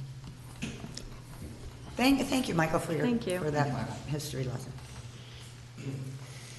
Thank you, Council, Madam Mayor. I stayed a little later because I really wanted to comment on this. And, I think me and so many of our fellow Avalonians will reiterate this statement that we so miss Councilwoman Albers. The hole that she left will be impossible to fill. No matter what candidate we get in there, they just won't be the same. She was fierce. She asked the tough questions. And that's what we elected her to do. And I hope that whichever council member gets elected will follow in that same protocol. We'll be fierce. We'll ask the tough questions. We'll really do the due diligence that she did. With that being said, I think experience speaks a lot to that. People who are experienced aren't afraid to be fierce because they're confident. I on my own personal opinion, I think the citizens of Avalon have spoken, and I would recommend just going to the next council person, the next highest person who got the votes, asking if they want the position and going from there. Even though me and I could name 3 other great candidates right off the top of my head. Some of them are even in this room right now, and I think they would all really benefit the council. For this personal candidate, I think he has the experience, I think he has the knowledge, I think he has the drive. I think he would personally be a great addition. And I just wanted to stay and comment and say that. Thank you. That was very nice, Matt. Thank you. Okay, so let's pose the question, Steve. Okay. Can I talk about this? Wait. Again, we're not appointing tonight. You are deciding. Yeah, and you can ask. You can ask questions. I just want to ask a question because your name comes up in that realm, and people say Steve's got a lot on his plate, and how is he going to have time? And I just know the due diligence and the hard work that she did. I don't think anybody's capable of doing what she did, and Matt said that well. But as you see, we've got a lot of hard issues, and I want to know that that person's going to really have a lot of time to put into this job, because I know Cindy researches her ass off. She's very good. You're only second to Pam, pardon my English, you know. And then there's us. But I just that drive and that commitment that she had and the time she was able to spend, I think is extremely important. When you see what we go against and what we're up against, and the staff, we have a limited staff doing a heck of a lot of work, and to come with new ideas, have time to go over town and participate in meetings and go to conferences and those kinds of things are things that she did, that we do, that helps bring information back. So that is kind of what I want to see, and that kind of dedication and time commitment. So anyway, that's just my little soapbox. And if you have that time and all that, that's great. I know we're not saying tonight, but I'm just saying if you have that kind of commitment that you can do what the rest of these council members are doing, okay, that's all. I liked your idea of going out to the community and asking for volunteer people to come in and submit their you know, whatever you want to call it. I think that Pam was, you know, will never be replaced.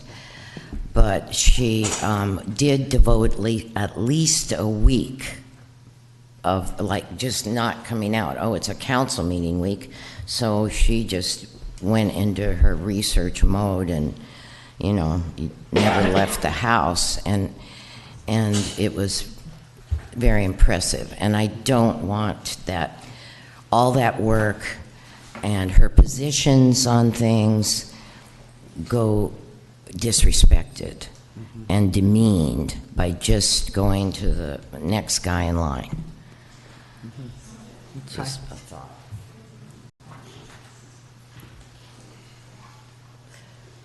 So do we want to have everyone do the candidate statement and then we can decide from there what we're doing? Can we do that? Candidate statement or resume? Or? Well, the whole application again. Well, they never asked that. Nobody ever asked me where I went to school. Well, I think we have to, I mean, if you want to go with an application and a process, I want to know how the community is going to be involved in making that decision.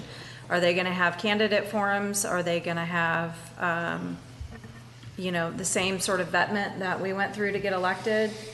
Because I do not think that it should be these 4 council members making this sole decision. I believe the community needs to have some sort of say, whether that's, but I don't like the idea of a special election. Right, so I'm kind of speaking out of both sides. I totally understand. Because I don't want to spend the money, but whether we can develop, you know, I just think that we are a year into this. We are just barely a year past an election.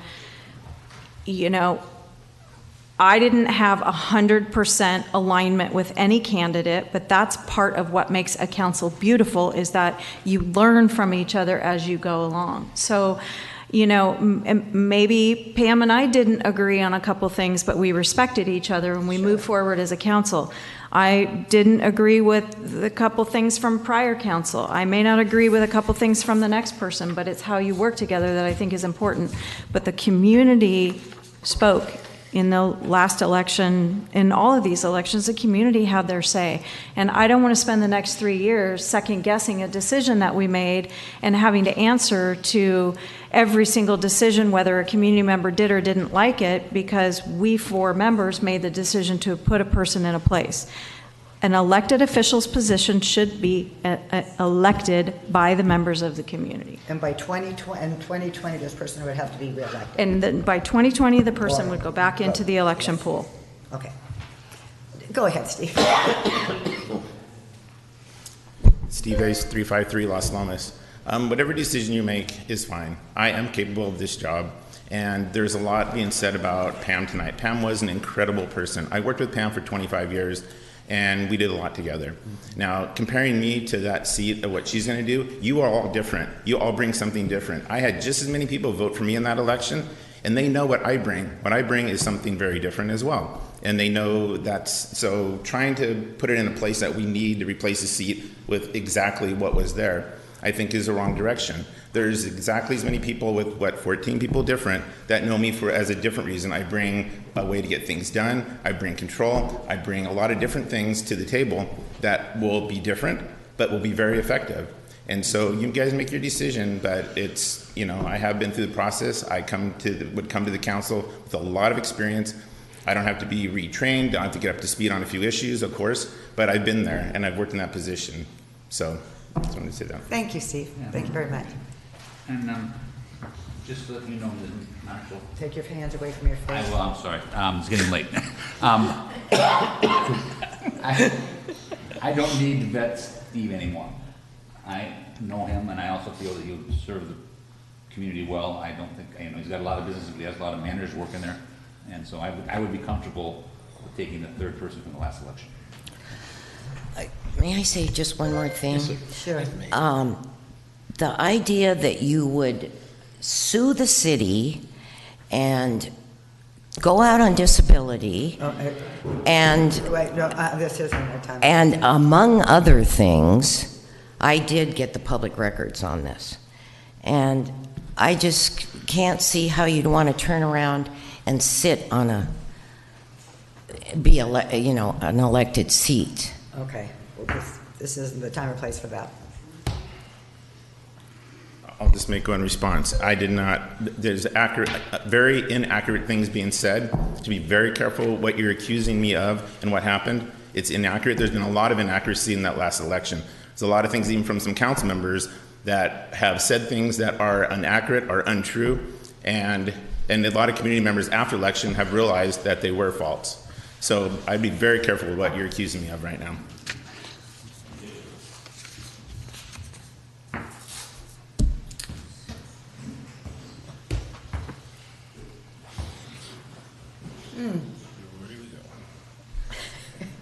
Can we postpone this?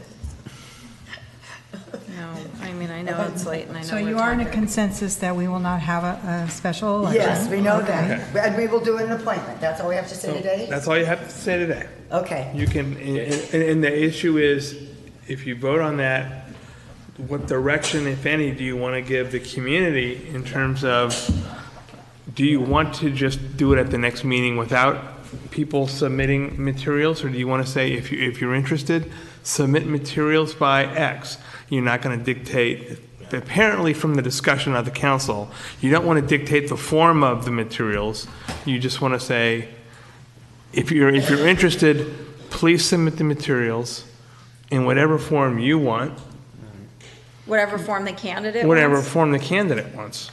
But how does the community get involved in that decision? Well, because then the question is, when do you appoint? Because you have until July 18th to appoint. So you could have meetings. You could have a special meeting where people come and talk, and the community hears, and they make comments to you. You could, I mean, you know, it's wide open. It's completely wide open. And again, the community voted us in to make decisions, too. Yes. So, that's why we're up here. Just food for thought. Well, we do make decisions based on the city, but I still feel that we're elected officials to make the decisions of the city's day-to-day business. Okay. So you have direction. Which is we're Well, not. we do need a motion to the actual selection of the fact that you're going to appoint. So move to the next, the vacancy be filled by appointment. What is the date, the 18th? By July. 18th. By July 18th. You've got plenty of time. 2 meetings. Okay, 3 meetings. wait, there's been a motion, is there a second? And you still can talk. I'll make the second. Call for the vote. Oh, no, discussion. Wait, I Discussion. guess, I'm sorry. If we are ultimately going to disagree on whether or not the community is involved, then I am going to have to, I'm going to have to change my opinion and say I would vote for a special election. Now, I know I probably wouldn't get 3 other votes for that, but I'm adamant about the community having a say in this decision. Okay, but you're saying that you don't know what that would be at this point anyway, so it doesn't really matter. Well, I thought we were going to talk about that. I didn't realize we were just going to kick it to the next meeting and say fill out applications, which we don't even know what we're asking from people. We don't even know how that decision is going to be made. So I don't know if we talk about that now. That's sort of what I've been saying. Okay, hold on, Bryce. If I may, one of the things that strikes me as important is the fact that whoever will sit in that seat will sit in it for less than 270 days, 240 days, which is about 6 months, 7-8 months tops. Mm-hmm. And there will be election cycle with that, so if they do want to continue, then they'll have to get reelected. Yeah. The challenge that you're going to have in that is anybody who's going to try and learn a new job and also do that job in an 8-month period is going to have a struggle. And I will say that the man sitting back there has the experience because he worked as a city manager here, and he was the next highest vote getter in the last election. And to try to train somebody to be ready for that seat, even as proud as a lot of us are, is probably unrealistic. So, thank you. Okay, thank you. Okay, so.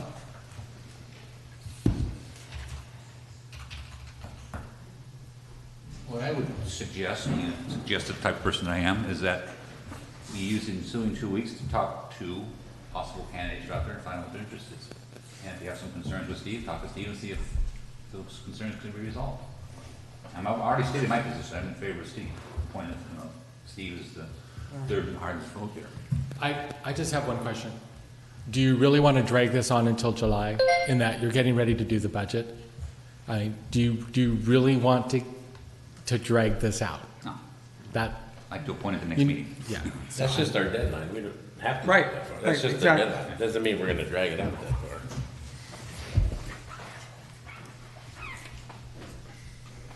So I heard what Ole said. It would be interesting to find out who out there is interested, if anybody is even interested. I think we allow the interest to go to the next election, which is 200 and however many days away, and we move on with city business. I don't like saying a name of a person because, and I don't mean any offense to you, Steve, but it's not necessarily the person, it's the fact that the community made a decision on the next number of votes. And so I don't like attaching a name or a person to it. I like saying that this is the process of democracy.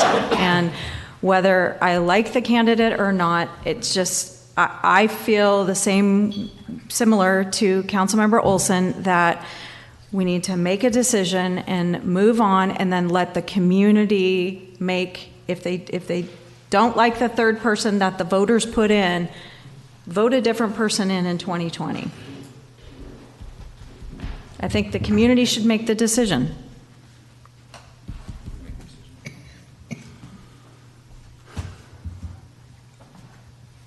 So you want a special election?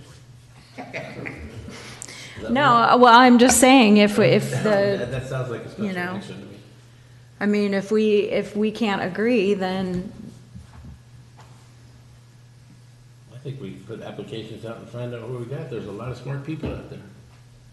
A lot of smart people.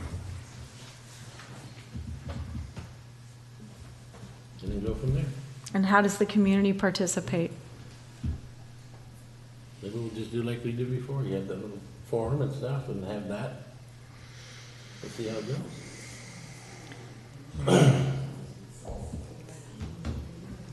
Just food for thought. Mayor, what do you think? Well, either way, we're going to be the ones making the appointment. We know that. We're just talking about process. So I think, though, we could just put it out there for, I don't know, a week or 2 weeks max, see what we got, and then say, and then we might even decide to all agree. But I guess one of the things is I know why she was elected, and I know some of the things she stood for. And to find people that stand for what she stood for would be of interest to me. That's all. My concern with that is why did they run for? Hell, there was 7, 8, how many people ran? 7. How many people can possibly do that? I got the mayor job. She got that job. I mean, how many people can put on there? 7-member council? So, oh, that sounds fun. So anyway, so I would just like to see it. And to me, it's just as simple as a candidate statement. If they're really interested, to say what their issues are and what they see, or what they see is out there, just to see. Why don't we solicit that? Why don't we put it for the next agenda? That's what I said. Put what for the next agenda? Appointment. The appointment? Yeah. The actual appointment from a candidate statement. From whatever information is available to us. If people want to submit a letter of interest on a candidate statement, I don't like the formal application either. It's just a little formal, but you know, somebody out there wants to throw their hat in the ring, they got a week to get their letter to us, and then we have a few days to digest it and appoint at the 18th? Yeah, because it's interesting because the people that are in support of Steve, that have come out in support of Steve, which is wonderful, I guess that means that you're not interested. Where'd Bryce go? I guess you're saying you're not interested. So now we're saying if we have this open thing, you're not going to put in a candidate statement. It's not necessarily what I said.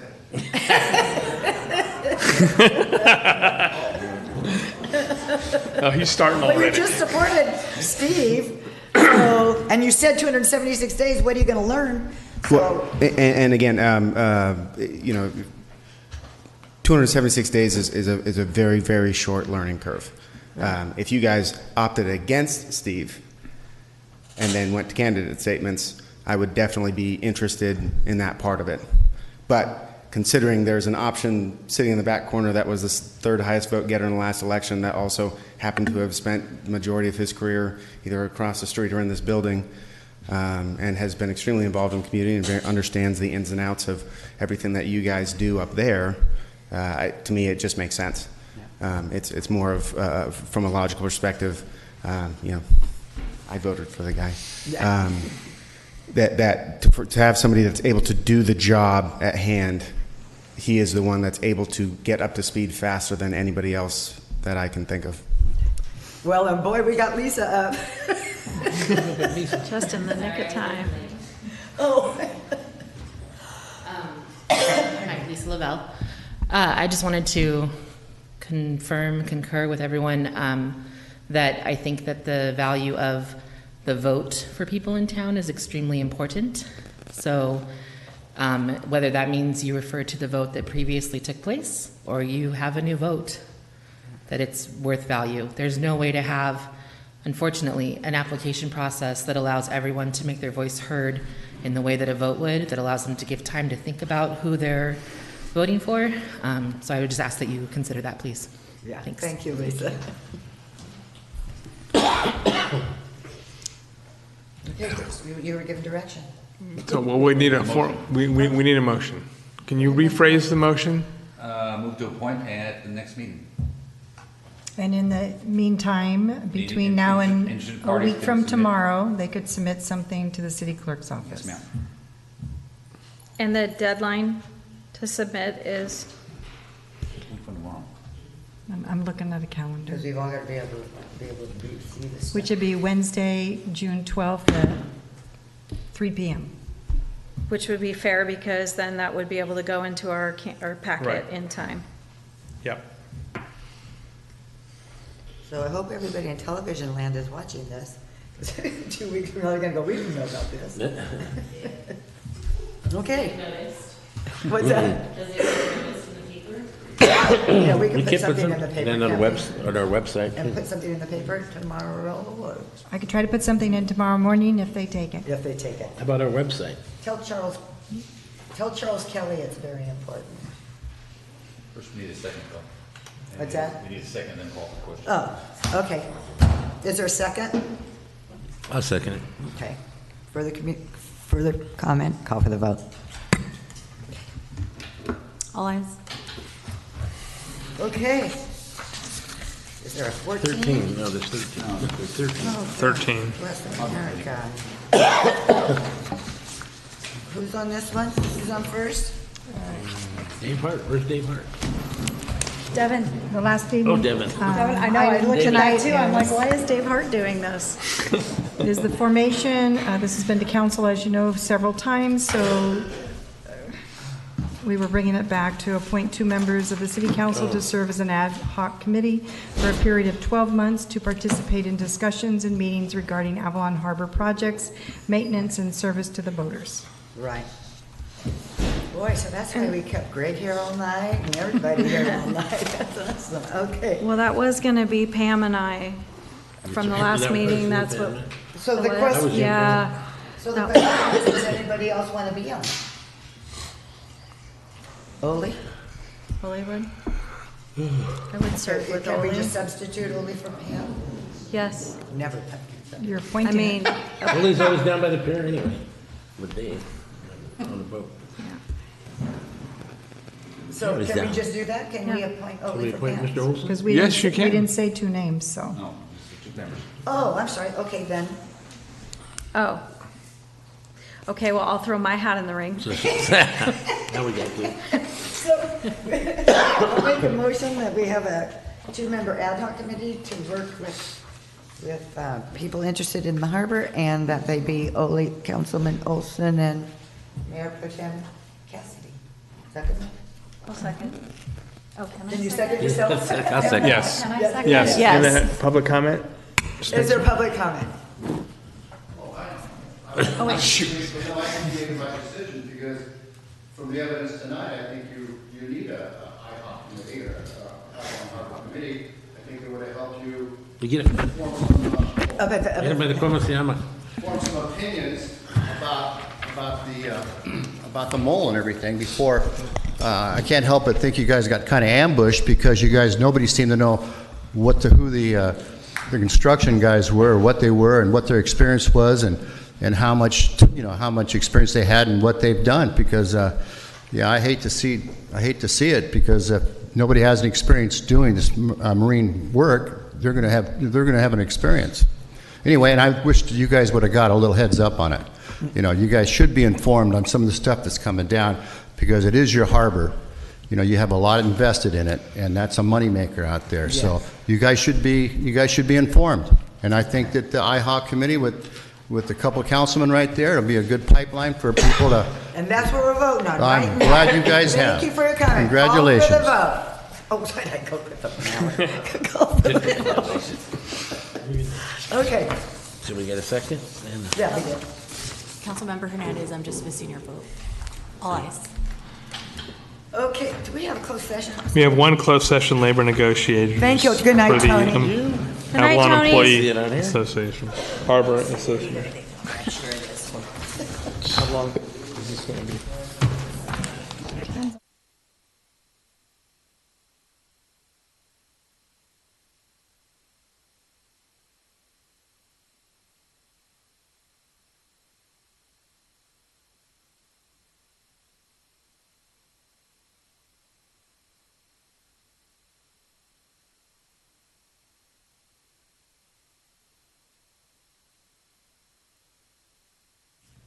Richard, don't breathe on us. We're back from closed session. Sorry about that. No reportable action. Not your fault. Thank you. Meeting adjourned. Thank you, Lolo. Hey, Lulu. Almost 5 hours. No, it is.